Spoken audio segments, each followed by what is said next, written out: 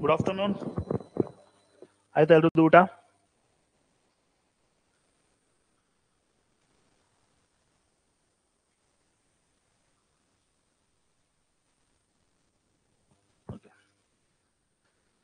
So ನಿನ್ನೆ ಹೋಗಿ ಏನಾರು ಸಿಲೆಬಸ್ ಏನಾರು ನೋಡಿದ್ರೇನಪ್ಪ ಯಾರು ಏನೇನಿದೆ ಅಂತ? ಸೊ ಇಲ್ಲಿ ಫಸ್ಟ್ ಒಂದೇನಂದ್ರೆ ಲೈಕ್ ನಾವು ಯಾವ್ದೋ ಒಂದು ಎಕ್ಸಾಮಿಗೆ ಪ್ರಿಪೇರ್ ಆಗ್ತಾ ಇದೀವಿ ಅಂದ್ರೆ ಅಷ್ಟೇ ಲೆವೆಲ್ಗೆ ಓದಬಾರ್ದು. ಸೊ ಅದಕ್ಕಿಂತ ಸ್ವಲ್ಪ ಹೈ ಇರಬೇಕು.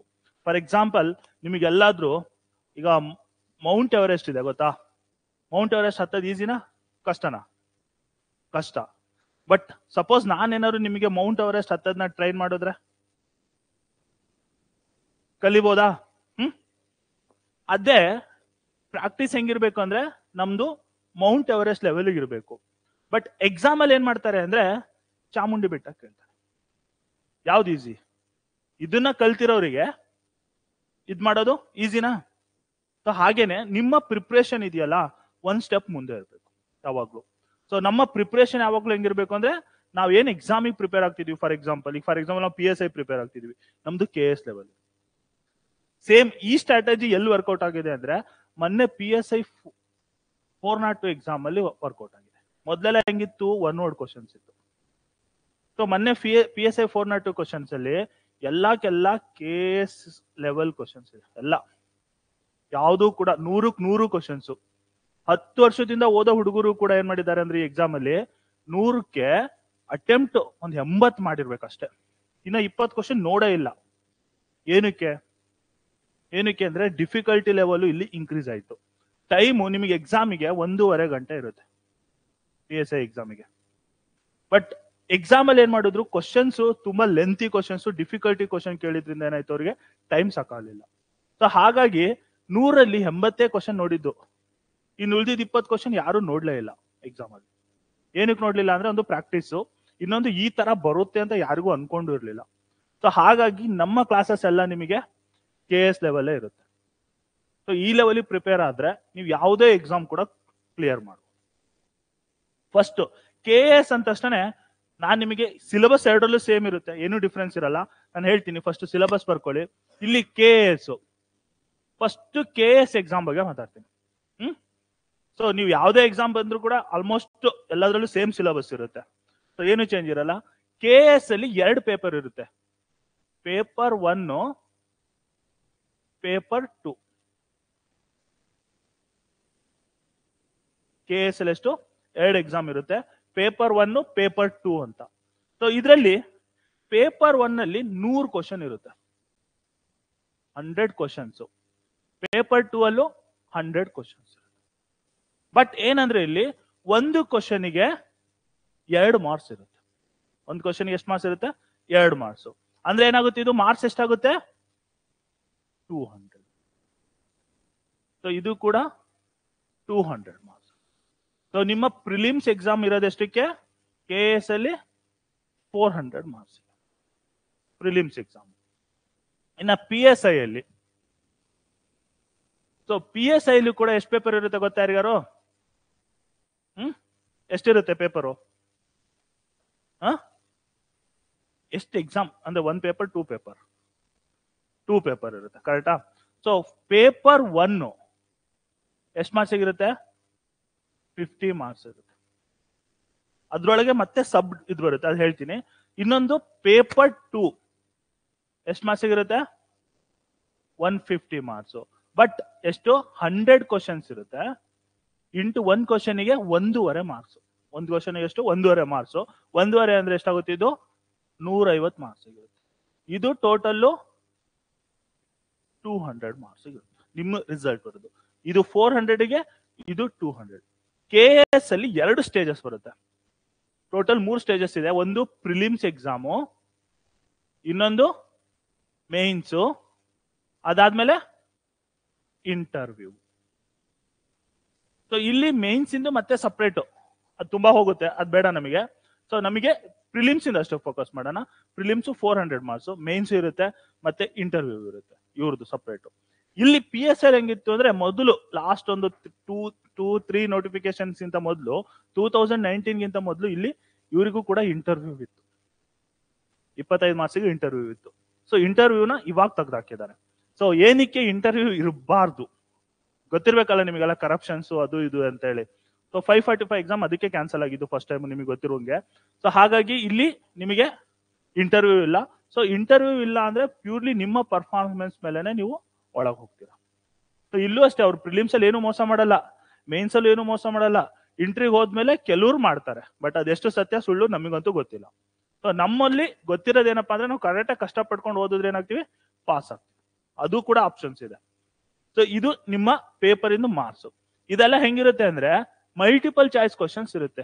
MCQ ಮಲ್ಟಿಪಲ್ ಚಾಯ್ಸ್ ಕ್ವಶನ್ಸ್ ಅಂದ್ರೆ ಏನೋ ಒಂದು ಹೆಸರು ಹೇಳ್ತಾರೆ. ಫಾರ್ ಎಕ್ಸಾಂಪಲ್ ಈಗ ಏನೋ ಒಂದು ಕ್ವಶನ್, ಇದಕ್ಕೆ ABCD ಅಂತ 4 ಆಪ್ಷನ್ಸ್ ಇರುತ್ತೆ. ABCD ಅಂತ 4 ಆಪ್ಷನ್. ಈ ಕ್ವಶನ್ಗೆ ಯಾವ್ದಾದ್ರು ಒಂದು ಆನ್ಸರ್ ಇರುತ್ತೆ. ಅದು ಯಾವ್ದು ಅಂತ ನೀವು ಮಾರ್ಕ್ ಮಾಡಿ OMR ಅಲ್ಲಿ ಫಿಲ್ ಮಾಡಬೇಕು. ಎರಡೂ ಎಕ್ಸಾಮ್ ಹಂಗೆ ಇರುತ್ತೆ. ಬಟ್ ಇಲ್ಲಿ ಪೇಪರ್ 1 ಇದೆಯಲ್ಲ, ಈ 50 ಮಾರ್ಕ್ಸ್ ಇಲ್ಲಿ ಬರೆಯೋದಿರುತ್ತೆ. ಸ್ಕಿಲ್ ಇಲ್ಲಿ ಏನ್ ಬರೆಸ್ತಾರೆ ಅಂದ್ರೆ ನಿಮಗೆ ಪೇಪರ್ 1 ನಲ್ಲಿ ಇಲ್ಲಿ ಎಸ್ಸೆ ಅಂದ್ರೆ ಪ್ರಬಂಧ ಇರುತ್ತೆ. ಪ್ರಬಂಧನ 20 ಮಾರ್ಕ್ಸಿಗೆ ಬರೀಬೇಕು. ಎಷ್ಟು ಮಾರ್ಕ್ಸಿಗೆ? 20 ಮಾರ್ಕ್ಸಿಗೆ 6 ಪೇಜ್ ಕೊಟ್ಟಿರ್ತಾರೆ. 6 ಪೇಜು ಬರೀಬೇಕು ಪೇಪರ್ 1 ನಲ್ಲಿ. ಮತ್ತೆ ಇನ್ನೊಂದು ಟ್ರಾನ್ಸ್ಲೇಷನ್ ಇರುತ್ತೆ. ಟ್ರಾನ್ಸ್ಲೇಷನ್ ಬಂದ್ಬಿಟ್ಟು ಕನ್ನಡ ಟು ಇಂಗ್ಲಿಷ್ ಒಂದಿರುತ್ತೆ, ಇಂಗ್ಲಿಷ್ ಟು ಕನ್ನಡ ಒಂದಿರುತ್ತೆ. ಇವು 10 ಮಾರ್ಕ್ಸ್, 1.5 ಪೇಜ್ ಇಲ್ಲ 2 ಪೇಜ್ ಇರುತ್ತೆ. ಇನ್ನೊಂದು ಪ್ರಿಸೈಸ್ ಅಂದ್ರೆ ಸಂಕ್ಷಿಪ್ತವಾಗಿ ಬರೆಯಿರಿ ಅಂತ, ಇದು 10 ನಿಮಿಷದಲ್ಲಿರುತ್ತೆ, ಅಂದ್ರೆ 10 ಮಾರ್ಕ್ಸ್ ಇರುತ್ತೆ.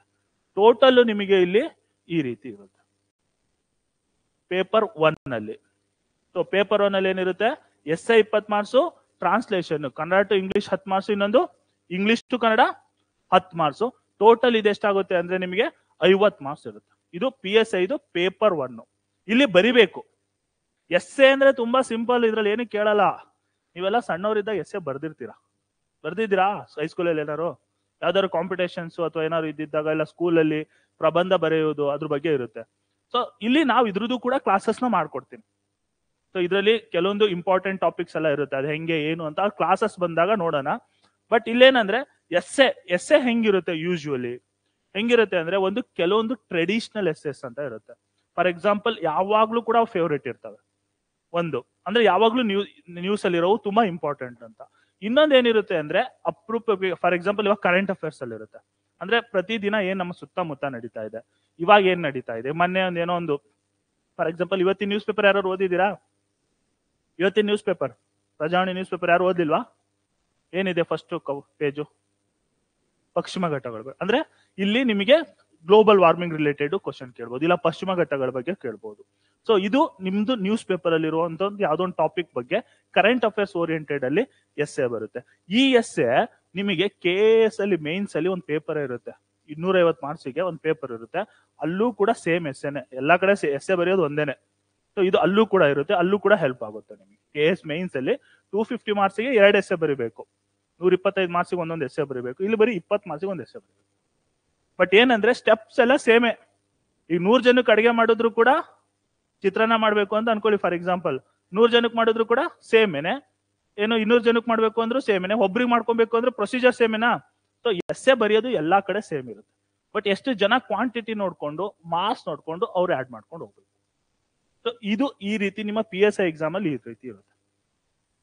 ಮತ್ತೆ ಟ್ರಾನ್ಸ್ಲೇಷನ್ ಎಸ್ಸೆ ಏನು ಕೊಟ್ಟಿರ್ತಾರೆ ಎಕ್ಸಾಮ್ ಅಲ್ಲಿ, ನಿಮಗೆ ಏನಕ್ಕೆ ಎಸ್ಸೆ ಬರೆಸ್ತಾ ಇರೋದು ಸರ್, ನಾವು PSI ಆಗಿ ಹೋಗ್ತಾ ಇದೀವಿ, ನಮಗೆ ಏನಕ್ಕೆ ಎಸ್ಸೆ ಬರೆಸ್ತಾ ಇದ್ದಾರೆ ಅಂತ ಕೇಳೋದಾದ್ರೆ, ಎಸ್ಸೆ ಏನಕ್ಕೆ ಮಾಡ್ತಾರೆ ಅಂದ್ರೆ, ಫಾರ್ ಎಕ್ಸಾಂಪಲ್ ನಿಮಗೆ ಯಾರೋ ಒಬ್ರು ಬಂದು ಕಂಪ್ಲೇಂಟ್ ಹೇಳ್ತಾರೆ. ನಾನೇ ಹೋಗಿ ಹೇಳ್ತೀನಿ, ಸರ್ ನಾನು ಹಿಂಗ್ ರೋಡಲ್ಲಿ ಹೋಗ್ತಾ ಇದ್ದೆ, ನಂದು ಮೊಬೈಲ್ ಕಿತ್ಕೊಂಡ್ರು ಅಂತ ಯಾರೋ ಒಂದು ನನಗೆ ದೊಡ್ಡ ಕಂಪ್ಲೇಂಟ್ ಹೇಳ್ತೀನಿ, ಏನೋ ಒಂದು ಸ್ಟೋರಿ ಹೇಳ್ತೀನಿ. ಸೊ ಅದನ್ನ ಅವ್ರು ಕರೆಕ್ಟ್ ಆಗಿ ಬರಿಬೇಕಲ್ಲ ನೀವು ಆಫೀಸರ್ ಆದ್ಮೇಲೆ, ನಾನು ಹೇಳಿದ್ನ. ಸೊ ಅದಕ್ಕೋಸ್ಕರ ಅವ್ರು ಏನ್ ಮಾಡ್ತಾರೆ ಅಂದ್ರೆ ಇಲ್ಲಿ ನಿಮಗೆ ಇದನ್ನ ಇಲ್ಲಿ ಟೆಸ್ಟ್ ಮಾಡಿ. ಇನ್ನೊಂದು English to Kannada, Kannada to English 2 translation ಇರುತ್ತೆ. ಇಲ್ಲಿ ಹೆಂಗೆ ಅಂದ್ರೆ ಕನ್ನಡ ಟು ಇಂಗ್ಲಿಷ್ ಮಾಡೋದು ಕನ್ನಡ ಮೀಡಿಯಂ ಹುಡುಗರಿಗೆ ಕಷ್ಟ, ಕನ್ನಡ ಮೀಡಿಯಂ ಅವರಿಗೆ. ಇಂಗ್ಲಿಷ್ ಟು ಕನ್ನಡ ಮಾಡೋದು ಇಂಗ್ಲಿಷ್ ಮೀಡಿಯಂ ಹುಡುಗರಿಗೆ ಕಷ್ಟ. ಸೊ ಒಬ್ರಿಗೆ ಒಂದ್ ಕಷ್ಟ, ಇನ್ನೊಬ್ರಿಗೆ ಇನ್ನೊಂದು ಕಷ್ಟ. ಅಂದ್ರೆ ಏನು, ಇಲ್ಲಿ ಎರಡನ್ನೂ ಬ್ಯಾಲೆನ್ಸ್ ಮಾಡ್ಕೊಂಡು ಹೋಗ್ಬೇಕು. ಅಂದ್ರೆ ಇಲ್ಲಿ ನಿಮಗೆ 2 ಬ್ಯಾಲೆನ್ಸ್ ಆಗ್ಬೇಕು. ಸೊ ಕನ್ನಡ ಟು ಇಂಗ್ಲಿಷ್ ಅಂದ್ರೆ ಒಂದು ಏನೋ ಒಂದು ನಾನು ಏನ್ ಹೇಳ್ತಿದ್ದೀನಲ್ಲ ಅದನ್ನ ಇಂಗ್ಲಿಷ್ ಅನುವಾದ ಮಾಡಿ ಅಂತ ಹೇಳಿರ್ತಾರೆ, ಟ್ರಾನ್ಸ್ಲೇಟ್ ಮಾಡೋದು. ಇಂಗ್ಲಿಷಲ್ಲಿ ಬರ್ಕೊಟ್ಟಿರ್ತಾರೆ, ಅದನ್ನ ಕನ್ನಡದಲ್ಲಿ ಮಾಡೋದು. ಸೊ ಮೊನ್ನೆ ಎಕ್ಸಾಮ್ ಅಲ್ಲಿ ತುಂಬಾ ಟಫ್ ಕ್ವಶನ್ಸ್ ಬಂದಿತ್ತು ಇದ್ರಲ್ಲಿ. ಅಂದ್ರೆ ಏನಾಗಿತ್ತು ಅಂದ್ರೆ, ಯಾರೋ ಒಬ್ರು ಕವಿ ಏನೋ ಒಂದು ಕಾದಂಬರಿ ಯಾವ್ದದು ಕಾರ್ವಾಲೋ ಅಂತ ರೀಸೆಂಟ್ ಆಗಿ ಪೂರ್ಣಚಂದ್ರ ತೇಜಸ್ವಿದು. ಸೊ ಅವ್ರು ಮೊದ್ಲೇ ಕವಿಗಳು ಗೊತ್ತಲ್ಲ, ಅವ್ರು ಏನೇನೋ ತೋಚಿದಂಗೆ ಗೀಚ್ಕೊಂಡು ಹೋಗಿರ್ತಾರೆ. ಸೊ ಅವ್ರದನ್ನ ಕೊಟ್ಬಿಟ್ಟಿದ್ರು, ತುಂಬಾ ಕಷ್ಟ ಆಗಿತ್ತು ಹುಡುಗರಿಗೆ ಇಂಗ್ಲಿಷ್ ಟು ಕನ್ನಡ ಮಾಡೋದು. ಎಲ್ರಿಗೂ ಕಷ್ಟ ಆಗಿತ್ತು, ಇವನ್ ಇಂಗ್ಲಿಷ್ ಮೀಡಿಯಂ ಹುಡುಗರಿಗೂ ಕಷ್ಟ ಆಗಿತ್ತು. ಮತ್ತೆ ಇನ್ನೊಂದು ಪ್ರಿಸೈಸ್ ಇರುತ್ತೆ. ಪ್ರಿಸೈಸ್ ಅಂದ್ರೇನು, ಒಂದೂರಲ್ಲಿ ಒಬ್ಬ ರಾಜ ಇರ್ತಾನೆ, ಅವನಿಗೆ 4 ಜನ ಮಕ್ಕಳು. ಸೊ ಅವ್ರ ಹಿಂಗೆ ಆ ಕಾಡಲ್ವಾ ಏನೋ ಒಂದು ದೊಡ್ಡ ಸ್ಟೋರಿ ಇರುತ್ತೆ. ಸೊ ಈ ಸ್ಟೋರಿನ ಸಣ್ಣದ್ ಮಾಡಿ ಹೇಳ್ಬೇಕು. ಫಾರ್ ಎಕ್ಸಾಂಪಲ್ ಇವಾಗ ಎಲ್ರು ರೀಸೆಂಟ್ ಆಗಿ ಯಾವ ಮೂವಿ ನೋಡಿದ್ರಿ? ಭೈರತಿ ರಣಗುಲ್ನ ನೋಡಿಲ್ವಾ? ನೋಡಿದ್ದೀರಾ ಇಲ್ವಾ? ನೋಡಿದ್ದೀರಾ? ಬಗೀರಾ ನೋಡಿಲ್ವಾ? ನೋಡಿದ್ದೀರಾ? ಒಟ್ನಲ್ಲಿ ಯಾವ್ದೋ ರೀಸೆಂಟ್ ಆಗಿ ಯಾವ್ದೋ ಮೂವಿ ನೋಡಿರ್ತೀರಾ. ಸೊ ಏನಾಗುತ್ತೆ, ಫಾರ್ ಎಕ್ಸಾಂಪಲ್ ಇವರು ಮಧ್ಯದಲ್ಲಿ ಇದ್ದೀರಲ್ಲ, ನಿಮ್ಮ ಹೆಸರೇನು? ಅಪ್ಪು, ನೀವು ಕಿರಣ್. ನೋಡಿ, ಅಪ್ಪು ಕಿರಣ್ ಇಬ್ರು ಫ್ರೆಂಡ್ಸು. ಸೊ ಅಪ್ಪು ಏನ್ ಮಾಡ್ಬಿಡ್ತಾನೆ, ಅವ್ನ ಗರ್ಲ್ ಫ್ರೆಂಡ್ ಸಿಕ್ಕಿದ್ಲು ಅಂದ್ಬಿಟ್ಟು ಏನ್ ಮಾಡ್ತಾನೆ, ಅವ್ರ ಜೊತೆ ಪಿಕ್ಚರ್ಗೆ ಹೋಗ್ಬಿಡ್ತಾನೆ. ಯಾವ್ದಕ್ಕೆ? ಭೈರತಿ ರಣಗಲ್ಲಿಗೆ. ಕಿರಣ್ ಬಂದು ಏನ್ ಮಾಡ್ತಾನೆ, ಲೋ ಮಗ, ನೀನ್ ನನಗೆ ಕರೀಲಿಲ್ಲ, ನಂಗೆ ಬಿಟ್ಟೋದೆ ಅಂತ ಹೇಳ್ತಾನೆ. ಅದ್ರಲ್ಲಿ ಏನಿಲ್ಲ ಕಣೋ, ಪಿಕ್ಚರ್ ಸ್ಟೋರಿ ಈಸಿ ಇದೆ ಅಂದ್ಬಿಟ್ಟು ಇವ್ನು 3 ಗಂಟೆ ಪಿಕ್ಚರ್ ನೋಡ್ಕೊಂಡ್ ಬರ್ತಾನಲ್ಲ, ಅವನಿಗೆ ಸ್ಟೋರಿ ಯಾರು ಹೇಳಪ್ಪ ಓದ್ಲಿ ಅಂತಾನೆ. ನನ್ನಂತೂ ಬಿಟ್ಟೋದೆ, ಸ್ಟೋರಿ ಯಾರು ಹೇಳು ಅಂತಾನೆ. ಅವನಿಗೆ ಸ್ಟೋರಿ ಹೇಳ್ತಾನೆ. ಆ ಸ್ಟೋರಿ ಎಷ್ಟೊತ್ತಲ್ಲಿ ಹೇಳ್ತಾನೆ ಅವನು? 3 ಗಂಟೆ ಪಿಕ್ಚರ್ನ ಮ್ಯಾಕ್ಸಿಮಮ್ 5 to 10 minutes. ಅಂದ್ರೆ ಏನು, 3 ಗಂಟೆಯಲ್ಲಿ ಹೇಳಿದ್ದನ್ನ ಇಷ್ಟೊಂದು ಹೆಂಗ್ ನಡೆದಿರುತ್ತಲ್ಲ, ಇದನ್ನ ಏನ್ ಮಾಡ್ತಾನ ಅವನು 5 to 10 minutes ಅಲ್ಲಿ ಅರ್ಥ ಆಗಂಗ್ ಹೇಳ್ತಾನೆ. ಹೌದಾ? ಬಟ್ ಇದ್ರಲ್ಲಿ ಇರೋದ್ನೇ ಹೇಳ್ತಾನೋ ಬೇರೆ ಹೇಳ್ತಾನೋ? ಇರೋದ್ನೇ ಹೇಳ್ತಾನೆ, ಹೌದಲ್ವಾ? ಬಟ್ ಏನಂದ್ರೆ ಇಲ್ಲಿ ಬೇರೆ ತರ ಇರುತ್ತೆ, ಇಲ್ಲಿ ಅವನ್ ಸ್ವಂತ ವಾಕ್ಯನ ಯೂಸ್ ಮಾಡಿ ಹೇಳ್ತಾನೆ. ಸೇಮ್ ಇಲ್ಲೂ ಅಷ್ಟೇ, ಪ್ರಿಸೈಸ್ ಅಲ್ಲಿ ಒಂದು ದೊಡ್ಡ ಸ್ಟೋರಿ ಕೊಟ್ಟಿರ್ತಾರೆ. ಆ ಸ್ಟೋರಿನ ನೀವು ಓದಿ ಅರ್ಥ ಮಾಡ್ಕೊಬೇಕು. ಅದನ್ನ ಏನ್ ಮಾಡ್ಬೇಕು ಅಂದ್ರೆ 1/3ಗೆ ರೆಡ್ಯೂಸ್ ಮಾಡ್ಬೇಕು. 1/3 ಅಂದ್ರೆ 100 ಪದ ಇದ್ದು ಅಂದ್ರೆ 33ಕ್ಕೆ, 30 ವರ್ಡ್ ಇತ್ತು ಅಂದ್ರೆ 10 ವರ್ಡಿಗೆ ಕಡಿಮೆ ಮಾಡ್ಬೇಕು. ಅಂದ್ರೆ 1/3ಗೆ ರೆಡ್ಯೂಸ್ ಮಾಡ್ಬೇಕು. ಇದು ನಿಮಗೆ ಪ್ರಿಸೈಸ್ ಅಲ್ಲಿ ಇರುತ್ತೆ. ಇವು 3ರಲ್ಲಿ ಎಲ್ಲಕ್ಕಿಂತ ಈಸಿ ಅಂದ್ರೆ ಇದೆ. ಎಲ್ಲಕ್ಕಿಂತ ಡೆಡ್ ಈಸಿ ಯಾವ್ದಪ್ಪ ಅಂದ್ರೆ ಇದೆ. ಯಾಕೆ ಹೇಳಿ? ನಮಗಂತೂ ಸ್ಟೋರಿ ಗೊತ್ತಿರುತ್ತೆ, ಪಿಕ್ಚರ್ ನೋಡಿ ನೋಡಿ ಸ್ಟೋರಿ ಹೇಳಿ ಹೇಳಿ ಅಪ್ಪುಗೆ ರೂಢಿ ಆಗಿರುತ್ತೆ. ಹಾಗಾಗಿ ಅವನೇನ್ ಮಾಡ್ತಾನೆ, ಫಸ್ಟ್ ಹೋದ ತಕ್ಷಣ ಇದನ್ನ ಬರೀತಾನೆ. ಸೊ ಇದು ನಿಮ್ಮ PSI ಇಲ್ಲಿ ಎಕ್ಸಾಮ್ ಅಲ್ಲಿ ಪ್ಯಾಟರ್ನ್. ಎಸ್ಸೆ ಹೆಂಗೆ ಅಂದ್ರೆ, ಎಸ್ಸೆ ಓದಿರೋರಿಗೆ ಈಸಿ, ಓದ್ದಲ್ಲೇ ಇರೋರಿಗೆ ಕಷ್ಟ. ಇದೇ ಅಂತ ಅಲ್ಲ, ಯಾವುದೇ ಎಕ್ಸಾಮಿಗೆ ಹೋಗ್ಲಿ, ಓದಿರೋರಿಗೆ ಈಸಿ, ಓದ್ದಲ್ಲೇ ಇರೋರಿಗೆ ಕಷ್ಟ. ಇನ್ನ ಕೆಲವ್ರು ಹುಡುಗರು ಹೆಂಗೆ ಅಂದ್ರೆ, ಯಾವುದೇ ಎಸ್ಸೆ ಕೊಟ್ಟರು ಬರೀತಾರೆ, ಯಾವುದೇ ಪ್ರಬಂಧ ಕೊಟ್ಟರು ಬರೀತಾರೆ. ಅದು ಏನಪ್ಪಾ ಅಂದ್ರೆ ಅದು ಸ್ಕಿಲ್. ಸೊ ನಿಮಗೆ ಎಸ್ಸೆಲಿ ವರ್ಕೌಟ್ ಆಗೋದೇ ಸ್ಕಿಲ್. ನೀವು ಕಲಿಬೇಕಾಗಿರೋದು ಏನಂದ್ರೆ, 1000 ಎಸ್ಸೆ ಓದಿದ್ರೆ ಯೂಸ್ ಆಗಲ್ಲ. ಈಗ ನನ್ನ ಫ್ರೆಂಡೇನೆ ಆಕ್ಚುಲಿ ನೆನ್ನೆ ಓರಿಯಂಟೇಶನ್ ಕ್ಲಾಸಿಗೆ ಬರ್ಬೇಕಿತ್ತು ಅವರು, ಇನ್ಸ್ಪೆಕ್ಟ್ರು. ಸೊ ಅವ್ರು ಏನಂದ್ರೆ ಏನೋ ಬಿಸಿ, ಯಾವ್ದೋ ಕಳ್ಳು ನಡೆಯಕ್ ಹೋಗಿದ್ರಂತೆ, ಬರ್ಲಿಲ್ವಂತೆ. ಸೊ ಹಾಗಾಗಿ ಅವ್ರು ಪಾಸ್ ಆಗಿದ್ದ ಎಕ್ಸಾಮಿಗೆ ಆಲ್ಮೋಸ್ಟ್ ನಿಮಗೆ ಕೇಳೋದು ಏನ್ ಮಾಡ್ತಾರೆ ಅಂದ್ರೆ, 5 ಎಸ್ಸೆ ಕೊಟ್ಟಿರ್ತಾರೆ ಎಕ್ಸಾಮ್ ಅಲ್ಲಿ. 5 ಎಸ್ಸೆ ಕೊಟ್ಟಿರ್ತಾರೆ, 5ರಲ್ಲಿ 1 ಬರಿಬೇಕು. ನೀವು ಚಾಯ್ಸ್ ಮಾಡ್ಕೊಂಡು 5ರಲ್ಲಿ 1 ಬರಿಬೇಕು. KS ಗೂ ಹಂಗೆ, ಟೋಟಲ್ KS ಅಲ್ಲಿ 2 ಎಸ್ಸೆ ಕೇಳಿರ್ತಾರೆ. KS ಅಲ್ಲಿ 125 ಮಾರ್ಕ್ಸಿಗೆ 125 ಮಾರ್ಕ್ಸಿಗೆ. ಒಂದು ನ್ಯಾಷನಲ್ ಅಂಡ್ ಇಂಟರ್ನ್ಯಾಷನಲ್ ನ್ಯೂಸ್ ಮೇಲೆ ಇರುತ್ತೆ, ರಾಜ್ಯ ಮತ್ತೆ ಅಂತಾರಾಷ್ಟ್ರೀಯ ಸುದ್ದಿಗಳ ಬಗ್ಗೆ ಇರುತ್ತೆ. ಇನ್ನೊಂದು ಕರ್ನಾಟಕ ಮೇಲೆ ಇರುತ್ತೆ ಎಸ್ಸೆಗಳು. ಇಲ್ಲಿ ಒಂದೊಂದು ಎಸ್ಸೆಗೆ 15ರಿಂದ 16 ಪೇಜ್ ಬರಿಬೇಕು 125 ಮಾರ್ಕ್ಸಿಗೆ ಎಸ್ಸೆನ. ಇಲ್ಲಿ PSI ಅಲ್ಲಿ 20 ಮಾರ್ಕ್ಸಿಗೆ ಇರುತ್ತೆ, 5 ಆಪ್ಷನ್ಸ್ ಕೊಟ್ಟಿರ್ತಾನೆ. ಇಲ್ಲಿ ಮೊದ್ಲು ಏನ್ ಮಾಡ್ತಿದ್ರು ಅಂದ್ರೆ, ಒಂದೊಂದಕ್ಕೆ 4 ಆಪ್ಷನ್ ಕೊಡೋರು, ಈ ಕಡೆ 4 ಈ ಕಡೆ 4. ಇದ್ರಲ್ಲಿ 1 ಬರೀರಿ ಅಂತ ಅನ್ನೋರು KS ಮೇನ್ಸ್ ಅಲ್ಲಿ, 4ರಲ್ಲಿ 1 ಬರೀರಿ ಅಂತ. ಬಟ್ ಹೋದ ವರ್ಷ ಎಕ್ಸಾಮ್ ಬರೆಯಕ್ ಹೋದ್ರಲ್ಲ, ಅಂದ್ರೆ ಲಾಸ್ಟ್ ನೋಟಿಫಿಕೇಶನ್, ಅದ್ರಕ್ಕಿಂತ ಲಾಸ್ಟ್ ಎಕ್ಸಾಮ್ ಕರೆದಾಗ ಹಿಂಗಿತ್ತು ಪ್ಯಾಟ್ರನ್. ಇವ್ರೇನ್ ಮೊದ್ಲೇ ಹೇಳಿಲ್ಲ ನಾವು ಚೇಂಜ್ ಮಾಡ್ತೀವಿ ಅಂತ. ಮೊನ್ನೆ ಲಾಸ್ಟ್ ಟೈಮ್ ಎಕ್ಸಾಮ್ ಬರೆಯಕ್ ಹೋದಾಗ, KS ಮೇನ್ಸ್ ಬರೆಯಕ್ ಹೋದಾಗ 1 ಕೊಟ್ಟಿದ್ರು, ಇಲ್ಲೊಂದು ಬೇಕಾದ್ರೆ ಬರೀ, ಇಲ್ಲಾಂದ್ರೆ ನಿನಗೆ ಮಾರ್ಕ್ಸ್ನ ನಾವು ಕಟ್ ಮಾಡ್ತೀವಿ. ಸೊ ಏನಾಗುತ್ತೆ ಅಂದ್ರೆ, ಇಲ್ಲಿ ಎಲ್ಲಾ ಹುಡುಗರು 4 ಇರುತ್ತೆ, ನಾವೇನೋ ಓದ್ಕೊಂಡು ಹೋಗ್ತೀವಿ, 1 ಬರಿಬಹುದು ಆರಾಮಾಗಿ ಅಂತ ಅನ್ಕೊಂಡಿದ್ರು. ಸೊ ಇಲ್ಲೂ ಅಷ್ಟೇ 4 ಇರುತ್ತೆ, 1 ಬರಿಬಹುದು. 125 250 ಮಾರ್ಕ್ಸಿಗೆ 250 ಮಾರ್ಕ್ಸ್ ಅಂದ್ರೆ ಜಾಸ್ತಿ ಮಾರ್ಕ್ಸ್, ಹೌದಲ್ವಾ? ಬಟ್ ಏನಾಗಿತ್ತು ಅಂದ್ರೆ, ಸಡನ್ ಆಗಿ 1 ನೋಡಿದ ತಕ್ಷಣ ಎಷ್ಟೋ ಜನ ಹೆದ್ರು ಬಿಟ್ರು. ಏನಕ್ಕೆ ಹೆದ್ರಿದ್ರು ಹೇಳಿ? ನಾವು ಪ್ರಿಪೇರ್ ಮಾಡಿರೋದು 4, ಅಂದ್ರೆ 4ಕ್ಕೆ ಆಪ್ಷನ್ಸ್ ಇರುತ್ತೆ ಅಂತ ನಮ್ಮ ಮೈಂಡ್ ಸೆಟ್ ಅಲ್ಲಿ ಇರುತ್ತೆ. ಬಟ್ ಡೈರೆಕ್ಟ್ ಆಗಿ ಎಕ್ಸಾಮ್ ಹಾಲಿಗೆ ಹೋದ ತಕ್ಷಣ ಆಪ್ಷನ್ಸ್ ಇರ್ಲಿಲ್ಲ. ಅವಾಗ ಅವ್ರು ಹೆದರ್ತಾರೆ. ಸೊ ಯಾರು ಹೆದ್ರಿಲ್ಲ ಅಂದ್ರೆ ಯಾರು ಯಾವುದೇ ಕೊಟ್ರು ನಾನು ಬರೀತೀನಿ ಅನ್ನೋ ಒಂದು ಸ್ಕಿಲ್ ನ ಬೆಳೆಸ್ಕೊಂಡಿದ್ರು ಗೊತ್ತಾ. ಸೊ ಇವ್ರು ಹೆದರ್ಲಿಲ್ಲ. ಏನಕ್ಕೆ ಅಂದ್ರೆ ಅವ್ರಿಗೆ ಗೊತ್ತು ಯಾವುದೇ ಕೊಟ್ರು ಹೆಂಗ್ ಬರೆಯೋದು ಅನ್ನೋದು ಗೊತ್ತು. ಹಾಗಾಗಿ ಇವ್ರು ಹೆದರ್ಲಿಲ್ಲ. ಸೊ ಇವರಿಗೆ ಇದು ಈಸಿ ಆಗುತ್ತೆ. ಮತ್ತೆ ಇದೇನಕ್ಕೆ ಹೇಳ್ತಾ ಇದ್ದೀನಪ್ಪ ಅಂದ್ರೆ ಇವಾಗ ಪ್ರೆಸೆಂಟ್ ಟ್ರೆಂಡ್ ಅಲ್ಲಿ PSI ಅಲ್ಲಿ 5 ಆಪ್ಷನ್ ಕೊಡ್ತಾವ್ರೆ. ಎಷ್ಟು? 5 ಆಪ್ಷನ್. ಬಟ್ ಅವ್ರು ಹೇಳಲೇಬೇಕು ಅಂತೇನಿಲ್ಲ. ಬೈ ಮಿಸ್ ನಿಮ್ bad luck next exam PSI ಅಲ್ಲಿ 1 ಕೊಟ್ಬಿಟ್ಟು ಬರೆಯದಿದ್ರೆ ಬರೀ, ಬಿಟ್ರೆ ಬಿಡು ಅಂದ್ರೆ ನೀವು ಬರೀಲೇಬೇಕು. ಸೊ ನಾವ್ ಹೆಂಗ್ ರೆಡಿ ಆಗ್ಬೇಕು ಅಂದ್ರೆ ನಮ್ಮ ಬೆಸ್ಟ್ ಪಾಸಿಬಿಲಿಟಿ, ನಾವು ಏನೇ ಒಂದು ಎಲ್ಲ ಬೆಸ್ಟಿಗೂ ರೆಡಿ ಇರಬೇಕು, ವರ್ಸ್ಟಿಗೂ ರೆಡಿ ಇರಬೇಕು. ಸೊ ಇಲ್ಲಿ ನನ್ನ ಪ್ರಕಾರ ಎಸ್ಸೆ ಬರೆಯೋದು ಅಂತ ಕಷ್ಟ ಇಲ್ಲ. ಬಟ್ ಅದಕ್ಕೆ ತನ್ನದೇ ಆದಂತಹ ಒಂದೇನಿದೆ, ವರ್ಕ್ ಮಾಡಬೇಕು. ಒಂದು ಸಲ ನೀವು ಸ್ಕಿಲ್ ನ ಬೆಳೆಸ್ಕೊಂಡ್ಬಿಟ್ರೆ ಎಸ್ಸೆ ಹೆಂಗ್ ಬರೆಯೋದು ಅಂತ, ಸೊ ನಿಮಗೆ ಯಾವುದೇ ಕಾರಣಕ್ಕೂ ಯಾವುದೇ ಎಸ್ಸೆ ಕೊಟ್ಟರು ಕೂಡ ಆನ್ ಸ್ಪಾಟ್ ಅಲ್ಲಿ ಬರೀತೀರ. ಬಟ್ ಅದಕ್ಕೆ ಏನಂದ್ರೆ ಬೇಸಿಕ್ಸ್, ನೀವು ಇದನ್ನ ಹೆಂಗ್ ಬರಿಬೇಕು ಅದನ್ನ ತಿಳ್ಕೊಬೇಕು. ಅದನ್ನ ಹೇಳ್ಕೊಡ್ತಾರೆ ಕ್ಲಾಸಲ್ಲಿ. ಇಂಟ್ರೊಡಕ್ಷನ್, ಬಾಡಿ, ಕನ್ಕ್ಲೂಷನ್ ಎಲ್ಲ ಹೇಳ್ಕೊಡ್ತಾರೆ. ಇದನ್ನ ಕಲ್ತ್ಕೊಂಡ್ರೆ ಯಾವುದೇ ಎಸ್ಸೆ ಕೊಟ್ಟರು ಕೂಡ ಕಣ್ ಮುಚ್ಕೊಂಡ್ ಬರಿಬಹುದು. ವಿಕಾಸ್ ಸರ್ ಬಗ್ಗೆ ಒಂದು ಎಸ್ಸೆ ಬರೀರಿ ಅಂದ್ರೆ ನಿಮ್ಗೆ ನನ್ನ ಬಗ್ಗೆ ಏನು ಗೊತ್ತಿಲ್ಲ ಅಂದ್ರು ಎಕ್ಸಾಮಿಗೆ ಎಷ್ಟು ಮಾರ್ಕ್ಸ್ ಬೇಕಲ್ಲ ಅಷ್ಟಂತೂ ಬರಿಬಹುದು. ಯಾಕೆಂದ್ರೆ ಅದು ನಿಮ್ಗೆ ಒಂದು ಸ್ಟೆಪ್ಸ್ ಇರುತ್ತೆ. ಯಾವುದೇ ಒಂದು ಏನೇ ಮಾಡ್ಬೇಕು ಅನ್ನೋ ಸ್ಟೆಪ್ಸ್ ಇರುತ್ತೆ, ಅದ್ರ ಪ್ರಕಾರ ಇರುತ್ತೆ. ಅದಕ್ಕೋಸ್ಕರ ಹೇಳ್ತಾ ಇರೋದು. ನನ್ನ ಫ್ರೆಂಡ್ ಹೇಳಿದ್ನಲ್ಲ ಸ್ಟೋರಿ, ಅವನು ಎಕ್ಸಾಮಿಗೆ 48ರಿಂದ 50 ಎಸ್ಸೆನ ರೆಡಿ ಮಾಡ್ಕೊಂಡು ಹೋಗಿದ್ನಂತೆ. PSI ಎಕ್ಸಾಮಿಗೆ 48ರಿಂದ 50 ಅವನೇ ಗೆಸ್ ಮಾಡಿ ಈ ಎಕ್ಸಾಮಿಗೆ ಇದು ಬರಬಹುದು, ಇದು ಇವಾಗ ಕರೆಂಟ್ ಅಫೇರ್ಸ್ ಅಲ್ಲಿ ಇದೆ, ಇದು ಇಂಪಾರ್ಟೆಂಟ್ ಅಂತ ಹೇಳಿ 48ರಿಂದ 50 ಅಂದ್ರೆ ತುಂಬಾ 6 ಪೇಜ್ ಬರ್ದಿ ಅವನ್ನೆಲ್ಲ ಓದಿ 50 ಮಾಡಿದಾನೆ ಅಂದ್ರೆ ಒಂದಾರು ಬರ್ಬೇಕಲ್ವಾ. ಅವನೆಷ್ಟು ಬ್ಯಾಡ್ ಲಕ್ ಇತ್ತು ಅಂದ್ರೆ ಒಂದು 50ರಲ್ಲಿ 1 ಬಂದಿರ್ಲಿಲ್ವಂತೆ ಎಕ್ಸಾಮ್.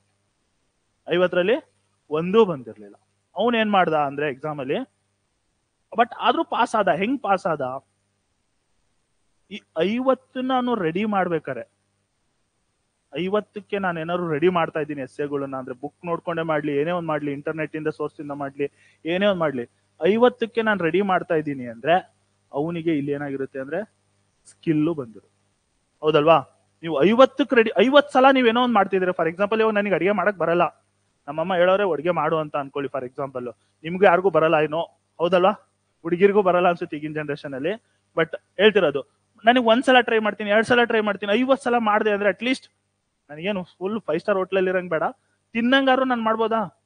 ಹಾಗಾಗಿ ಇಲ್ಲಿ ಪ್ರಾಕ್ಟೀಸ್ ಇಂಪಾರ್ಟೆಂಟ್. ನೀವು ಎಷ್ಟು ಬರ್ಕೋತೀರಾ ಅನ್ನೋದು ಇಂಪಾರ್ಟೆಂಟ್ ಅಲ್ಲ, ನೀವು ಹೆಂಗೆ ಅದನ್ನ ರೆಡಿ ಮಾಡ್ಕೋತೀರಾ ಅಂತ. ಅವನೇನಂದಿದ್ದು ಅಂದ್ರೆ ಎಕ್ಸಾಮ್ ಹಾಲ್ ಆದ್ಮೇಲೆ ನನಗೆ, ಸೊ ನಾನು 50 ಎಸ್ಸೆ ಬರ್ದಿದ್ನಲ್ಲ, ನನಗೆ ಎಸ್ಸೆ ಬರೆಯೋದು ಹೆಂಗೆ ಅಂತ ಗೊತ್ತಿತ್ತು. ಸೊ ನಾನು ಆ ಐಡಿಯಾ ಮೇಲೆ ನಾನು ಇಷ್ಟೊತ್ತರೆಗೆ ಏನೇನು ಕಂಟೆಂಟ್ ಇತ್ತಲ್ಲ ಅದನ್ನೆಲ್ಲ ಸೇರಿಸಿ ನಾನು ಬರೆದು ಬಿಟ್ಟೆ. ಹಾಗಾಗಿ ನನಗೇನಾಯ್ತು, ಮಾರ್ಕ್ಸು ಚೆನ್ನಾಗಿ ಬಂತು, ಪಾಸ್ ಆದೆ, ಇಷ್ಟೇ. ಸೊ ಇದು ನಿಮಗೆ ಈಸಿ, ಎಸ್ಸೆ ಬರೆಯೋದು ಈಸಿ. ಸೊ ಇದ್ರಲ್ಲಿ ಏನಪ್ಪಾ ಅಂದ್ರೆ ಕೆಲವೊಂದು ಸ್ಟೆಪ್ಸ್ ಇರುತ್ತೆ, ಅದನ್ನೆಲ್ಲ ಕ್ಲಾಸಸ್ ಅಲ್ಲಿ ಹೇಳ್ಕೊಡ್ತಾರೆ. ಸೊ ಇದು ನಿಮ್ಮ ಎಸ್ಸೆ. ಇದು ಇವನ್ KS ಅಂದ್ರೆ ಏನಿಲ್ಲ, 125 ಮಾರ್ಕ್ಸ್ ಅಂದ್ರೆ ಇಲ್ಲೇ ನಾವು 6 ಪೇಜ್ ಬರೀತೀವಲ್ಲ, ಇದನ್ನ 125 ಮಾರ್ಕ್ಸ್ ಅಂದ್ರೆ 16 ಪೇಜ್ ಮಾಡ್ಬೇಕು ಅಂದ್ರೆ ಏನ್ ಮಾಡ್ಬೇಕು ಅಂದ್ರೆ ಕತೆನ ಹೇಳ್ಕೊಂಡು ಹೋಗ್ಬೇಕು. ಇವಾಗ ನಾನು ಹೇಳ್ತಿದ್ದೀನಲ್ಲ ನಿಮಗೆ, ಶಾರ್ಟ್ ಅಂಡ್ ಸ್ವೀಟ್ ಆಗಿ ಹೇಳ್ತಿಲ್ಲ, ಸರ್ ಏನ್ ಡೀಪ್ ಆಗಿ ಹೇಳ್ತಾರೆ, ಏನೇನೋ ಹೇಳ್ತಾರಲ್ಲ, ಹಂಗೆ ಸುಮ್ನೆ ಏನೋ ಅಂತಾರಲ್ಲ, ಯಾವ್ದು ಗಾದೆ ಇದೆಯಲ್ಲ, ಏನು ಮೈಲಾರ ಸುತ್ತಿ ಏನೋ ಹೇಳ್ತಾರಲ್ಲ, ಹಂಗೆ ಇಲ್ಲೇನ್ ಮಾಡ್ಬೇಕು ಅಂದ್ರೆ ಕಂಟೆಂಟ್ ನಮ್ಮ ಹತ್ರ ಕಡಿಮೆ ಇರುತ್ತೆ, ಬಟ್ ನಾವೇನ್ ಮಾಡ್ಬೇಕು, ಎಳ್ದು ಎಳ್ದು ಎಳ್ದು ಎಳ್ದು ಬರಿಬೇಕಷ್ಟೇ. ಬಟ್ ಕಾನ್ಸೆಪ್ಟ್ ಎಲ್ಲ ಸೇಮೆ. ಇದು ನಿಮ್ಗೆ ಎಸ್ಸೆ ಬಗ್ಗೆ. ಸೊ ಎಸ್ಸೆಗೆ ಒಂದು ಇಂಪಾರ್ಟೆಂಟ್ ಏನಪ್ಪಾ ಅಂದ್ರೆ, ಈ ಎಸ್ಸೆನ ಹೆಂಗ್ ರೆಡಿ ಆಗೋದು, ಎಸ್ಸೆಲಿ ನಾವು ಜಾಸ್ತಿ ಮಾರ್ಕ್ಸ್ ತಗೊಳೋದು ಹೆಂಗೆ ಅಂದ್ರೆ, ಸೊ ಅದಕ್ಕೆ ಒಂದೇ ಒಂದು ರಾಮಬಾಣ. ಏನಪ್ಪಾ ಅಂದ್ರೆ ನೀವು ಡೈಲಿ ನ್ಯೂಸ್ ಪೇಪರ್ ಓದ್ಬೇಕು. ಏನ ನ್ಯೂಸ್ ಪೇಪರ್ ಅಲ್ಲಿ ಆರ್ಟಿಕಲ್ಸ್ ಅಂತ ಬರುತ್ತೆ, ಗೊತ್ತಿದೆ ಯಾರಿಗಾರು? ಗೊತ್ತಿದೆ ಯಾರಿಗಾರು ನ್ಯೂಸ್ ಪೇಪರ್ ಅಲ್ಲಿ? ಸೊ ಅಲ್ಲಿ ಏನಂದ್ರೆ ಯಾವ್ದೋ ಒಂದು, ಫಾರ್ ಎಕ್ಸಾಂಪಲ್ ಇವತ್ತಿನ ನ್ಯೂಸ್ ಪೇಪರ್ ಅಂತ ಅನ್ಕೊಳ್ಳಿ. ಫಾರ್ ಎಕ್ಸಾಂಪಲ್ ಇವತ್ತಿನ ನ್ಯೂಸ್ ಪೇಪರ್ ಅಲ್ಲಿ ನಾನು ತೋರಿಸ್ತೀನಿ ನ್ಯೂಸ್ ಪೇಪರ್ ಅಲ್ಲಿ ಎಲ್ಲಿರುತ್ತೆ ಅಂತ. ಸೊ ಅದರಲ್ಲಿ ಯಾವ್ದೋ ಒಂದು ಟಾಪಿಕ್ ಬಗ್ಗೆ ಡಿಸ್ಕಸ್ ಮಾಡಿರ್ತಾರೆ. ಸೊ ಇದನ್ನ ನೀವು ದಿನಾ ಓದ್ತಾ ಇದ್ರೆ, ನ್ಯೂಸ್ ಪೇಪರ್ ಅಲ್ಲಿ ಈ ಪಾರ್ಟನ್ನ ದಿನಾ ಓದ್ತಾ ಇದ್ರೆ ನಿಮಗೆ ಎಸ್ಸೆ ಅಲ್ಲಿ ನಿಮಗೆ ಗ್ರಿಪ್ ಸಿಗುತ್ತೆ. ಎಸ್ಸೆ ಅಲ್ಲಿ ಏನಾಗುತ್ತೆ ಅಂದ್ರೆ ಗ್ರಿಪ್ ಸಿಗುತ್ತೆ. ಏನಕ್ಕಪ್ಪ ಇಲ್ಲಿ ಗ್ರಿಪ್ ಸಿಗುತ್ತೆ ಅಂದ್ರೆ, ಈಗ ಫಾರ್ ಎಕ್ಸಾಂಪಲ್ ನಾನು ಮಾತಾಡ್ತಾ ಇದ್ದೀನಿ, ನಮ್ದು ಹೆಂಗಿದೆ, ಆಡ್ ಭಾಷೆ ಇದೆ. ಬಟ್ ಬುಕ್ಕಲ್ಲಿ ಹೆಂಗಿರುತ್ತೆ, ಒಂದು ಸ್ಟ್ಯಾಂಡರ್ಡ್ ಲ್ಯಾಂಗ್ವೇಜ್ ಅಂತ ಇರುತ್ತೆ. ಅದೇ ನಿಮಗೆ ಯಾರು ಕವಿಗಳು ಹೆಂಗ್ ಬರೀತಾರೆ, ಅದಕ್ಕಿಂತ ಸ್ಟ್ಯಾಂಡರ್ಡ್ ಆಗಿರುತ್ತೆ. ಸೊ ಇಲ್ಲಿ ಎಸ್ಸೆಲಿ ನಿಮಗೆ ಜಾಸ್ತಿ ಮಾರ್ಕ್ಸ್ ಬೇಕು ಅಂದ್ರೆ ನಿಮ್ಮ ಲ್ಯಾಂಗ್ವೇಜ್ ಸ್ಟ್ಯಾಂಡರ್ಡ್ ಇರಬೇಕು. ನಾವು ಡೈಲಿ ನಾರ್ಮಲ್ ಮಾತಾಡೋದು, ಬುಕ್ಕಲ್ಲಿ ಮಾತಾಡೋದಂಗೆ ಇರಬಾರ್ದು. ಕವಿಗಳು ಅಥವಾ ಏನಾರೋ ಒಂದು ದೊಡ್ಡ ದೊಡ್ಡ ಇವ್ರು ಮರೀತಾರಲ್ಲ ಆ ತರ ಇರಬೇಕು. ಹಾಗಾಗಿ ಇಲ್ಲಿ ನ್ಯೂಸ್ ಪೇಪರ್ ಅಲ್ಲಿ ಇಲ್ಲಿ ಈ ಪಾಯಿಂಟ್ ಇರುತ್ತಲ್ಲ, ಇದನ್ನ ನೀವು ಓದಿ ಚೆನ್ನಾಗಿ ಅರ್ಥ ಮಾಡ್ಕೊಂಡ್ರೆ ಇಲ್ಲಿ ನೀವು ಅದನ್ನ ಏನು ಇಂಪ್ಯಾಕ್ಟ್ ಅಂದ್ರೆ ಇಲ್ಲಿ ಅದನ್ನ ಯೂಸ್ ಮಾಡ್ಕೋಬಹುದು. ಅವಾಗ ಏನಾಗುತ್ತೆ, ನಿಮ್ಗೆ ಸ್ಕೋರು ಜಾಸ್ತಿ ಸಿಗುತ್ತೆ. ಸೊ ಒಂದು ನ್ಯೂಸ್ ಪೇಪರ್ ಓದೋದ್ರಿಂದ ಪ್ರಬಂಧಕ್ಕೆ ಹೆಲ್ಪ್ ಆಗುತ್ತೆ. ಅರ್ಥ ಆಯ್ತಾ? ಎರಡನೇದು, ನ್ಯೂಸ್ ಪೇಪರ್ ಓದೋದ್ರಿಂದ ಏನಾಗುತ್ತೆ ಅಂದ್ರೆ ಅಲ್ಲಿ ಕೆಲವೊಂದು ಕ್ವಶನ್ಸ್ ಬರುತ್ತೆ ಪೇಪರ್ 1 ಅಲ್ಲಿ, ಅದು ನಿಮಗೆ ಯೂಸ್ ಆಗುತ್ತೆ. ಮೂರನೇದು, ನ್ಯೂಸ್ ಪೇಪರ್ ಅಲ್ಲಿ ಕೆಲವೊಂದು ಡಾಟಾಗಳು ಇರುತ್ತೆ. ಫಾರ್ ಎಕ್ಸಾಂಪಲ್ ಏನೋ ಒಂದು ಯಾವ್ದೋ ಒಂದು ಎಕ್ಸಾಮ್ ರಿಲೇಟೆಡ್ ಏನೋ ಒಂದು, ಅದನ್ನ ಪ್ರಬಂಧ ಅಂದ್ರೆ ಬರೀ ಪ್ರಬಂಧ ಅಂದ್ರೆ ಪ್ಲೇನ್ ಬರೆಯೋದಿರಲ್ಲ, ಅದ್ರೊಳಗಡೆ ಡಾಟಾ ಎಲ್ಲ ಹಾಕ್ಬೇಕು, ಪಾಪ್ಯುಲೇಷನ್ ರಿಲೇಟೆಡ್ ಏನೋ ಒಂದು ಡಾಟಾ, ಅದೆಲ್ಲ ಕರೆಂಟ್ ಅಫೇರ್ಸ್ ಎಲ್ಲ ಸೇರಿಸಿ ಬರೋದ್ರೇನೆ ಚೆನ್ನಾಗಿರುತ್ತೆ. ಫಾರ್ ಎಕ್ಸಾಂಪಲ್ ಇವಾಗ ಯಾವ್ದೋ ಒಂದು ಏನೋ ಮಾಡ್ತಿದ್ದೀರಾ, ಚಿತ್ರಾನ್ನ ಏನೋ ಒಂದು ಮಾಡ್ತಿದ್ದೀರಾ ಅಂತ ಅನ್ಕೊಳ್ಳಿ, ಅಡಿಗೆ ಮಾಡ್ಬೇಕಾದ್ರೆ ಅದ್ರೊಳಗೆ ಕಡಲೆ ಬೀಜ ಇರ್ಲಿಲ್ಲ ಅಂದ್ರೆ ಟೇಸ್ಟ್ ಬರುತ್ತಾ? ಮಸಾಲಾ ರೈಸ್ ಅಲ್ಲಿ ಶೇಂಗಾ ಇರ್ಬೇಕು ತಾನೆ, ಅವಾಗಲೇ ತಾನೇ ಟೇಸ್ಟ್. ಏನಪ್ಪಾ? ಸೊ ಹಾಗೆ ಇಲ್ಲೂ ಅಷ್ಟೇ, ಪ್ರಬಂಧದಲ್ಲಿ ಏನಂದ್ರೆ ಕರೆಂಟ್ ಅಫೇರ್ಸ್ ಡಾಟಾ ಅದೆಲ್ಲ ಆಡ್ ಮಾಡೋದಿರುತ್ತೆ, ಎಕ್ಸಾಂಪಲ್ಸ್ ಅದೆಲ್ಲ ಕೊಡೋದಿರುತ್ತೆ. ಅದೆಲ್ಲ ನಿಮಗೆ ಇಲ್ಲಿ ನ್ಯೂಸ್ ಪೇಪರ್ ಅಲ್ಲಿ ಸಿಗುತ್ತೆ. ಇಲ್ಲಿಂದ ನೀವು ಓದಿ ಇದನ್ನ ಇದ್ರೊಳಗಡೆ ಅಳವಡಿಸ್ಕೊಂಡ್ರೆ ಏನಾಗುತ್ತೆ, ಸ್ಕೋರು ಜಾಸ್ತಿ. ಸೊ ಇದು ಪೇಪರ್ 1 ಅಲ್ಲಿ ಎಸ್ಸೆ ಬಗ್ಗೆ. ಇನ್ನ ಟ್ರಾನ್ಸ್ಲೇಷನ್ ಏನಿಲ್ಲ. ಫಾರ್ ಎಕ್ಸಾಂಪಲ್ ಏನಕ್ಕೆ ಟ್ರಾನ್ಸ್ಲೇಷನ್ ಕೊಟ್ಟಿರ್ತಾರೆ ಎಕ್ಸಾಮ್ ಅಲ್ಲಿ ಅಂತ ಅಂದ್ರೆ, ಈಗ ಏನೋ ಒಂದು ಇರುತ್ತೆ, ಅದನ್ನ ಏನಕ್ಕೆ ಕೊಟ್ಟಿರ್ತಾರೆ ಅಂದ್ರೆ, ಫಾರ್ ಎಕ್ಸಾಂಪಲ್ ಇದೊಂದು ಪ್ಯಾರಾಗ್ರಾಫ್ ಇರುತ್ತೆ, ಇದನ್ನ ಎಕ್ಸಾಮ್ ಅಲ್ಲಿ ಏನ್ ಮಾಡ್ತಾರೆ ಅಂದ್ರೆ ಕನ್ನಡಕ್ಕೆ ಬರೀರಿ ಅಂತ ಇರುತ್ತೆ, ಇದು ಇಂಗ್ಲಿಷ್ ಅಲ್ಲಿ ಇರುತ್ತೆ, ಇದನ್ನ ಕನ್ನಡದಲ್ಲಿ ಬರೀರಿ ಅಂತ. ಏನಕ್ಕೆ ಅಂದ್ರೆ, ಫಾರ್ ಎಕ್ಸಾಂಪಲ್ ಈಗ ನೀವೇನೋ ಬೆಂಗಳೂರಲ್ಲಿ ಪೊಲೀಸ್ ಆದ್ರಿ, ನೀವೆಲ್ಲರೂ ಪೊಲೀಸ್ ಆಗಿದ್ದೀರಾ, ನಿಮ್ ಸ್ಟೇಷನ್ ಅಲ್ಲಿ ಬಂದು ಕುತ್ಕೊಂಡ್ ಬಿಟ್ಟಿದ್ದೀರಾ. ಸೊ ಯಾರೋ ಒಬ್ರು ಫಾರಿನರ್ ಬರ್ತಾರೆ, ಮೆಜೆಸ್ಟಿಕ್, ನಿಮ್ ಸ್ಟೇಷನ್ ಮೆಜೆಸ್ಟಿಕ್ ಅಲ್ಲಿ ನೀವೆಲ್ಲ PSIಗಳು, ಯಾರೋ ಒಬ್ರು ಫಾರಿನರ್ ಬರ್ತಾರೆ, ಸರ್ ನಂದು ಪಿಕ್ ಪಾಕೆಟ್ ಮಾಡಿದ್ರು ಅಂತ ಅವ್ರು ಬಂದು ಹೇಳ್ತಾರೆ. ಅವ್ರು ಕನ್ನಡದಲ್ಲಿ ಹೇಳ್ತಾರೆ, ಇಂಗ್ಲಿಷಲ್ಲಿ ಹೇಳ್ತಾರೆ. ಸೊ ನೀವು ಏನ್ ಮಾಡ್ಬೇಕು, ಅದನ್ನ ಅರ್ಥ ಮಾಡ್ಕೋಬೇಕಲ್ವಾ. ಸೊ ಹಾಗಾಗಿ ನಿಮಗೆ ಟ್ರಾನ್ಸ್ಲೇಷನ್ ಇಟ್ಟಿದ್ದಾರೆ. ಇಲ್ಲ ಅಂದ್ರೆ ಕನ್ನಡದಲ್ಲಿ ಹೇಳಿದ್ರೆ ಅದನ್ನ ಇಂಗ್ಲಿಷ್ ಅಲ್ಲಿ ನಿಮಗೆ ಬರೆಯೋದಕ್ಕಾಗಿರ್ಬೋದು, ಅದಕ್ಕೆ ಏನೊಂದು ಓದೋದಕ್ಕಾಗಿರ್ಬೋದು, ಕೆಲವೊಂದು ಲಾಸ್ ಎಲ್ಲ ಇಂಗ್ಲಿಷ್ ಅಲ್ಲಿ ಇರುತ್ತೆ. ಸೊ ಅದನ್ನ ಉಲ್ಟಾ ಪುಲ್ಟಾ ಮಾಡೋದಕ್ಕೋಸ್ಕರ ಏನ್ ಮಾಡಿದ್ದಾರೆ, ಟ್ರಾನ್ಸ್ಲೇಷನ್ ಇಟ್ಟಿದ್ದಾರೆ. ಪ್ರಿಸೈಸ್ ಏನಕ್ಕೆ ಇಟ್ಟಿದ್ದಾರೆ, ಸೊ ಇದಕ್ಕೂ ಕ್ಲಾಸಸ್ ಇರುತ್ತೆ, ಟ್ರಾನ್ಸ್ಲೇಷನ್ಗೆಲ್ಲ ಕ್ಲಾಸ್ ಮಾಡ್ಕೊಡ್ತಾರೆ ನಿಮಗೆ. ಸೊ ಬಟ್ ಏನಂದ್ರೆ ಅದಕ್ಕೆ ಅವ್ರು ಕ್ಲಾಸ್ ಮಾಡೋಕ್ಕಿಂತನೂ ನಿಮ್ಮ ಎಫರ್ಟ್ ತುಂಬಾ ಇಂಪಾರ್ಟೆಂಟ್ ಇಲ್ಲಿ ಟ್ರಾನ್ಸ್ಲೇಷನ್ಗೆ. ಇದು ಟ್ರಾನ್ಸ್ಲೇಷನ್ KS ಅಲ್ಲೂ ಹೆಲ್ಪ್ ಆಗುತ್ತೆ. ಕಂಪಲ್ಸರಿ ಕನ್ನಡ, ಕಂಪಲ್ಸರಿ ಇಂಗ್ಲಿಷ್ ಅಂತ 2 ಪೇಪರ್ ಇರುತ್ತೆ KS ಅಲ್ಲಿ, ಪ್ರಿಲಿಮ್ಸ್ ಆದ್ಮೇಲೆ ಮೇನ್ಸಿಗೆ. ಬಟ್ ಅಲ್ಲಿ ನೀವು ಈ ಕಂಪಲ್ಸರಿ ಕನ್ನಡ, ಕಂಪಲ್ಸರಿ ಇಂಗ್ಲಿಷ್ ಅಲ್ಲಿ ಪಾಸ್ ಆಗ್ಲೇಬೇಕು, ಆದ್ರೆ ಅಷ್ಟೇ ಬೇರೆ ಎಕ್ಸಾಮ್ ಅನ್ನ ಇವ್ಯಾಲ್ಯೂಯೇಷನ್ ಮಾಡ್ತಾರೆ, ಇಲ್ಲ ಅಂದ್ರೆ ಮಾಡಲ್ಲ. ಸೊ ಅಲ್ಲಿ ನಿಮಗೆ 10 ಮಾರ್ಕ್ಸ್ ಇರುತ್ತೆ. ಅಲ್ಲಿ ಪ್ರಬಂಧನೂ ಇರುತ್ತೆ, ಟ್ರಾನ್ಸ್ಲೇಷನ್ ಇರುತ್ತೆ, ಪ್ರಿಸೈಸು ಕೂಡ ಇರುತ್ತೆ. KS ಅಲ್ಲಿ KS ಪ್ರಿಲಿಮ್ಸ್ ಎಕ್ಸಾಮ್ ಆದ್ಮೇಲೆ ಮೇನ್ಸ್ ಅಲ್ಲಿ, ಸೊ ಅಲ್ಲಿ ಇದಿರುತ್ತೆ. ಸೊ ಅದಕ್ಕೂ ಕೂಡ ನಿಮಗೆ ಇದು ಟ್ರಾನ್ಸ್ಲೇಷನ್, ಪ್ರಿಸೈಸ್ ಎಲ್ಲ ಹೆಲ್ಪ್ ಆಗುತ್ತೆ. ಮತ್ತೆ ಪ್ರಿಸೈಸ್ ಅಲ್ಲಿ ಇಲ್ಲಿ ಏನು ಕೇಳಿರ್ತಾರೆ ಅಂದ್ರೆ, ಫಾರ್ ಎಕ್ಸಾಂಪಲ್ ಈಗ ಹೈಯರ್ ಆಫೀಸರ್ ಯಾರೋ ಒಬ್ರು ಬಂದಿರ್ತಾರೆ, ಯಾವ್ದಪ್ಪ ಮೊನ್ನೆ ಅದೊಂದು ಅಜ್ಜಿ ಮರ್ಡರ್ ಕೇಸ್ ಆಯ್ತಲ್ಲ, ಅಜ್ಜಿದು ಬಗ್ಗೆ ಹೇಳಪ್ಪ ಅಂತ ಹೇಳ್ತಾರೆ. ಸೊ ನೀವು ಅದನ್ನೆಲ್ಲ ಫುಲ್ ಡೀಟೇಲ್ ಆಗಿ ಏನೇನ್ ಬರ್ಕೊಂಡಿರ್ತಾರೆ ಎಲ್ಲ ಹೇಳಕ್ಕಾಗಲ್ಲ. ಅದನ್ನೇನ್ ಮಾಡ್ಬೇಕು, ಶಾರ್ಟ್ ಅಂಡ್ ಸ್ವೀಟ್ ಆಗಿ, ಅವ್ನು ಇಲ್ಲಾಂದ್ರೆ ರಿಪೋರ್ಟ್ ಕೊಡು ಅಂದ್ರೆ ಶಾರ್ಟ್ ಅಂಡ್ ಸ್ವೀಟ್ ಆಗಿ ರಿಪೋರ್ಟ್ ಕೊಡ್ಬೇಕು. ಅದಕ್ಕೋಸ್ಕರ ನಿಮಗೆ ಪ್ರಿಸೈಸ್ ಇಟ್ಟಿದೆ. ಸೊ ಇಲ್ಲಿ ಏನಕ್ಕೆ ಹೇಳ್ತಿದ್ದೀನಿ ಪೇಪರ್ 1 ಬಗ್ಗೆ ಇಂಪಾರ್ಟೆನ್ಸ್ ಅಂದ್ರೆ, ಫಸ್ಟ್ ಪಾಯಿಂಟ್, ರೀಸೆಂಟ್ ಆಗಿ 545 ಎಕ್ಸಾಮು PSI ಮತ್ತೆ 402 ಎಕ್ಸಾಮು 2 ಆಗಿದೆ ರೀಸೆಂಟ್ ಆಗಿ, ಜಸ್ಟ್ ಒಂದು 3 months ಗ್ಯಾಪ್ ಅಲ್ಲಿ. ಸೊ ಪ್ರತಿ ಸಲ ಹೆಂಗಿರೋದು ಅಂದ್ರೆ, ಪೇಪರ್ 1, ಪೇಪರ್ 2 ಇಲ್ಲಿ ಹುಡುಗರು ಜಾಸ್ತಿ ಮಾರ್ಕ್ಸ್ ತಗೊಂಡವ್ರು, 150ಕ್ಕೆ 120 ಹಿಂಗೆಲ್ಲ ತಗೊಂಡವ್ರು, 120 ಒನ್ ವರ್ಡ್ ಇದ್ದಾಗ. ಸೊ ಇಲ್ಲಿ 50ಕ್ಕೆ 30 ತಗೊಂಡವ್ರು. ಹಿಂಗಿತ್ತು, ಎರಡೂ ಸೇರ್ಸಿದ್ರೆ ಒಂದು 150 ಹತ್ತತ್ರ ಬಂದ್ರೆ ಪಾಸು. ಈ ಸಿನಾರಿಯೋ ಇತ್ತು ಇಷ್ಟು ದಿನ. ಈ 2 ಎಕ್ಸಾಮ್ ಅಲ್ಲಿ ಏನಾಗಿದೆ ಅಂದ್ರೆ ಇದು ಉಲ್ಟಾ ಆಗ್ಬಿಟ್ಟಿದೆ. ಇಲ್ಲವ್ರು ತಗೋತಿರೋದು ಪೇಪರ್ 2 ಅಲ್ಲಿ ಹಾರ್ಡ್ಲಿ 100ರಿಂದ 110 ಇಷ್ಟು ಇಲ್ಲ. ಮೊನ್ನೆ ಪೇಪರ್ ಅಂತೂ 90ರಿಂದ 100, ಮೊನ್ನೆ ಒಂದು 402 ಎಕ್ಸಾಮ್ ಅಲ್ಲಿ 90ರಿಂದ 100. ಯಾಕೆಂದ್ರೆ ಪೇಪರ್ ಏನಾಯ್ತು, full difficulty level KS level ಹೋಗ್ಬಿಡ್ತು. ಸೊ ಹಾಗಾಗಿ ಅವರಿಗೆ ಸ್ಕೋರ್ ಇಲ್ಲಿ 150ಕ್ಕೆ 100 ಆಗಿದ್ದು. 100 ಕಡಿಮೆನೆ ಆಕ್ಚುಲಿ, 100 ಎಷ್ಟೋ ಜನ ಮಾಡಿಲ್ಲ, 4-5 ಜನ ಮಾಡಿರ್ಬೇಕು ಅಷ್ಟೇ. 100 65 ಅಂದ್ರೆ ಒಂದು 90ರಿಂದ 100 ಒಳಗಡೆನೆ ತುಂಬಾ ಜನ ಇದ್ದಿದ್ದು. ಸೊ ಹಾಗಾಗಿ ಇಲ್ಲಿ ಪೇಪರ್ 2 ಇದಾದ ತಕ್ಷಣ ಕಟ್ ಆಫ್ ಏನಾಗುತ್ತೆ ಅಂದ್ರೆ ಪೇಪರ್ 1 ಮೇಲೆ ಡಿಪೆಂಡ್ ಆಗುತ್ತೆ. ಪೇಪರ್ 1 ಎಸ್ಸೆ ಮೇಲೆ ಡಿಪೆಂಡ್ ಆಗುತ್ತೆ. ಪೇಪರ್ 1 ಏನಾಗುತ್ತೆ, ನಾರ್ಮಲ್ ಆಗಿ ನಾನು 85 ತಗೊಂಡಿದ್ದೀನಿ, 30 ತಗೊಂಡ್ರೆ ಸೇಮು. ನಾನು ಇಲ್ಲಿ 90 ತಗೊಂಡು ಇಲ್ಲಿ 35 ತಗೊಂಡ್ಬಿಟ್ರೆ ಜಾಸ್ತಿ ಆಗುತ್ತೆ. ಇಲ್ಲ ಅಂದ್ರೆ ನಾನು ಇಲ್ಲಿ 85 ತಗೊಂಡು ಇಲ್ಲಿ 40 ತಗೊಂಡ್ಬಿಡ್ತೀನಿ. ಯಾರ್ದು ಜಾಸ್ತಿ ಮಾರ್ಕ್ಸು? ಇಲ್ಲಿ ಏನಾಗ್ತಿದೆಯಲ್ಲ ಸ್ಕೋರು, ಇದ್ರ ಮೇಲೆ ರಿಸಲ್ಟ್ಸ್ಗಳು ಬರ್ತಾ ಇದೆ. ರೀಸೆಂಟ್ ಆಗಿರೋ 2 ಎಕ್ಸಾಮ್ ಅಲ್ಲೂ ಕೂಡ ಏನಂದ್ರೆ ಪೇಪರ್ 1 ಗೇಮ್ ಚೇಂಜಿಂಗ್ ಆಗ್ತಿದೆ. ಇಷ್ಟು ದಿನ ಹೆಂಗಿತ್ತು, ಬರೀ ಪೇಪರ್ ಓದಿದ್ರೆ ಸಾಕು, ಮಲ್ಟಿಪಲ್ ಚಾಯ್ಸ್ ವೆಬ್ಸೈಟ್ ಅಲ್ಲಿ ಓದೋರು, ಬಯಟ್ ಮಾಡೋರು, ಕ್ವಶನ್ಸ್ ನ ಹೋಗಿ ಬರ್ದ್ ಬಿಡೋರು, ಬಂದ್ಬಿಡೋರು, ಸೇಮ್ ಕ್ವಶನ್ಸ್ ಬರೋದು, ಇದೇ ಕ್ವಶನ್ ಬರುತ್ತೆ ಅಂತ ಹೇಳೋರು. ಆರ್ಟಿಕಲ್ 17 ಅಂತ ಒಂದು ಬರುತ್ತೆ ಕ್ವಶನ್ ನಿಮಗೆ ಪೊಲಿಟಿಲಿ, ಅದನ್ನಂತೂ ಇಲ್ಲಿವರೆಗೂ ಒಂದು 20 ಸಲ ಕೇಳೋರು ಎಕ್ಸಾಮ್ ಅಲ್ಲಿ. ಒಂದೇ ಕ್ವಶನ್, ಆರ್ಟಿಕಲ್ 17 ಏನ್ ಹೇಳುತ್ತೆ, ಅಸ್ಪೃಶ್ಯತೆ ನಿವಾರಣೆ, ಅನ್ಟಚಬಿಲಿಟಿ. ಆರ್ಟಿಕಲ್ 17 ಏನು, ಅನ್ಟಚಬಿಲಿಟಿ. ಅದನ್ನೊಂದು 20 ಸಲ ಕೇಳೋರೆ, ಅದೇ ಅಂತವೇ ಕ್ವಶನ್ ಬರೋದು. ಬಟ್ ಇವಾಗ ಟ್ರೆಂಡ್ ಚೇಂಜ್ ಆದ್ಮೇಲೆ ಪೇಪರ್ 1 ಮಾರ್ಕ್ಸ್ ಏನಾಗ್ತಾ ಇದೆ, ತುಂಬಾ ಮ್ಯಾಟರ್ ಆಗ್ತಿದೆ. ಮತ್ತೆ KS ಮೇನ್ಸ್ ಅಲ್ಲೆಲ್ಲ ಏನಂದ್ರೆ ಕೆಲವೊಂದು ಸ್ಕೋರಿಂಗ್ ಪೇಪರ್ ಅಂತ ಇದೆ KS ಮೇನ್ಸ್ ಅಲ್ಲಿ.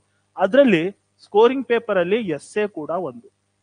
ಯಾಕೆಂದ್ರೆ ಒಂದು ಎಸ್ಸೆಗೆ 250 ಮಾರ್ಕ್ಸಿಗೆ 2 ಎಸ್ಸೆ ಬರಿಬೇಕು.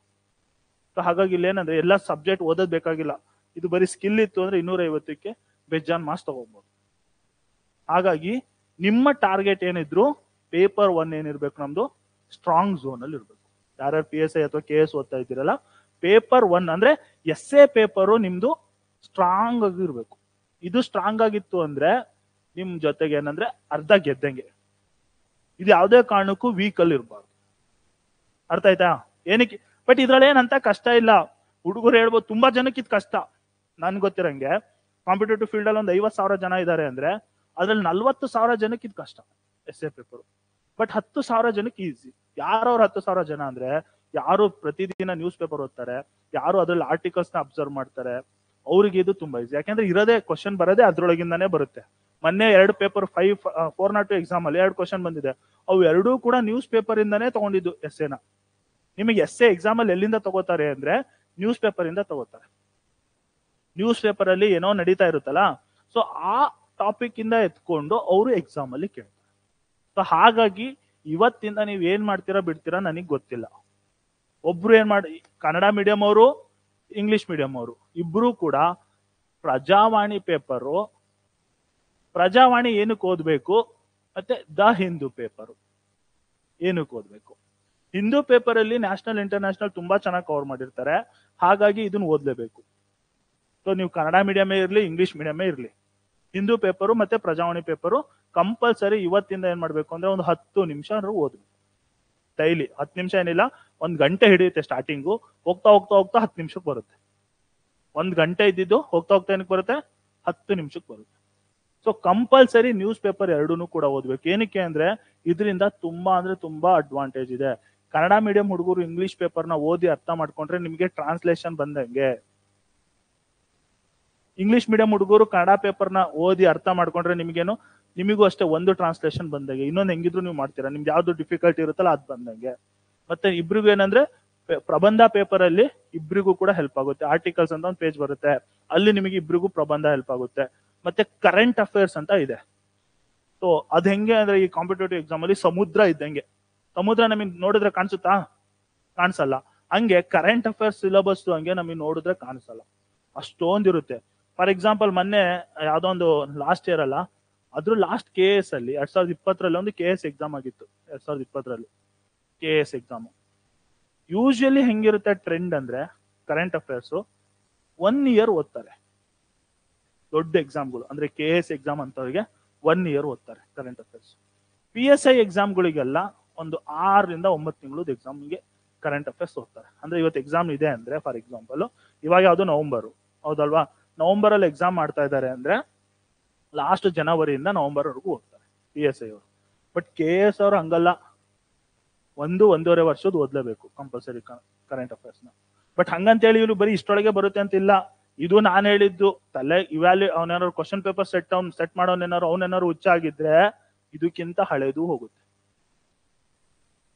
ಇದಕ್ಕೆ ಲಿಮಿಟ್ಸ್ ಅನ್ನೋದಿಲ್ಲ. ಹಾಗಾಗಿ ಪ್ರತಿದಿನ ನ್ಯೂಸ್ ಪೇಪರ್ ಓದ್ಬೇಕು. ಮತ್ತೆ ಏನಾಗಿದೆ ಅಂದ್ರೆ PSI 545 ಅಂತ ಹೇಳಿದ್ನಲ್ಲ, 545 ಪೋಸ್ಟ್ ಅಲ್ಲಿ 35 ಕ್ವಶನ್ ಕರೆಂಟ್ ಅಫೇರ್ಸ್ ಬಂದಿತ್ತು. 100ಕ್ಕೆ ಎಷ್ಟು? 100ಕ್ಕೆ 35. ಇಲ್ಲಿವರೆಗೂ ಹಿಸ್ಟ್ರಿಲಿ ಎಲ್ಲಾ ಸಬ್ಜೆಕ್ಟಿಗೆ ಫಾರ್ ಎಕ್ಸಾಂಪಲ್ ಏನಿರುತ್ತೆ ಅಂದ್ರೆ ನಿಮಗೆ ಇನ್ನ ಸಿಲೆಬಸ್ಗೆ ಬಂದಿಲ್ಲ ನಾನು. ಸಿಲೆಬಸ್ ಅಲ್ಲಿ history, polity, geography, economy, environment ಮತ್ತೆ ಮೆಂಟಲ್ ಅಬಿಲಿಟಿ ಇಷ್ಟೆಲ್ಲ ಇರುತ್ತೆ. ಒಂದು 10 ಈ ತರ ಎಲ್ಲ ಟಾಪಿಕ್ಸ್. ನಿಮಗೆ 4 ತಿಂಗಳು ನಾವು ಅದ್ರ ಮೇಲೆ ಟ್ರೈನಿಂಗ್ ಕೊಡ್ತೀವಿ. ಅದನ್ನ ಬಿಟ್ಬಿಟ್ಟು ಇವನ್ ಬರೀ ಒಂದೇ ಒಂದು ಸಬ್ಜೆಕ್ಟ್ ಕರೆಂಟ್ ಅಫೇರ್ಸ್ ಮೇಲೆ ನ್ಯೂಸ್ ಪೇಪರ್ ಇಂದ ನಿಮಗೆ 35 ಕ್ವಶನ್ ಕೊಟ್ರೆ, ಅಲ್ಲಿ ಓದಿರೋ ಹುಡುಗ 6 ತಿಂಗಳು ಓದಿ 35 ಕ್ವಶನ್ ಏನಾದ್ರು ಅರ್ಧಂಬರ್ಧ ಓದಿದ್ರು. ಯಾಕೆಂದ್ರೆ ಕೆಲವ್ರು ಏನ್ ಮಾಡ್ತಾರೆ, ಕರೆಂಟ್ ಅಫೇರ್ಸ್ ಅಂತ ತಕ್ಷಣ ಬಿಟ್ಬಿಡ್ತಾರೆ. ಸುಮ್ನೆ ಲಾಸ್ಟ್ ಒಂಚೂರು ನೋಡ್ಕೊಂಡು ಹೋಗೋಣ, ಎಷ್ಟು ಓದಿದ್ರು ಕಡಿಮೆನೆ ಅಂತ. ಬಟ್ ಯಾರು ದಿನಾ ರೆಗ್ಯುಲರ್ ಟಚ್ ಅಲ್ಲಿ ಇರ್ತಾರಲ್ಲ, 35 ಓದಿದ್ರು ಅವರೆಲ್ಲ ಪಾಸ್ ಆದ್ರು. ಎಷ್ಟೇ ಕಷ್ಟಪಟ್ಟು ಬೇರೆ ಸಬ್ಜೆಕ್ಟ್ ಅಲ್ಲಿ ಎಷ್ಟೇ ಸ್ಟ್ರಾಂಗ್ ಇದ್ರು ಕೂಡ ಈ ಸಬ್ಜೆಕ್ಟ್ ನ ಓದಿರ್ಲಿಲ್ಲ ಅಂದ್ರೆ ಅವ್ರು ವೀಕ್ ಆದ್ರು. ಏನಕ್ಕೆ ಇದನ್ನ ಹೇಳ್ತಿದ್ದೀನಿ ಅಂದ್ರೆ, ಈ ಎಕ್ಸಾಮ್, ಕಾಂಪಿಟೇಟಿವ್ ಎಕ್ಸಾಮ್ಸ್ ಅಲ್ಲಿ ಯಾವುದನ್ನೇ ಆಗ್ಲಿ ನಾವು ಇದನ್ನ ಬಿಡಬೇಕು, ಇದನ್ನ ಸ್ಕಿಪ್ ಮಾಡಬೇಕು ಅನ್ನೋ ಒಂದು ಮೈಂಡ್ ಸೆಟ್ ಇರಬಾರ್ದು. ನಿಮ್ಮ ಇದು ಏನಕ್ಕೆ ಅಂದ್ರೆ, ಇಲ್ಲಿ ಒಂದ್ಸಲ ನಿಮ್ ಬ್ಯಾಡ್ ಲಕ್ ಇತ್ತು ಅಂದ್ರೆ ನೀವು ಬಿಟ್ಟಿರೋದೇ ಜಾಸ್ತಿ ಕ್ವಶನ್ ಬರುತ್ತೆ. ಹೇಳಕ್ ಆಗಲ್ಲ ಏನು ಅಂತ. ನೀವು ಏನಾದ್ರು ನನಗೆ ಹಿಸ್ಟ್ರಿ ತುಂಬಾ ಇಷ್ಟ ಅಂದ್ಬಿಟ್ಟು ಹಿಸ್ಟ್ರಿ ಇಡೀ ದಿನ ಓದಿ ಎಲ್ಲ ಇದ್ ಮಾಡಿ ಜಾಸ್ತಿ ಹಿಸ್ಟ್ರಿ ಓದಿದ್ರೆ ಹಿಸ್ಟ್ರಿಲಿ ಒಂದ್ಸಲ ಕ್ವಶನ್ ಬರಲ್ಲ, ಬೇರೆ ಸಬ್ಜೆಕ್ಟ್ ಅಲ್ಲಿ ಬರುತ್ತೆ. ನಿಮ್ ಲಕ್, ಸಪೋಸ್ ನೀವು ಓದಿದ್ದೇ ಚೆನ್ನಾಗಿ ಬಂತು ಅಂದ್ರೆ ಆಟೋಮೆಟಿಕ್ಲಿ ಸ್ಕೋರ್ ಜಾಸ್ತಿ ಆಗುತ್ತೆ. ಬಟ್ ಹಾಗಂತ ಹೇಳಿ ಯಾವುದೇ ಒಂದು ಸಬ್ಜೆಕ್ಟ್ ನ ಇಲ್ಲಿ ಸ್ಕಿಪ್ ಮಾಡಂಗಿಲ್ಲ, ಯಾವ್ದನ್ನು ಕೂಡ ಕಡಿಮೆ ತಗೊಳಂಗಿಲ್ಲ. ಎಲ್ಲವಕ್ಕೂ ಕೂಡ ಸೇಮ್ ಈಕ್ವಲ್ ಇಂಪಾರ್ಟೆನ್ಸ್ ಕೊಡಬೇಕು. ಬಟ್ ಕರೆಂಟ್ ಅಫೇರ್ಸ್ ಏನಾದ್ರು ನೀವು ಕೊಟ್ರೆ, ಅಂದ್ರೆ ನ್ಯೂಸ್ ಪೇಪರ್ಗೆ ಏನಾದ್ರು ನೀವು ಕೊಟ್ರೆ, ಅದು ಮಲ್ಟಿಪಲ್ ಡೈಮೆನ್ಷನ್ಸ್ ಅಲ್ಲಿ ಏನಾಗುತ್ತೆ, ಕವರ್ ಆಗುತ್ತೆ, ನಿಮಗೆ ಎಲ್ಲಾ ಕಡೆ ಹೆಲ್ಪ್ ಆಗುತ್ತೆ. ಸೊ ಹಾಗಾಗಿ ಇವತ್ತಿನಿಂದ ಎಲ್ರು ಏನ್ ಮಾಡ್ತೀರಾ, ನ್ಯೂಸ್ ಪೇಪರ್ನ ಕಂಪಲ್ಸರಿ ಓದ್ತೀರಾ. ಸೊ ನ್ಯೂಸ್ ಪೇಪರ್ ಓದೋದು ಹೆಂಗೆ ಅಂತ ಹೇಳ್ಕೊಡ್ತೀನಿ ಎಷ್ಟು. ಬಟ್ ಅದಕ್ಕಿಂತ ಮೊದಲು ಸಿಲೆಬಸ್ ಮುಗಿಸೋಣ. ಸೊ ನ್ಯೂಸ್ ಪೇಪರ್ ಹೆಂಗ್ ಓದ್ಬೇಕು ಅಂದ್ರೆ, ಎಲ್ಲಾ ಪೇಪರ್ನು ಫುಲ್ ಎಲ್ಲ ಓದೋದೆಲ್ಲ ನೆಸೆಸರಿ ಇರಲ್ಲ.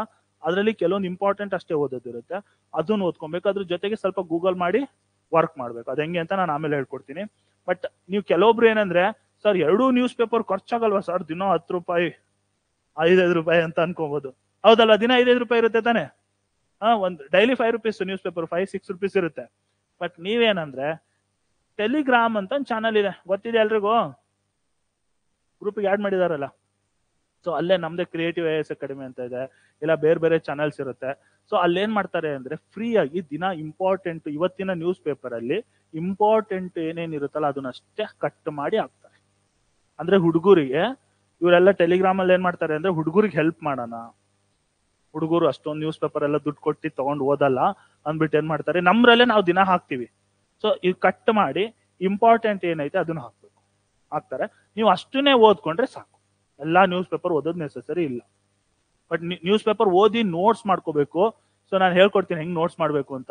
ಯಾರು ನ್ಯೂಸ್ ಪೇಪರ್ ಓದಿ ನೋಟ್ಸ್ ಮಾಡ್ಕೋತಾರಲ್ಲ, ಇವತ್ತಿಂದಾನೇ ಫಸ್ಟ್ನೇ ದಿನದಿಂದಾನೇ ಹ್ಯಾಬಿಟ್ ಹಾಕೋತಾರಲ್ಲ, ಇವ್ರು 100% ಎಕ್ಸಾಮ್ ಅಲ್ಲಿ ಪಾಸ್. ಯಾಕೆಂದ್ರೆ ಇವರಿಗೆ A to Z ಎಲ್ಲ ತಿಳ್ಕೊಂಡಿರ್ತಾರೆ. ಮತ್ತೆ ನೋಟ್ಸ್ ಅವರೇ ಮಾಡ್ತಿರೋದ್ರಿಂದ ಅವ್ರಿಗೆ ಏನಾಗುತ್ತೆ, ಅದ್ರ ಮೇಲೆ ಗ್ರಿಪ್ ತುಂಬಾ ಚೆನ್ನಾಗಿರುತ್ತೆ. ಸೊ ಕೆಲವ್ರು ಹೇಳ್ತಾರೆ, ಕರೆಂಟ್ ಅಫೇರ್ಸ್ಗೆ ಕೆಲವೊಂದು ಮ್ಯಾಗ್ಝಿನ್ ಅಂತ ಬರುತ್ತೆ, ಪ್ರತಿ ತಿಂಗಳೊಂದು ಮ್ಯಾಗ್ಝಿನ್ ಓದ್ಬೇಕು. ಸೊ ನೆನ್ನೆ ನಿಮಗೆ ಸರ್ ಹೇಳ್ತಿದ್ರು ಗೊತ್ತಾ, ವಿಜೇತ ಓದಿ, ಇಲ್ಲ ಇದು ಓದಿ ಅಂತ. ಸೊ ಆತರ ಕೆಲವೊಂದು ಮ್ಯಾಗ್ಝಿನ್ಗಳು ಬರುತ್ತೆ. ಆ ಮ್ಯಾಗ್ಝಿನಿಗೂ ನ್ಯೂಸ್ ಪೇಪರಿಗೂ ಏನಪ್ಪಾ ಡಿಫ್ರೆನ್ಸ್ ಅಂದ್ರೆ, ಈ ಅಡಿಗೆನ ನೀವೇ ಮಾಡಿದೀರಾ, ಇದ್ರಲ್ಲಿ ಏನೈತೆ ಏನಿಲ್ಲ ಎಲ್ಲ ಗೊತ್ತು, ಇದ್ರ ಮೇಲೆ ನಿಮಗೆ ಗ್ರಿಪ್ ಇರುತ್ತೆ. ಇದು ಯಾರೋ ಮಾಡಿದ್ದು ಅಡಿಗೆ, ನೀವು ಹೋಗಿ ತಿಂದ್ರೆ ಅದ್ರೊಳಗೆ ಏನೈತೆ ಏನಿಲ್ಲ ಅಂತ ಗೊತ್ತಿರಲ್ಲ. ಮತ್ತೆ ಇವ್ರ ಮೇಲೆ ನಿಮಗೆ ಕಾನ್ಫಿಡೆನ್ಸ್ ಇರಲ್ಲ, ಇವ್ರು ಎಷ್ಟು ಚೆನ್ನಾಗಿ ಮಾಡೋರೋ ಇಲ್ವೋ ಅಂತ ಗೊತ್ತಿಲ್ಲ. ಸೊ ಹಾಗಾಗಿ ಇದನ್ನ ಮಾಡಿದ್ರೆ ನಿಮಗೆ ಎಕ್ಸಾಮ್ ಅಲ್ಲಿ ಒಂದಲ್ಲ ಒಂದ್ ಆಂಗಲ್ ಅಲ್ಲಿ ಏನಾಗುತ್ತೆ, ನಿಮಗೆ ಹೆಲ್ಪ್ ಆಗುತ್ತೆ. ಬರೀ ಬೇರೆಯವ್ರ ಮೇಲೆ ಡಿಪೆಂಡ್ ಆದ್ರೆ ಏನಾಗುತ್ತೆ, ಕಷ್ಟ ಆಗುತ್ತೆ. ಯಾಕೆಂದ್ರೆ ನೀವು ನಿಜವಾಗ್ಲೂ ನೀವೇ ಓನಾಗಿ ನೋಟ್ಸ್ ಮಾಡ್ಕೊಂಡು ಓದಿದ್ರೆ, ನಿಮಗೆ ಪ್ರಬಂಧದಲ್ಲೋ, ಟ್ರಾನ್ಸ್ಲೇಷನ್ ಅಲ್ಲೋ, ಅಥವಾ ಬೇರೆ ಕ್ವಶನ್ ಅಲ್ಲೋ, ಯಾಕೆಂದ್ರೆ ನಾನು 6 ತಿಂಗಳದ್ದು ಹೇಳಿದೆ, 1 ವರ್ಷ ಹಳೇದ್ ಕೇಳಿದಾಗ ನೀವು 1 ವರ್ಷ ಹಳೇದ್ ಬರ್ಕೊಂಡಿದ್ರೆ ನಿಮಗೆ ಅಲ್ಲೂ ಕೂಡ ಹೆಲ್ಪ್ ಆಗುತ್ತೆ. ಇದು ಎಲ್ಲಿ ಅಂದ್ರೆ ನಿಮ್ದೇ ನೋಟ್ಸ್ ಇದ್ದಾಗ. ಸೊ ನಾನ್ ನಿಮಗೆ ಏನ್ ಹೇಳ್ತೀನಿ ಅಂದ್ರೆ, ನಿಮ್ದೇ ನೋಟ್ಸ್ನ ಕಂಪಲ್ಸರಿ ಬರೀಲೇಬೇಕು. ಪ್ರತಿದಿನ ನ್ಯೂಸ್ ಪೇಪರ್ ಓದ್ಬೇಕು, ಅದ್ರ ಬಗ್ಗೆ ಮಾಡ್ಬೇಕು. ಅದ್ರ ಜೊತೆಗೆ ಮಂತ್ಲಿ ಇದೊಂಥರ ರಿವಿಷನ್ಗೆ, ಯಾವ್ದಾರು ಒಂದು ಮ್ಯಾಗ್ಝಿನ್ ಏನ್ ಮಾಡ್ಬೇಕು, ರಿವಿಷನ್ಗೆ ತಗೋಬೇಕು. ಇದು ರಿವಿಷನ್ ಅಂದ್ರೆ, ನಾವು ಒಂದೇ ಸಲ ಓದಿದ್ರೆ ನಮ್ದೇ ನಾವು ಬರ್ಕೊಂಡ್ರೆ ನಮ್ಗೆ ಅಷ್ಟೊಂದು ನೆನಪಿರಲ್ಲ. ಎರಡನೇದು ಇದನ್ನ ರಿವಿಷನ್ ಮಾಡ್ಕೋಬೇಕು. ಮತ್ತೆ ಕೆಲವೊಂದ್ಸಲ ನಾವೇನಾದ್ರು ಬಿಟ್ಟಿರ್ತೀವಿ, ಅವ್ರು ಕವರ್ ಮಾಡಿರ್ತಾರೆ, ಅದನ್ನ ನೋಡ್ಕೊಂಡು ಟ್ಯಾಲಿ ಮಾಡ್ಬೇಕು. ಸೊ ಏನ್ ಮಾಡ್ಬೇಕು, ಎರಡು ಸೈಮಲ್ಟೇನಿಯಸ್ಲಿ ಹೋಗ್ಬೇಕು. ಇದು ನಿಮ್ಮ ಈ ಫಸ್ಟ್ ಪೇಪರ್ ಅಲ್ಲಿ ಎಸ್ಸೆ ನ್ಯೂಸ್ ಪೇಪರ್ ಓದೋದ್ರಿಂದ ತುಂಬಾ ಹೆಲ್ಪ್ ಇದೆ, ಗೊತ್ತಾಯ್ತಾ. ಅದ್ರ ಜೊತೆಗೆ ನಾವೇ ಮೆಟೀರಿಯಲ್ ಕೂಡ ಕೊಡ್ತೀನಿ, ಎಸ್ಸೆ ಬುಕ್ ಎಲ್ಲ ಕೊಡ್ತೀನಿ, ಕ್ಲಾಸ್ ಕೂಡ ಮಾಡ್ಕೊಡ್ತೀವಿ, ಟ್ರಾನ್ಸ್ಲೇಷನ್ ಕ್ಲಾಸು, ಪ್ರಿಸೈಸ್ ಕ್ಲಾಸು ಎಲ್ಲವನ್ನು ಕೂಡ ಹೇಳ್ಕೊಡ್ತೀವಿ. ಇದು ನಿಮಗೆ KS ಅಲ್ಲೂ ಹೆಲ್ಪ್ ಆಗುತ್ತೆ ಮತ್ತೆ PSI ಅಲ್ಲೂ ಹೆಲ್ಪ್ ಆಗುತ್ತೆ. ಅರ್ಥ ಆಯ್ತಾ? ಈಗ ಪೇಪರ್ 1 ಬಗ್ಗೆ ಏನಾದ್ರು ಡೌಟ್ ಇದೆಯಾ? ಸೊ ಎಕ್ಸಾಮ್ ಅಲ್ಲಿ ಯಾವ್ದು ಫಸ್ಟ್ ಬರಿಬೇಕು, ಯಾವ್ದು ಲಾಸ್ಟಿಗೆ ಬರಿಬೇಕು ಎಲ್ಲ ಕೊಟ್ಟಿರ್ತಾರೆ. ಸೊ ಅದು ಹೆಂಗೆ ಅಂದ್ರೆ ಅದು ನಿಮ್ಮ ಪ್ರಾಕ್ಟೀಸ್ ಮೇಲೆ ಡಿಪೆಂಡ್. ನೀವು ಇವಾಗ ಅದನ್ನ ಡಿಸೈಡ್ ಮಾಡಕ್ ಆಗಲ್ಲ. ಇಲ್ಲೆಲ್ಲ ಕ್ಲಾಸ್ ಎಲ್ಲ ಕೇಳಿ ಅರ್ಥ ಮಾಡ್ಕೊಂಡು ನಿಮಗೆ ಎಷ್ಟು ಬರುತ್ತೆ ಅದನ್ನ ತಿಳ್ಕೊಂಡು ಅದಾದ್ಮೇಲೆ ನೀವು ಎಕ್ಸಾಮ್ ಹಾಲಿಗೆ ಹೋಗೋಕ್ಕಿಂತ ಮೊದಲು ಟೆಸ್ಟ್ ಸೀರೀಸ್ ನ ಬರೆಸ್ತೀವಿ. ಸೊ ಆ ಟೆಸ್ಟ್ ಸೀರೀಸ್ ಅಲ್ಲಿ ಪ್ರಾಕ್ಟೀಸ್ ಮಾಡಬೇಕು. ಅವಾಗ ನಿಮಗೆ ಗೊತ್ತಾಗುತ್ತೆ. ಒಂದ್ಸಲ ಡೈರೆಕ್ಟ್ ಆಗಿ ಹೋಗಿ ಕುತ್ಕೊಂಡಾಗ ನಾನು ಯಾವುದೋ ಎಸ್ಸೆನ ರೆಡಿಮೇಡ್ ಎಸ್ಸೆ ಕೊಟ್ಟಿರ್ತೀನಿ, ಅದು ಓದ್ಕೊಂಡ್ ಬಂದು ಕುತ್ಕೋತೀರಾ. ಬಟ್ ಎಕ್ಸಾಮ್ ಅಲ್ಲಿ ಅದು ಬಂದಿದ್ರೆ ಫಸ್ಟ್ ಅದನ್ನ ಬರೀಬೇಕು. ಬಂದಿರ್ಲಿಲ್ಲ ಅಂದ್ರೆ ಫಸ್ಟ್ ಟ್ರಾನ್ಸ್ಲೇಷನ್ ಪ್ರಿಸೈಸ್ ಮಾಡ್ಕೊಂಡು ಲಾಸ್ಟಿಗೆ ಅದನ್ನ ಮಾಡ್ಬೇಕು. ಅದೆಲ್ಲ ಸ್ಟ್ರಾಟಜಿಗಳು ಇರುತ್ತೆ. ಅದನ್ನ ನಿಮ್ಮ ಕ್ಲಾಸ್ ಅಲ್ಲಿ ನಿಮ್ಮ ಫ್ಯಾಕಲ್ಟಿ ಏನ್ ಮಾಡ್ತಾರೆ, ಅದನ್ನ ಗೈಡ್ ಮಾಡ್ತಾರೆ. ಅರ್ಥ ಆಯ್ತಾ? ಸೊ ಇದ್ರಲ್ಲಿ ಯಾವ್ದು ಫಸ್ಟ್ ಬರೀಬೇಕು, ಯಾವ ಸೆಕೆಂಡ್ ಬರೀಬೇಕು ಅಂತ ಏನೂ ಇಲ್ಲ. ಸೊ ನೀವ್ ಹೆಂಗ್ ಬರೀತೀರಾ ಅನ್ನೋದ್ರ ಮೇಲೆ ಮುಂದಿಂದೆಲ್ಲ. ಸೊ ಇದು ಪೇಪರ್ 1 PSI ಇಲ್ಲಿ ಮತ್ತೆ SA ಮತ್ತೆ ಇದ್ರ KS ಅಲ್ಲಿ. ಇನ್ನ ಪೇಪರ್ 2. ಸೊ ಪೇಪರ್ 2 ಅಲ್ಲಿ ಎಷ್ಟು ಮಾರ್ಕ್ಸ್ ಇರುತ್ತೆ? ಇದು 150 ಮಾರ್ಕ್ಸ್. 100 ಕ್ವಶನ್ ಎಷ್ಟು? 150 ಮಾರ್ಕ್ಸ್. ಹೌದಾ? ಸೊ ಈ ಪೇಪರ್ 2 ಏನಿದೆಯಲ್ಲ PSI ಎಕ್ಸಾಮಿಗೆ, ಇದೇ ಪೇಪರ್ ಏನ್ ಮಾಡಿದ್ದಾರೆ ಅವರು KS ಅಲ್ಲಿ 2 ಭಾಗ ಮಾಡಿದ್ದಾರೆ. Paper 1, paper 2. ಅಂದ್ರೆ ಇಲ್ಲಿ ಎಲ್ಲಾದ್ನೂ ಓದ್ಬೇಕು. ಇಲ್ಲೂ ಅದೇ ಇದೆ, ಇಲ್ಲೂ ಅದೇ ಇದೆ. ಬಟ್ ಏನ್ ಮಾಡಿರ್ತಾರೆ ಇವರು, ಇದನ್ನ ಸಪ್ರೇಟ್ ಮಾಡಿದ್ದಾರೆ ಅಷ್ಟೇ. ಪೇಪರ್ 1 ಅಂತೇಳಿ, ಪೇಪರ್ 2 ಅಂತೇಳಿ. ಇಲ್ಲಿ PSI ಫಸ್ಟ್ ಹೇಳ್ಬಿಡ್ತೀನಿ. ಇದ್ರಲ್ಲಿ ಹೆಂಗಪ್ಪ ಅಂದ್ರೆ ಪೇಪರ್ 2 ಅಲ್ಲಿ ನಿಮಗೆ ಕೆಲವೊಂದು ಸಬ್ಜೆಕ್ಟ್ಸ್ ಬರುತ್ತೆ. ಅವೆಲ್ಲ ಏನಂದ್ರೆ ನಾವು ಹೈಸ್ಕೂಲ್ ಅಲ್ಲಿ PUC ಅಲ್ಲಿ ಎಲ್ಲ ನಾವು ಓದ್ಕೊಂಡ್ ಬಂದಿರೋದೆ. ಇಲ್ಲಿ ನೀವ್ ಏನ್ ಓದ್ತಿದ್ದೀರಲ್ಲ ಕಾಂಪಿಟೇಟಿವ್ ಎಕ್ಸಾಮ್ಸ್ ಅಲ್ಲಿ, ಇವ್ ಯಾವೂ ಕೂಡ ಹೊಸದಲ್ಲ. ಇವ್ ಯಾವ ಸಬ್ಜೆಕ್ಟ್ ಕೂಡ ಹೊಸದಲ್ಲ. ನೀವೆಲ್ಲರೂ 6ನೇ ಕ್ಲಾಸಲ್ಲಿ ಹಿಸ್ಟ್ರಿ ಓದಿದ್ದೀರಾ. ಇತಿಹಾಸ ಅಂದ್ರೆ ಏನು ಅಂತ ನಿಮಗೆ ಗೊತ್ತು. ನೀವೆಲ್ಲ ಸೋಷಿಯಾಲಜಿ ಅಂದ್ರೆ ಅದ್ರ ಜೊತೆ ಬೇರೆ ಬೇರೆ ಓದಿರ್ತೀರಾ. ನಿಮ್ಗೆ ಪೊಲಿಟಿ ಓದಿದ್ದೀರಾ, ಜಿಯೋಗ್ರಫಿ ಓದಿದ್ದೀರಾ, ಸೈನ್ಸ್ ಓದಿದ್ದೀರಾ, ಮೆಂಟಲ್ ಎಬಿಲಿಟಿ, ಮ್ಯಾಥ್ಸು ಕೂಡ ಓದಿದ್ದೀರಾ. ಎಲ್ಲರೂ 6 to 10 ಸ್ಟ್ಯಾಂಡರ್ಡ್ ಒಳಗಡೆ ಏನ್ ಮಾಡಿರ್ತೀವಿ, ಎಲ್ಲವನ್ನೂ ಓದಿರ್ತೀವಿ. ಎಕನಾಮಿಕ್ಸ್, ಅರ್ಥಶಾಸ್ತ್ರನೂ ಎಲ್ಲದನ್ನೂ ಓದಿರ್ತೀವಿ. ಬಟ್ ಏನಂದ್ರೆ ಸರ್ ಅವಾಗ ಸಣ್ಣವರು ಸರ್, ಮೇಡಮ್ ಹೊಡಿತಾರೆ ಅಂತ ಓದ್ತಿದ್ದು ಸರ್ ಅಷ್ಟೇ. ಇಲ್ಲೇನಂದ್ರೆ ಎಕ್ಸಾಮ್ ಪಾಸ್ ಆಗ್ಬೇಕು ಅಂತ ಓದ್ಬೇಕು. ಅವಾಗ ಏನು ಮನೇಲಿ ಬೈತಾರೆ ಮಾರ್ಕ್ಸ್ ತಗೊಳ್ಳಿಲ್ಲ ಅಂದ್ರೆ, ಅದಕ್ಕೋಸ್ಕರ ಸ್ಕೂಲಲ್ಲಿ ಹೋಗ್ತಿದ್ದು. ಇವಾಗ ಏನಾಗ್ಬಿಟ್ಟಿದೆ ಅಂದ್ರೆ ಮೈಂಡ್ ಅಲ್ಲಿ ಅವೇನು ನೆನಪಿಲ್ಲ. ಹೌದಾ? ಏನಾದ್ರು ನೆನಪಿದ್ಯಾ? ಏನು ನೆನಪಿಲ್ಲ, ಎಲ್ಲ ಮರ್ತೋಗಿದೆ, ಎರೇಸ್ ಆಗಿದೆ. ಬಟ್ ನೀವು ಇದನ್ನ ರಿವಿಷನ್ ಮಾಡಿದ್ರೆ ಎಲ್ಲ ವಾಪಸ್ ಬರುತ್ತೆ. ಸೊ ಹಂಗೆ ಮುಂದೆ ಹೋಗ್ತಾ ಹೋಗ್ತಾ PUC ಏನಾಗುತ್ತೆ, PUC SLC ಇಂದ PUC ಹೋದಾಗ ಕಾಮರ್ಸ್ ಅವ್ರು ಏನ್ ಮಾಡ್ತಾರೆ, ಬರೀ ಮ್ಯಾಥ್ಸ್ ಅಂತದ್ರ ಮೇಲೆ ಫೋಕಸ್ ಮಾಡ್ತಾರೆ. ಸೈನ್ಸ್ ಅವ್ರು ಬರೀ ಸೈನ್ಸ್ ಮೇಲೆ ಫೋಕಸ್ ಮಾಡ್ತಾರೆ. ಆರ್ಟ್ಸ್ ಅವರು ಅವೇ ಸಬ್ಜೆಕ್ಟ್ಸ್ ಮೇಲೆ ಫೋಕಸ್ ಮಾಡ್ತಾರೆ. ಈ ರೀತಿ ಆಗುತ್ತೆ ಅದಷ್ಟೇ. ಬಟ್ ಇಲ್ಲಿ ನೀವು ಯಾವ ಬ್ಯಾಕ್ ಗ್ರೌಂಡ್ ಏನು ಮ್ಯಾಟರ್ ಆಗಲ್ಲ. ಎಲ್ಲದನ್ನು ಮತ್ತೆ ಫಸ್ಟ್ ಇಂದ ಏನ್ ಮಾಡ್ಬೇಕು, ಬ್ಯಾಕ್ ಟು ಸ್ಕೂಲ್ಸ್. ನಾವೆಲ್ಲ ಸ್ಕೂಲಿಗೆ ಹೋಗ್ಬೇಕು. 6ನೇ ಕ್ಲಾಸಲ್ಲಿ ಏನ್ ಪಾಠ ಆಯ್ತಲ್ಲ ಅದನ್ನೆಲ್ಲ ಇಲ್ಲಿ ಕಲಿತೀವಿ. ಅಲ್ಲಿಂದಾನೇ ಸ್ಟಾರ್ಟ್ ಮಾಡೋದು ಸರ್ಗಳು ನಿಮಗೆ. ಅಲ್ಲಿ ಏನೇನ್ ಹೇಳ್ಕೊಟ್ರಲ್ಲ ನಿಮ್ ಸ್ಕೂಲಲ್ಲಿ, ವಾಪಸ್ ನಿಮಗೆ ಸ್ಕೂಲಿಗೆ ಕರ್ಕೊಂಡು ಹೋಗ್ತಾರೆ. ಬಟ್ ಅಲ್ಲಿ ಸ್ಕೂಲಲ್ಲಿ ಹೇಳ್ಕೊಟ್ಟಂಗೆ ಸಣ್ಣ ಮಕ್ಳಿಗೆ ಹೇಳ್ಕೊಟ್ಟಂಗೆ ಹೇಳ್ಕೊಡಲ್ಲ, ದೊಡ್ಡ ಹುಡುಗರಿಗೆ ಹೇಳ್ಕೊಟ್ಟಂಗೆ ಹೇಳ್ಕೊಡ್ತಾರೆ ಅಷ್ಟೇ. ಇಲ್ಲಿ ಫಸ್ಟ್ ಹಿಸ್ಟ್ರಿ ಅಂತ ಇದೆ. ಹಿಸ್ಟ್ರಿ ಅಂದ್ರೆ ಏನು? ಇತಿಹಾಸ. ಸೊ ಇತಿಹಾಸ ಅಂದ್ರೆ ಏನಪ್ಪಾ ಅಂದ್ರೆ ಏನಿಲ್ಲ, ಸಿಂಪಲ್. ನಾವ್ ಹೆಂಗೆ ಇವತ್ತು ಮನುಷ್ಯ ಹೆಂಗೆ ಬಂದಿದ್ದಾನೆ ಇದನ್ನ ತಿಳ್ಕೊಬೇಕು ಅಷ್ಟೇ. ನಮಗೆ ಸ್ವಾತಂತ್ರ್ಯ ಹೆಂಗ್ ಸಿಕ್ತು, ಸೊ ಅದಕ್ಕಿಂತ ಮೊದಲು ಮನುಷ್ಯ ಹೆಂಗಿದ್ದ. ಸೊ ಬ್ರಿಟಿಷರು ಬಂದ್ರು, ಕೇಳಿರ್ತೀವ ನಾವು. ನಮ್ಗೆ ಯಾರು ಸ್ವಾತಂತ್ರ್ಯ ಕೊಟ್ಟಿದ್ದು? ಬ್ರಿಟಿಷರ ಹತ್ರ ತಾನೇ ನಾವು ಸ್ವಾತಂತ್ರ್ಯ ತಗೊಂಡಿದ್ದು. ಸೊ ಬ್ರಿಟಿಷರು ಯಾಕೆ ಬಂದ್ರು, ಅದಕ್ಕಿಂತ ಮೊದಲು ಯಾರಿತ್ತು, ಅದಕ್ಕಿಂತ ಮೊದಲು ನಾವ್ ಹೆಂಗಿದ್ದು. ಸೊ ನಿಮಗೆಲ್ಲ ಹೇಳಿರ್ಬೇಕಲ್ಲ, ಮಾನವ ಏನಾಗಿರ್ತಾ, ಮಂಗನಿಂದ ಮಾನವನಾದದ್ದೇ. ಹೌದ್ ತಾನೆ? ಮಾನವ ಹೆಂಗಾದ ಅಂದ್ರೆ ಫಸ್ಟ್ ಮಂಗ ಇದ್ದಂತೆ, ಆಮೇಲೆ ಮಾನವ ಆದ್ನಂತೆ. ಹೆಂಗಾದ ಗ್ರೋತು, ಸೊ ಎಲ್ಲಿದ್ದ, ಹೆಂಗೆ, ಇದನ್ನೆಲ್ಲ ಏನ್ ಮಾಡ್ತಾರೆ ಅಂದ್ರೆ ನಿಮ್ಗೆ ಹಿಸ್ಟ್ರಿಯಲ್ಲಿ ಹೇಳ್ತಾರೆ. ಇದ್ರೊಳಗೆ 4 ಪಾರ್ಟ್ ಬರುತ್ತೆ. ಒಂದು ಯಾವುದು? ಏನ್ಷಿಯಂಟು. ಸೊ ಇನ್ನೊಂದು ಮಿಡೇವಲ್, ಮತ್ತೆ ಮಾಡ್ರನ್ನು, ಮತ್ತೆ ಕರ್ನಾಟಕ. ಸೊ ಕನ್ನಡದಲ್ಲಿ ಎಂತಾರೆ ಏನ್ಷಿಯಂಟಿಗೆ? ಪ್ರಾಚೀನ ಭಾರತದ ಇತಿಹಾಸ. ಕನ್ನಡದಲ್ಲಿ ಏನಂತಾರೆ? ಪ್ರಾಚೀನ ಭಾರತದ ಇತಿಹಾಸ ಅಂತ ಹೇಳ್ತಾರೆ. ಇದು ಮಧ್ಯಕಾಲೀನ ಭಾರತದ ಇತಿಹಾಸ ಅಂದ್ರೆ ಟೈಮ್ ಪೀರಿಯಡ್. ಮಧ್ಯಕಾಲೀನ, ಪ್ರಾಚೀನ ಅಂದ್ರೆ ತುಂಬಾ ಹಳೇದು. ಅದಾದ್ಮೇಲೆ ಮಾಡ್ರನ್ ಅಂದ್ರೆ ಯಾವುದು? ಆಧುನಿಕ ಭಾರತದ ಇತಿಹಾಸ. ಇನ್ನೊಂದು ಯಾವುದು? ಕರ್ನಾಟಕದ ಇತಿಹಾಸ. ಇಲ್ಲಿ 4 ಪಾರ್ಟ್ಗಳು ಬರುತ್ತೆ ಹಿಸ್ಟ್ರಿಲಿ. ಟೋಟಲ್ 4. ಸ್ಟಾರ್ಟ್ ಆಗೋದು ನಮ್ದು ಏನ್ಷಿಯಂಟ್ ಇಂದ, ಅಂದ್ರೆ ಮಾನವ ಹೆಂಗೆ ಬರ್ತಾನೆ, ಹೆಂಗೆ ಉಗಮ ಆಗ್ತಾನೆ ಅಲ್ಲಿಂದ ಸ್ಟಾರ್ಟ್ ಮಾಡಿ ಇಲ್ಲಿ ನಿಮಗೆ ಅಪ್ ಟು ಗುಪ್ತಾಸ್ವರ್ಗು ಮಾಡ್ತಾರೆ. ಆಮೇಲೆ ಮಿಡಿವಲ್ ಅಲ್ಲಿ ಏನ್ ಮಾಡ್ತಾರೆ ಅಂದ್ರೆ ನಿಮಗೆ ಒಂದು ಡೆಲ್ಲಿ ಸುಲ್ತಾನೇಟ್ಸ್ಗಳು ನಮ್ಮನ್ನ ಆಳ್ವಿಕೆ ಮಾಡ್ತಾರೆ. ಅಲ್ಲಾವುದ್ದೀನ್ ಖಿಲ್ಜಿ ಅವರು ಇವರೆಲ್ಲ ಬರ್ತಾರೆ. ಇಲ್ಲೆಲ್ಲ ಯುದ್ಧಗಳು ನಡೀತಾ ಇರ್ತಾರೆ ಫುಲ್. ಗೊತ್ತಿದ್ಯಾ ಯುದ್ಧಗಳು? ಪಿಕ್ಚರ್ ಎಲ್ಲ ನೋಡಿರ್ತೀರಲ್ಲ, ಅಲ್ಲಾವುದ್ದೀನ್ ಖಿಲ್ಜಿ, ಗಜ್ನಿ, ಓರಿ, ಬಾಬರು, ಅವರು ಇವರು ಎಲ್ಲಾ ಬಂದು ಇಲ್ಲೆಲ್ಲ ಏನ್ ಮಾಡ್ತಾರೆ, ಯುದ್ಧ ಮಾಡ್ತಾರೆ. ಇದಕ್ಕಿಂತ ಮೊದಲು ಏನ್ಷಿಯಂಟ್ ಅಲ್ಲಿ ಏನೇನ್ ಬರುತ್ತಪ್ಪ ಅಂದ್ರೆ ಅಲ್ಲಿ ನಿಮಗೆ ಫಸ್ಟ್ ನಾವ್ ಹೆಂಗೆ ಬಂದು ನಮ್ದು ಹೆಂಗೆ ಜನರು ಹೆಂಗಿತ್ತು, ಸೊ ನಾವು ಫಸ್ಟ್ ಎಲ್ಲಿ ಮನುಷ್ಯ ಆದ ತಕ್ಷಣ ನಾವು ಎಲ್ಲಿ ಹುಟ್ಟದ, ಎಲ್ಲಿದ್ದ, ಯಾವ್ಯಾವ ಊರಲ್ಲಿದ್ದ ಅಂತವೆಲ್ಲ ಕೆಲವೊಂದು ಪ್ಲೇಸಸ್ಗಳು ಬರುತ್ತೆ. ಅದಾದ್ಮೇಲೆ ಇಲ್ಲಿ ಬುದ್ಧಿಸಮ್, ಜೈನಿಸಮ್ ಬರುತ್ತೆ. ಅಂದ್ರೆ ಬುದ್ಧ ಹೆಂಗ್ ಬಂದ, ಜೈನ ಧರ್ಮ ಹೆಂಗ್ ಬಂತು, ಅದಾದ್ಮೇಲೆ ಮೌರ್ಯರು ಬರ್ತಾರೆ, ಗುಪ್ತರು ಬರ್ತಾರೆ. ಸೊ ಇವೆಲ್ಲ ಇಲ್ಲಿ ಬರುತ್ತೆ ನಿಮಗೆ ಏನ್ಷಿಯಂಟ್ ಅಲ್ಲಿ. ಇದಾದ್ಮೇಲೆ ಮಿಡಲ್ ಅಲ್ಲಿ ಏನ್ ಬರುತ್ತೆ ಅಂದ್ರೆ ಇವರೆಲ್ಲ ಇರ್ತಾರೆ, ಇವರು ಆಕ್ರಮಣ ಮಾಡ್ತಾರೆ. ಯಾರು? ಡೆಲ್ಲಿ ಸುಲ್ತಾನ್ ಅಂತಂದ್ರೆ ಬೇರೆ ಇದರಿಂದ ಅರಬಿಂದ ಅಲ್ಲಿಂದ ಬಂದು ಇವ್ರು ಅಟ್ಯಾಕ್ ಮಾಡಿ ಇವ್ರನ್ನೆಲ್ಲ ಏನ್ ಮಾಡ್ತಾರೆ ಅಂದ್ರೆ ಇಲ್ಲಿ ಅವ್ರ ಬಗ್ಗೆ ಬರುತ್ತೆ. ಅಂದ್ರೆ ಅವ್ರು ನಮ್ಮನ್ನ ಆಳ್ತಾರೆ. ಇಲ್ಲಿ ಎಷ್ಟೋ ಒಂದು ವರ್ಷಗಳ ಕಾಲ ಏನ್ ಮಾಡ್ತಾರೆ, ಇವ್ರು ಆಳ್ತಾರೆ. ಇವ್ರು ಹೋದ್ಮೇಲೆ ಮಾಡ್ರನಲ್ಲಿ ಏನಾಗುತ್ತಪ್ಪ ಅಂದ್ರೆ ಬ್ರಿಟಿಷರು ಬರ್ತಾರೆ. ಸೊ ಇವ್ರು ಏನ್ ಮಾಡ್ತಾರೆ, ನಮ್ಮನ್ನ ಇವ್ರು ಆಳ್ವಿಕೆ ಮಾಡ್ತಾರೆ. ಗೊತ್ತಿದ್ಯಾ? ಸೊ ಇವ್ರು ಆಳ್ವಿಕೆ ಮಾಡ್ತಾರೆ. ಇವ್ರು ಆಳ್ವಿಕೆ ಮಾಡಿ ಇವ್ರ ಹತ್ರದಿಂದ ನಾವು ಹೆಂಗೆ ಸ್ವಾತಂತ್ರ್ಯ ಪಡೆದು ಎಲ್ಲ ಗೊತ್ತಿದೆ ಅನ್ಸುತ್ತೆ ಎಲ್ಲ. ಹೌದಲ್ಲ? ನಾನು ಹೇಳ್ತಿರೋದೆಲ್ಲ ಗೊತ್ತಿದೆ ತಾನೆ? ಸೊ ಇದನ್ನೇ ಹೇಳ್ಕೊಡ್ತಾರೆ. ಇನ್ನೊಂದೇನಪ್ಪಾ ಅಂದ್ರೆ ಸ್ಪೆಸಿಫಿಕ್ ಆಗಿ ಕರ್ನಾಟಕ. ಏನಕ್ಕೆ ಕರ್ನಾಟಕ ಅಂದ್ರೆ ನಾವು ಕನ್ನಡಿಗರು, ಹೌದಲ್ವಾ? ಈ ನೋಡಿ ಎಲ್ಲ ನೆನ್ನೆ ಎಲ್ಲ ಟ್ವಿಟ್ಟರ್, ಇನ್ಸ್ಟಾಗ್ರಾಮ್ ಅಲ್ಲೆಲ್ಲ ಸ್ಟ್ರೈಕ್ ಮಾಡ್ತಿದ್ರು. ಏನಕ್ಕೆ? RCB ಲಿ ಕನ್ನಡದವ್ರು ಒಬ್ಬರೇ ಇದ್ದಾರೆ ಅಂತ. ಯಾರ್ಯಾರು RCB ಫ್ಯಾನ್ಸು? ಎಲ್ರುನಾ? CSK ಫ್ಯಾನ್ಸ್ ಯಾರು ಇದ್ರೆ ಕ್ಲಾಸಿಂದ ಹೊರಗಾಗ್ತೀವಿ. ಹಂಗೇನಿಲ್ಲ, ಅದು ನಿಮ್ಮ ವೈಯಕ್ತಿಕ. ನೀವು CSK-ನಾರು ಇರ್ರಿ, RCB-ನಾರು ಇರ್ರಿ, ಅದು ನಿಮ್ಮ ಇಷ್ಟ, ಹೌದಲ್ವಾ? ಸುಮ್ನೆ ಹೇಳಿದ್ದು. ಆಮೇಲೆ ಹೋಗಿ ಇದ್ ಮಾಡಿರ. ಆಮೇಲೆ ಒಂದ್ಸಲ ಯಾರೋ ಹಿಂಗೆ ದರ್ಶನ್ ಮೊನ್ನೆ ರೀಸೆಂಟ್ ಆಗಿ ಕೇಸ್ ಆಯ್ತಲ್ಲ, ಏನೋ ಕ್ಲಾಸ್ ಅಲ್ಲಿ ಏನೋ ದರ್ಶನ್ ಬಗ್ಗೆ ಅಂದಿದ್ದಕ್ಕೆ ಯಾರೋ ಒಬ್ಬ ಹಿಂದ್ಗಡೆ ಕುತ್ಕೊಂಡು, ಸರ್ ನಮ್ ದರ್ಶನಿಗಲ್ಲ ಅನ್ನಂಗಿಲ್ಲ ಸರ್ ಅಂದ. ನಾನೇನು ಮಾಡಲ್ಲಪ್ಪ, ಸುಮ್ನೆ ಜೋಕ್ ಮಾಡಿದ್ದು. ಆಮೇಲೆ ಹೊರಗಡೆ ನಿಮ್ ಗ್ಯಾಂಗ್ ಕರ್ಕೊಂಬಂದ್ ಹೊಡ್ಸಿಯಾ ಅಂದೆ. ಸೊ ಅದೆಲ್ಲ ಅವ್ರವ್ರ ವೈಯಕ್ತಿಕ, ಸುಮ್ನೆ ಕಾಮಿಡಿ ಅಷ್ಟೇ. ಇಲ್ಲಿ ಕೆಲವರು ಫ್ಯಾಕಲ್ಟಿಗಳು ಬಂದು ನಿಮಗೆ ಏನಕ್ಕೆ ಅಂದ್ರೆ ನೀವೆಲ್ಲ ಸೀರಿಯಸ್ ಆಗಿರ್ತೀರಾ, ನಿದ್ದೆ ಬರಬಾರ್ದು ಅಂದ್ಬಿಟ್ಟು ಅವಾಗ ಏನ್ ಮಾಡ್ತಾರೆ, ಜೋಕ್ಗಳು ಮಾಡ್ತಾರೆ. ಸೊ ಹಂಗಂತೇಳಿ ಯಾರಿಗಾರು ನಿಮಗೆ ಅಂದ್ರು, ಈಗ ನೋಡಿ ನಾನು ಅಪ್ಪುಗೆ ಗರ್ಲ್ ಫ್ರೆಂಡ್ ಅಂದೆ, ಅವ್ನ ಅವಾಲಿಂದ ಬೇಜಾರ್ ಮಾಡ್ಕೊಂಡವನೆ. ಸರ್ ನನಗೆ ಗರ್ಲ್ ಫ್ರೆಂಡ್ ಇದಾರೆ ಅಂದ, ನನಗೆ ಒಂದೂ ಗರ್ಲ್ ಫ್ರೆಂಡ್ ಇಲ್ವಲ್ಲ, ಹೆಂಗೆ ಇವಾಗ ಸರ್ ಹೇಳಿದ್ ಮಾತನ್ನ ನಿಜ ಹೆಂಗ್ ಮಾಡೋದು ಅಂತ ಅವಾಲಿಂದ ಯೋಚನೆ ಮಾಡ್ತಾನೆ. ಸೊ ಹಿಂಗೆ ಸುಮ್ಮನೆ ಕಾಮಿಡಿ ಮಾಡ್ತಿರ್ತೀವಿ, ಅದನ್ನ ಯಾರು ಇದ್ ಮಾಡ್ಕೋಬಾರ್ದು ಅಷ್ಟೇ. ಸೊ ಇಲ್ಲಿ ಕರ್ನಾಟಕದ ಬಗ್ಗೆ ಏನಕ್ಕೆ ಸ್ಪೆಸಿಫಿಕ್ ಆಗಿ ಕೇಳ್ತಾರೆ ಅಂದ್ರೆ ನಾವೆಲ್ಲ ಕನ್ನಡಿಗರು, ಹಾಗಾಗಿ ನಮ್ಮ ಕರ್ನಾಟಕದ ಇತಿಹಾಸನ ನಾವು ತಿಳ್ಕೊಂಡಿರ್ಬೇಕು.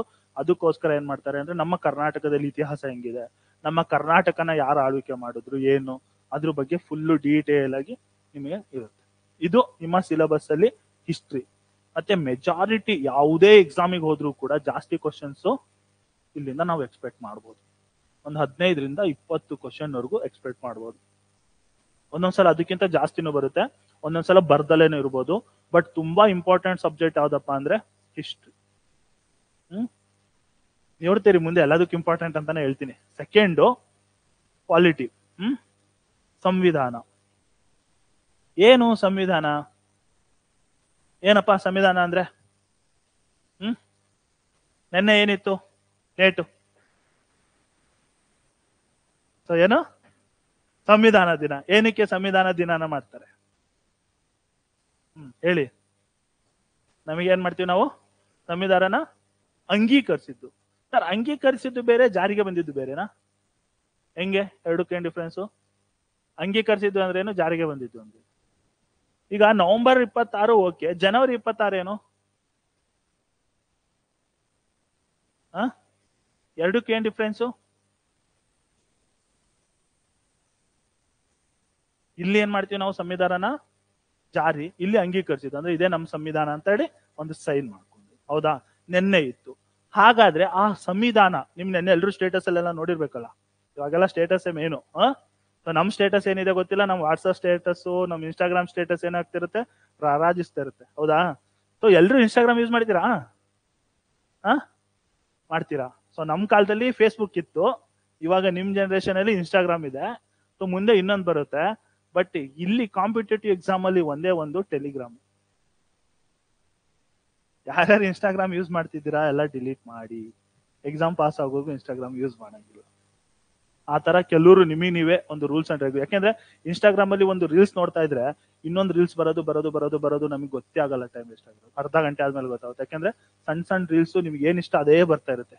ನೀವೇನಾದ್ರು ತಿನ್ನೋದ್ರ ಬಗ್ಗೆ ನೋಡಿ, ಬರೀ ತಿನ್ನೋದ್ರ ಬಗ್ಗೆನೇ ಬರುತ್ತೆ. ಶಾಪಿಂಗ್ ಬಗ್ಗೆ ನೋಡಿ, ಬರೀ ಶಾಪಿಂಗ್ ಬಗ್ಗೆನೇ ಬರುತ್ತೆ. ಯಾವ್ದಾದ್ರು ಒಂದು ರಶ್ಮಿಕಾ ಮಂದಣ್ಣ ನೋಡಿ, ಅವಳ ಬಗ್ಗೆ ಒಂದು 2 ವಿಡಿಯೋ, ಎಲ್ಲ ವಿಡಿಯೋ ಅವಳದೇ ಬರುತ್ತೆ. ಸೊ ಅದೇನಾಗುತ್ತೆ ಅಂದ್ರೆ ನಿಮ್ಮ ಟೈಮನ್ನ ಕಿಲ್ ಮಾಡುತ್ತೆ. ಸೊ ಯೂಸ್ ಮಾಡಿ, ಬೇಡ ಅಂತ ಹೇಳಲ್ಲ, ಬಟ್ ಇನ್ಸ್ಟಾಗ್ರಾಮು ಇವೆಲ್ಲ ಸೋಷಿಯಲ್ ಮೀಡಿಯಾ ಇದೆಯಲ್ಲ, ಇದನ್ನೆಲ್ಲ ಕಡಿಮೆ ಯೂಸ್ ಮಾಡಿ. ಅದ್ರ ಬದಲು ಟೆಲಿಗ್ರಾಮ್ನ ಯೂಸ್ ಮಾಡಿ. ಟೆಲಿಗ್ರಾಮ್ ಅಲ್ಲಿ ಏನಾಗುತ್ತೆ ಅಂದ್ರೆ ನಿಮಗೆ ಬೇರೆ ಬೇರೆ ಇದು ಗ್ರೂಪ್ಗಳು ಇರುತ್ತೆ, ಅವರೆಲ್ಲ ಕ್ವಶನ್ಗಳು ಹಾಕ್ತಾರೆ ಡೈಲಿ.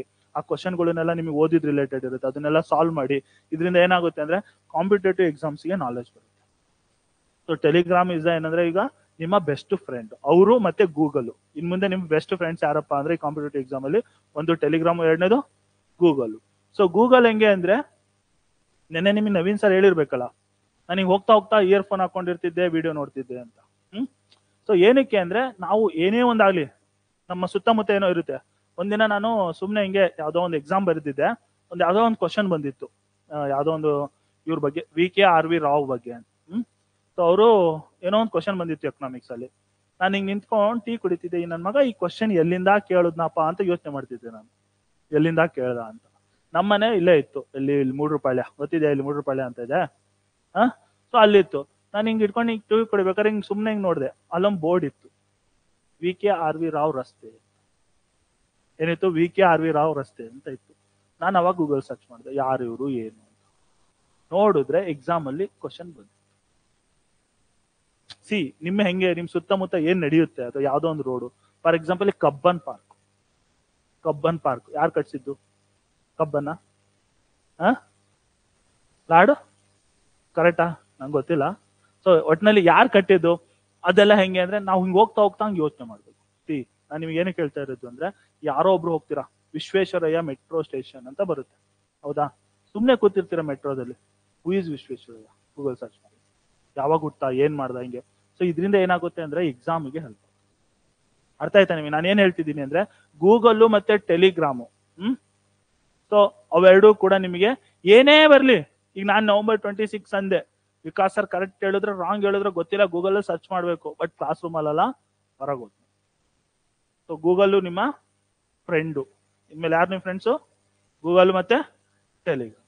ಸೊ ಏನಕ್ಕೆ ಅಂದ್ರೆ ನಿಮಗೆ ಒಂದು ನಾಲೆಜ್ ಕೊಡುತ್ತೆ. ಸೊ ಹಾಗಾಗಿ ಅದನ್ನ ಚೆನ್ನಾಗಿ ಯೂಸ್ ಮಾಡ್ಕೊಳೋದು ಗೊತ್ತಿದ್ರೆ ನಿಮಗೆ ಎಕ್ಸಾಮ್ ಅಲ್ಲಿ ಹೆಲ್ಪ್ ಆಗುತ್ತೆ. ಬಟ್ ಹಂಗಂತ ಹೇಳಿ ಬೇರೆ ಏನೇನೋ, ಅಲ್ಲಿ ಯಾರೋ ಹುಡುಗಿ ಹೋಗ್ತಿದ್ಲು ಅವಳು ಸರ್ಚ್ ಮಾಡಿದೆ ಇನ್ಸ್ಟಾಗ್ರಾಮ್ ಅಲ್ಲಿ ಎಲ್ಲ ಮಾಡ್ಬೇಡ್ರಿ, ಗೂಗಲ್ ಟೆಲಿಗ್ರಾಮ್ ಅಷ್ಟೇ. ಸೊ ಈಗ ಸಂವಿಧಾನ ನೆನ್ನೆ ದಿನ ನೋಡಿದ್ರಲ್ಲ, ಏನು ಸಂವಿಧಾನ ಅಂದ್ರೆ ಏನು ಹೇಳಿ? ಏನ್ ಹೇಳಿ? ನಾನು ಇಲ್ಲಿ ಕ್ಲಾಸ್ ತಗೊಳಕ್ ಬಂದಿಲ್ಲ, ನಾನ್ ಬಂದಿರೋದು ನಿಮಗೆ ಒಂದು ಐಡಿಯಾ ಕೊಡ್ಬೇಕು. ಫ್ರೆಶರ್ಸ್ ಇದ್ದೀರಾ, ನಿಮಗೊಂದು ಐಡಿಯಾ ಕೊಡ್ಬೇಕು ಏನೇನ್ ಇರುತ್ತೆ ಹೆಂಗೆ ಅಂತ. ಕ್ಲಾಸ್ ನಾಳೆಯಿಂದಾನೇ ಸ್ಟಾರ್ಟ್ ಮಾಡ್ತಾರಂತೆ ಸರ್. ನಾಳೆನೆ ಎಕನಾಮಿಕ್ಸಿಗೆ ಹೋಗ್ತಾರೆ ಅವರು, ಫುಲ್ಲು ಅರ್ಥಶಾಸ್ತ್ರ, ದುಡ್ಡು ಬಗ್ಗೆ ಮಾತಾಡ್ತಾರೆ ಫಸ್ಟೇ. ಅಂದ್ರೆ ಅರ್ಥಶಾಸ್ತ್ರ ಅಂದ್ರೆ ಫುಲ್ ಮನಿ ರಿಲೇಟೆಡ್ ಇರುತ್ತೆ. ಸಂವಿಧಾನ ಅಂದ್ರೆ ಏನು? ಕಾನ್ಸ್ಟಿಟ್ಯೂಷನ್ ಏನಪ್ಪಾ ಅಂದ್ರೆ, ಫಾರ್ ಎಕ್ಸಾಂಪಲ್ ಇವಾಗ ನಾವು ಹೆಂಗಿರ್ಬೇಕು, ನಮಗೆ ಏನೇನ್ ರೈಟ್ಸ್ ಇದೆ, ನಮ್ಮನ್ನ ಈಗ ಫಾರ್ ಎಕ್ಸಾಂಪಲ್ ನಮ್ಮ ರಾಜ್ಯದ ಮುಖ್ಯಮಂತ್ರಿ ಯಾರು? ಔದೌಲ್ಯನಾ? ಸೊ ಸಿದ್ದರಾಮಯ್ಯ. ಸೊ ಸಿದ್ದರಾಮಯ್ಯ ಅವರ ಕರ್ತವ್ಯವೇನು? ಏನವ್ರದ್ದು ಡ್ಯೂಟೀಸ್ ಏನು? ಅವ್ರನ್ನ ಯಾರು ನೇಮಕ ಮಾಡ್ತಾರೆ? ಯಾರು ನೇಮಕ ಮಾಡಿದ್ದು? ನೀವೇ ಅಲ್ವಾ? ಸೊ ನೀವೇ ತಾನೆ, ಎಲ್ರು ಓಟ್ ಹಾಕಿದ್ದೀರಾ ತಾನೆ? ಸೊ ಆ ಗೋರ್ಮೆಂಟ್ ಹೆಂಗಿರುತ್ತೆ, ಗೋರ್ಮೆಂಟಿನ ಫಾರ್ಮ್ ಮಾಡೋದೇನು, ಗೋರ್ಮೆಂಟ್ ಕೆಲಸ ಏನು? ನಮ್ಮ ಪ್ರಧಾನಮಂತ್ರಿ ಯಾರು? ಮೋದಿನ ಹೆಂಗ್ ಆಯ್ಕೆ ಮಾಡ್ತಾರೆ? ಮೋದಿ ಕೆಲಸ ಏನು? ಯಾಕೆಂದ್ರೆ ಮೋದಿ ಕೆಲಸ ನಿಮಗೂ ಗೊತ್ತಿರ್ಬೇಕಲ್ಲ. ಸುಮ್ನೆ ಅಲ್ಲಿ ಕೂತ್ಕೊಂಡು ಸರ್ ಫಾರಿನ್ ಟ್ರಿಪ್ ಹೋಗೋದೇ ಮೋದಿ ಕೆಲಸನಾ? ಫಾರಿನ್ ಟ್ರಿಪ್ ಏನಕ್ಕೆ ಹೋಗ್ತಾರೆ? ಅಲ್ಲಿ ಏನಾದ್ರು ಒಂದು ಕೆಲಸ ಇರುತ್ತೆ. ಸೊ ಹಾಗೆ ಅವ್ರ ಕೆಲಸಗಳೇನು, ಅವ್ರನ್ನ ಹೆಂಗ್ ಆಯ್ಕೆ ಮಾಡ್ತಾರೆ, ಅದಕ್ಕೆ ಒಂದು ಸಂವಿಧಾನದಲ್ಲಿ ಏನಿರುತ್ತೆ ಒಂದು ಇದಿರುತ್ತೆ. ಅಂದ್ರೆ ಒಂದು ಇದೇ ರೀತಿನೇ ಇರ್ಬೇಕು, ಇವ್ರನ್ನ ಇದೇ ರೀತಿ ನೇಮಕ ಮಾಡ್ಬೇಕು, ಅದು ಒಂದು ವಿಧಿಗಳು ಹೇಳ್ತವೆ. ಸೊ ಇದು ಹಿಂಗೆ ಇರ್ಬೇಕು, ಇದು ಹಿಂಗೆ ಇರ್ಬೇಕು. ಈಗ ನಿಮ್ಮ ಮನೇಲಿ ಹೇಳ್ತಾರಲ್ಲ, ಬಲ್ಗೈಯಲ್ಲೇ ಊಟ ಮಾಡ್ಬೇಕು, ಏನಕ್ಕೆ ಹೇಳ್ತಾರೆ? ಹಿರಿಯರು ಏನೋ ಹೇಳ್ತಾರೆ. ಸೊ ಆ ತರ ಒಂದು ರೂಲ್ಸ್ ಅಂಡ್ ರೆಗ್ಯುಲೇಷನ್ಸ್ ನಮ್ಮ ದೇಶದಲ್ಲಿ ಹೆಂಗೆ ನಾವು ಕಾಪಾಡಬೇಕು. ನಿಮಗೆ ಎಜುಕೇಶನ್ ಕಂಪಲ್ಸರಿ ಕೊಡ್ಲೇಬೇಕು. 6 ವರ್ಷದಿಂದ 14 ವರ್ಷದವರೆಗೂ ಯಾವುದೇ ಮಕ್ಕಳಾಗ್ಲಿ ಎಜುಕೇಶನ್ ಕೊಡ್ಲೇಬೇಕು. ಏನಕ್ಕೆ? ಅದು ನಿಮ್ಮ ಹಕ್ಕು. ನೀವು ಮಾತಾಡ್ಬೋದು, ಸಭೆ ಸೇರ್ಬೋದು, ಹೊರಗಡೆ ಓಡಾಡ್ಬೋದು, ನಿಮಗೆ ಕೆಲವೊಂದು ರೈಟ್ಸ್ಗಳು ಇರುತ್ತೆ. ಸೊ ನಮಗೆ ನಾವು ಹೆಂಗೆ ನಮ್ಮ ಜನಪ್ರತಿನಿಧಿಗಳನ್ನ ಆಯ್ಕೆ ಮಾಡ್ತೀವಿ, ಅವ್ರದ್ದು ಕೆಲಸ ಏನು, ಅದನ್ನೆಲ್ಲ ಏನಂದ್ರೆ ಅದೆಲ್ಲವೂ ಕೂಡ ನಿಮಗೆ ಸಂವಿಧಾನದಲ್ಲಿ ಇರುತ್ತೆ. ಇಷ್ಟೇ ಸಿಂಪಲ್. ಒಂದೇ ಮಾತಲ್ಲಿ ಹೇಳ್ಬೇಕು ಅಂದ್ರೆ ನಿಮಗೆ ಇದ್ರಲ್ಲಿ ಏನಿರುತ್ತೆ, A to Z ನಮ್ಮ ದೇಶದಲ್ಲಿ ಏನೇನ್ ನಡೆಯುತ್ತಲ್ಲ, ಮೇನು ನಮ್ ಗೌರ್ಮೆಂಟ್ ಹೆಂಗ್ ಫಾರ್ಮ್ ಆಗುತ್ತೆ, ಮಂತ್ರಿಗಳು ಅಂದ್ರೆ ಏನು ಅವ್ರ ಬಗ್ಗೆ ತಿಳ್ಕೊಂತೀವಿ, ಉಪರಾಷ್ಟ್ರಪತಿ ರಾಷ್ಟ್ರಪತಿ ಬಗ್ಗೆ ತಿಳ್ಕೊತೀವಿ, ಪ್ರಧಾನಮಂತ್ರಿ ಮತ್ತೆ ಇಲ್ಲಿ ರಾಜ್ಯಪಾಲರುಗಳು ಇವ್ರ ಬಗ್ಗೆ ತಿಳ್ಕೊತೀವಿ, ಮತ್ತೆ ಚುನಾವಣೆ. ಫಾರ್ ಎಕ್ಸಾಂಪಲ್ ನೆನ್ನೆ ಯಾರು ಚನ್ನಪಟ್ಟಣದವ್ರು ಇದ್ದೀರಾ? ಅಂದ್ರೆ ಚನ್ನಪಟ್ಟಣದವ್ರು ಇದ್ದೀರಾ? ಮೊನ್ನೆ ಎಲೆಕ್ಷನ್ ಬೈ ಎಲೆಕ್ಷನ್ ಆಯ್ತಲ್ಲ, ತಂಡೂರು ಚನ್ನಪಟ್ಟಣ ಎಲ್ಲ ಎಲೆಕ್ಷನ್ ಆಯ್ತು ಗೊತ್ತಾ? ಎಲೆಕ್ಷನ್ ಕಮಿಷನ್ ಅಂದ್ರೇನು, ಎಲೆಕ್ಷನ್ ಹೆಂಗ್ ನಡೆಸ್ತಾರೆ ಅವರು, ಸೊ ಈ ತರ. ಮತ್ತೆ ಮಹಿಳಾ ಆಯೋಗ ಅಂದ್ರೇನು, ಮಕ್ಕಳ ಆಯೋಗ ಅಂದ್ರೇನು, ಸೊ ಈ ತರ ಎಲ್ಲ ಏನೇನೋ ಇರುತ್ತೆ. ಅದೆಲ್ಲವೂ ಕೂಡ ನಿಮಗೆ ಏನ್ ಮಾಡ್ತಾರೆ ಅಂದ್ರೆ ಇದರಲ್ಲಿ ತಿಳಿಸ್ತಾರೆ, ಅದರಲ್ಲಿ ಸಂವಿಧಾನದಲ್ಲಿ. ಇದು one of the important subject. ಹಿಸ್ಟ್ರಿಗೆ ಎಷ್ಟು ಇಂಪಾರ್ಟೆನ್ಸ್ ಕೊಡ್ತಿರಲ್ಲ, ಇದಕ್ಕೂ ಅಷ್ಟೇ ಇಂಪಾರ್ಟೆನ್ಸ್ ಕೊಡಬೇಕು. ಹಿಸ್ಟ್ರಿ ಎಲ್ಲಿ ಮುಗಿಯುತ್ತಲ್ಲ ಅಲ್ಲಿಂದ ಇದು ಸ್ಟಾರ್ಟ್. ಅಂದ್ರೆ ಅಲ್ಲಿ ಬ್ರಿಟಿಷರು ಬರ್ತಾರೆ, ಎಲ್ಲ ಮುಗಿಸಿ ಹೋಗ್ತಾರೆ, ಸ್ವಾತಂತ್ರ್ಯ ಕೊಡ್ತಾರಲ್ಲ, ಅದಾದ್ಮೇಲೆ ಸ್ವಾತಂತ್ರ್ಯ ಅವ್ರು ಬಿಟ್ಟು ಬ್ರಿಟಿಷ್ ಹೋಗ್ತಾರೆ. ಬ್ರಿಟಿಷ್ ಏನೋ ಹೋದ್ರು, ಅದಾದ್ಮೇಲೆ ನಾವು ಹೆಂಗೆ ಮುಂದೆ ನಡ್ಸ್ಕೊಂಡು ಹೋಗೋದು? ಮತ್ತೆ ಯುದ್ಧ ಮಾಡ್ಕೊಂಡು ಮತ್ತೆ ಯಾರು ಸ್ಟ್ರಾಂಗ್ ಇರ್ತಾನೆ ಅವನೇ ಬಂದು ಆಳ್ವಿಕೆ ಮಾಡೋದು ಏನು ಅಂತ. ಅವಾಗ ಇಲ್ಲಿ ಈ ತರ ಒಂದು ಸಂವಿಧಾನ ಮಾಡೋಣ, ಇದು ಹಿಂಗಿರ್ಲಿ, ನಮಗೆ ಈ ರೀತಿ ಇರ್ಲಿ, ನಮ್ದು ಯಾವ್ದು ಡೆಮೋಕ್ರಸಿ ಈ ರೀತಿ ಇರ್ಲಿ ಅಂದ್ಬಿಟ್ಟು ಇದನ್ನ ರೆಡಿ ಮಾಡ್ತಾರೆ. ಇದು ಕೂಡ ಎಕ್ಸಾಮ್ ಅಲ್ಲಿ ಒಂದ್ 15ರಿಂದ 20 ಕ್ವಶನ್ ಯಾವುದೇ ಕಾರಣಕ್ಕೂ ಮಿಸ್ ಆಗಲ್ಲ. ಸಂವಿಧಾನದಲ್ಲಿ ಕೂಡ ಇದಕ್ಕೂ ಅಷ್ಟೇ ಇಂಪಾರ್ಟೆನ್ಸ್ ಕೊಡಬೇಕು. ಇದಾದ್ಮೇಲೆ ನೆಕ್ಸ್ಟ್ ಜಿಯೋಗ್ರಫಿ. ಜಿಯೋಗ್ರಫಿಗೆ ಏನಂತಾರೆ ಕನ್ನಡದಲ್ಲಿ? ಭೂಗೋಳ ಶಾಸ್ತ್ರ. ಏನಿದು ಭೂಗೋಳ ಶಾಸ್ತ್ರ ಅಂದ್ರೆ? ಏನಿರುತ್ತೆ ಭೂಗೋಳ ಶಾಸ್ತ್ರ ಅಂದ್ರೆ? ನಮ್ಮ ಭೂಮಿ, ಕರೆಕ್ಟಾ? ಸೂರ್ಯ, ಚಂದ್ರ ಎಲ್ಲ ಇದಾವೆ ಗೊತ್ತಾ? ರಾತ್ರಿ ಹೊತ್ತು ಕ್ಯಾಂಡಲ್ ಲೈಟ್ ಡಿನ್ನರ್ಗೆ ಹೋದಾಗ ಸೂರ್ಯನ ಯಾರನ್ನ ಚಂದ್ರ ನೋಡ್ಕೊಂಡು ನಕ್ಷತ್ರ ನೋಡ್ಕೊಂಡು, ನಿಮ್ಮ ಮಮ್ಮಿ ನಿಮ್ಗೆಲ್ಲ ನಿಮ್ಮ ಅಮ್ಮಗಳೆಲ್ಲ ಲಾಲಿ ಹಾಡ್ತಿರ್ಲಿಲ್ವಾ? ಚಂದಮಾಮ ಬಾರೋ ಚಂದಮಾಮ ಬಾರೋ ಅಂತ. ಚಂದಮಾಮ ಬರ್ಲಿಲ್ಲ ಒಂದಿನಾನು. ಸೊ ಅದೆಲ್ಲ ಏನು, ಅದ್ ಹೆಂಗ್ ಹುಟ್ಟು, ಅದ್ ಹೆಂಗೆ ಅದ್ರ ಕೆಲಸ, ಅದ್ ಹೆಂಗೆ ಬ್ರೈಟ್ನೆಸ್ ಹೆಂಗಿದೆ, ನಮ್ಮ ಭೂಮಿ ಯಾವ ರೀತಿ ಇದೆ, ಸೊ ನಮ್ ಭೂಮಿ ತಿರುಗುತ್ತಂತೆ, ಬಟ್ ನಾವ್ ಹಂಗೆ ನಿಂತೀವಿ, ನಮಗೆ ಅದು ಗೊತ್ತಾಗ್ತಿಲ್ಲ, ಹೌದಾ? ಸೊ ಇದೆಲ್ಲವೂ ಕೂಡ ಇದ್ರೊಳಗೆ ಏನಿರುತ್ತೆ ಅಂದ್ರೆ, ಇದ್ರೊಳಗಡೆ ವರ್ಲ್ಡ್ ಜಿಯೋಗ್ರಫಿ ಅಂತ ಇರುತ್ತೆ. World geography, physical geography, Indian geography, Karnataka. ಅದೊಂದು ಗೊತ್ತಾಗ್ಬಿಟ್ಟಿದಲ್ಲ ಎಲ್ರಿಗೂ, ಕರ್ನಾಟಕ ಸೇರಿಸ್ಬಿಡೋದು. ಸೊ ಇಷ್ಟು ಇರುತ್ತೆ. ಇದ್ರೊಳಗೂ ಕೂಡ 4 ಪಾರ್ಟ್ಸ್ ಇರುತ್ತೆ. ಇದರಲ್ಲಿ world geography, physical, Indian, Karnataka. World geography ಅಂದ್ರೆ ಪ್ರಪಂಚದ ಬಗ್ಗೆ ನಮ್ ನಾಲೆಜ್. ಈಗ ಹೆಂಗೆ ನಮಗೆ ನಿಮ್ಮ ಊರು, ಈಗ ನಿಮ್ಮೂರಲ್ಲಿ ನಿಮ್ಗೆಲ್ಲ ಗೊತ್ತು ತಾನೆ, ನಿಮ್ಮೂರಲ್ಲಿ ಏನೇನಿದೆ ಅಂತ. ಹಂಗೆ ಇಂಡಿಯಾ, ಕರ್ನಾಟಕದ ಬಗ್ಗೆ ಗೊತ್ತು, ಇಂಡಿಯಾ ಬಗ್ಗೆ ಗೊತ್ತು. ಹಂಗೆ ವರ್ಲ್ಡ್ ಜಿಯೋಗ್ರಫಿ. ಈಗ ನಮಗೇನೋ ಮೌಂಟ್ ಎವರೆಸ್ಟ್ ಗೊತ್ತು, ಅದಕ್ಕಿಂತ ಬೇರೆ US ಅಲ್ಲಿ ಯಾವ್ದು ದೊಡ್ಡದು? ನಮಗಿಲ್ಲಿ ಕಾವೇರಿ ನದಿ ಹರಿಯುತ್ತೆ ಅಂತ ಗೊತ್ತು, ಗಂಗಾ ನದಿ ಹರಿಯುತ್ತೆ ಅಂತ ಗೊತ್ತು. US ಅಲ್ಲಿ ಯಾವ ನದಿ ಹರಿಯುತ್ತೆ? ಸೊ ಅದ್ರಗಳ ಬಗ್ಗೆ ತಿಳ್ಕೊಳೋದು, ಬೆಟ್ಟಗಳು ಮತ್ತೆ ಏನೋ ಎಲ್ಲ, ಒಟ್ಟಿನಲ್ಲಿ ಪ್ರಪಂಚದ ಬಗ್ಗೆ ಏನ್ ಮಾಡ್ತೀವಿ ನಾವು, ನಾಲೆಜ್ ಅನ್ನ ಇಲ್ಲಿ ತಗೋತೀವಿ. ಇನ್ನ ಫಿಸಿಕಲ್ ಜಿಯೋಗ್ರಫಿ ಅಂದ್ರೆ ಸೇಮ್, ಮಣ್ಣು ಇದು ಹೆಂಗಿದೆ, ಬೆಟ್ಟ ಗುಡ್ಡಗಳು, ಸೊ ಇವೆಲ್ಲ ಇಲ್ಲಿ ಫಿಸಿಕಲ್ ಜಿಯೋಗ್ರಫಿಯಲ್ಲಿ ಬರ್ತವೆ. ನದಿಗಳು ಅವೆಲ್ಲ ನಾರ್ಮಲ್ ಆಗಿ ಇವೆಲ್ಲ ಇಲ್ಲಿ ಬರುತ್ತೆ. ಇನ್ನ ಇಂಡಿಯನ್ ಜಿಯೋಗ್ರಫಿ ಅಂದ್ರೆ, ಈಗ ಫಾರ್ ಎಕ್ಸಾಂಪಲ್ ಇಂಡಸ್ಟ್ರೀಸ್ ಇರುತ್ತೆ, ಇಂಡಿಯಾದಲ್ಲಿ ಸಕ್ಕರೆ ಕಾರ್ಖಾನೆಗಳೆಲ್ಲಿದೆ, ಅದು ಸಿಮೆಂಟ್ ಫ್ಯಾಕ್ಟ್ರಿಗಳೆಲ್ಲಿದೆ, ಅದು ಇದು ಇಂಥವೆಲ್ಲ ಇಲ್ಲಿ ಬರುತ್ತೆ. ಇನ್ನ ಕರ್ನಾಟಕ ಅಂದ್ರೆ ಪ್ಯೂರ್ಲಿ ಸ್ಪೆಸಿಫಿಕ್ ಆಗಿ ಕರ್ನಾಟಕ ರಿಲೇಟೆಡ್ ನಾವು ಇಲ್ಲಿ ಕಲಿತೀವಿ. ಇದು ಕೂಡ one of the major subject. ಇದಕ್ಕೂ ಕೂಡ ಅಷ್ಟೇ ಇಂಪಾರ್ಟೆನ್ಸ್ ಕೊಡಬೇಕು. ಇಲ್ಲಿ ಫಿಸಿಕಲ್ ಜಿಯೋಗ್ರಫಿ ಇದೆಯಲ್ಲ, ಇದು ತುಂಬಾ ಇಂಪಾರ್ಟೆಂಟ್. ಇದು ನಿಮಗೆ ಕಾನ್ಸೆಪ್ಟ್ ಅಲ್ಲಿ ಇರುತ್ತೆ, ಅಂದ್ರೆ ಇದನ್ನ ನೀವು ಅರ್ಥ ಮಾಡ್ಕೊಬೇಕು. ಇಷ್ಟೊತ್ತರ್ಗು ಇದ್ದಿದ್ದು ಹೆಂಗೆ ಅಂದ್ರೆ, ಅದೊಂದು ಸ್ಟೋರಿ ತರ ನೀವು ಹೇಳಿದ್ರೆ ಅರ್ಥ ಆಗುತ್ತೆ, ಬಟ್ ಇಲ್ಲ ಹಂಗಲ್ಲ. ಇದನ್ನ ನೀವು ಕಾನ್ಸೆಪ್ಟ್ ಓರಿಯೆಂಟೆಡ್ ನಿಮಗೆ ಅರ್ಥ ಆಗ್ಬೇಕು. ಭೂಮಿ ಏನಕ್ಕೆ ಗುಂಡಾಗಿದೆ, ಏನಕ್ಕೆ ತಿರುಗುತ್ತೆ, ಯಾವ ತರ ತಿರುಗುತ್ತೆ, ಇಲ್ಲಿಂದ ಸೂರ್ಯ ಎಷ್ಟು ದೂರ ಇದ್ದಾನೆ, ಅದೇನು, ಅವೆಲ್ಲ ಪ್ರತಿಯೊಂದು ಕೂಡ ನಿಮಗೆ ಆಯಾ ಫ್ಯಾಕಲ್ಟಿಗಳು ಇದನ್ನ ಟೀಚ್ ಮಾಡ್ತಾರೆ. ಸೊ ಇದನ್ನ ಕಾನ್ಸೆಪ್ಟ್ ಓರಿಯೆಂಟೆಡ್ ನೋಡ್ಕೋಬೇಕು. ಇದರಲ್ಲಿ ಕರ್ನಾಟಕ ಜಿಯೋಗ್ರಫಿ ಇದೆಯಲ್ಲ, ಇದು ಕೂಡ ತುಂಬಾ ಇಂಪಾರ್ಟೆಂಟ್. ನಾವು ಕರ್ನಾಟಕದಲ್ಲಿ ಇರೋದ್ರಿಂದ ಏನಂದ್ರೆ, ಕರ್ನಾಟಕ ಹಿಸ್ಟ್ರಿ, ಕರ್ನಾಟಕ ಜಿಯೋಗ್ರಫಿನ ಜಾಸ್ತಿ ಫೋಕಸ್ ಮಾಡಿದ್ರೆ ಎಲ್ಲಾ ಎಕ್ಸಾಮ್ ಅಲ್ಲಿ ಅವ್ರು ಏನಂತಾನೆ, ಕರ್ನಾಟಕದವನೇ ತಾನೆ ಸ್ಟೇಟ್ ಕ್ವಶನ್ ಪೇಪರ್ ತೆಗಿಯೋನು, ಅವನೇನ್ ಮಾಡ್ತಾನೆ, 4 ಕ್ವಶನ್ ಜಾಸ್ತಿ ಇಲ್ಲಿ ಕೇಳ್ತಾನೆ. ಸೊ ಹಾಗಾಗಿ ಕರ್ನಾಟಕ ಹಿಸ್ಟ್ರಿ, ಕರ್ನಾಟಕ ಜಿಯೋಗ್ರಫಿನ ಜಾಸ್ತಿ ನೀವು ಓದ್ಕೋಬೇಕು. ಇದು ಜಿಯೋಗ್ರಫಿ. ಇದಾದ್ಮೇಲೆ ಯಾವುದು? ಸೈನ್ಸ್, ವಿಜ್ಞಾನ. ಸೊ ವಿಜ್ಞಾನದಲ್ಲಿ ಏನಿರುತ್ತೆ, ಎಷ್ಟು ಪಾರ್ಟ್ ಇರುತ್ತೆ, ಯಾವ್ಯಾವು? ಭೌತಶಾಸ್ತ್ರ ಅಂದ್ರೇನು? ಫಿಸಿಕ್ಸ್. ರಾಸಾಯನಿಕ ಶಾಸ್ತ್ರ ಅಂದ್ರೆ ಯಾವುದು? ಕೆಮಿಸ್ಟ್ರಿ. ಇನ್ನೊಂದು ಯಾವುದು? ಜೀವಶಾಸ್ತ್ರ.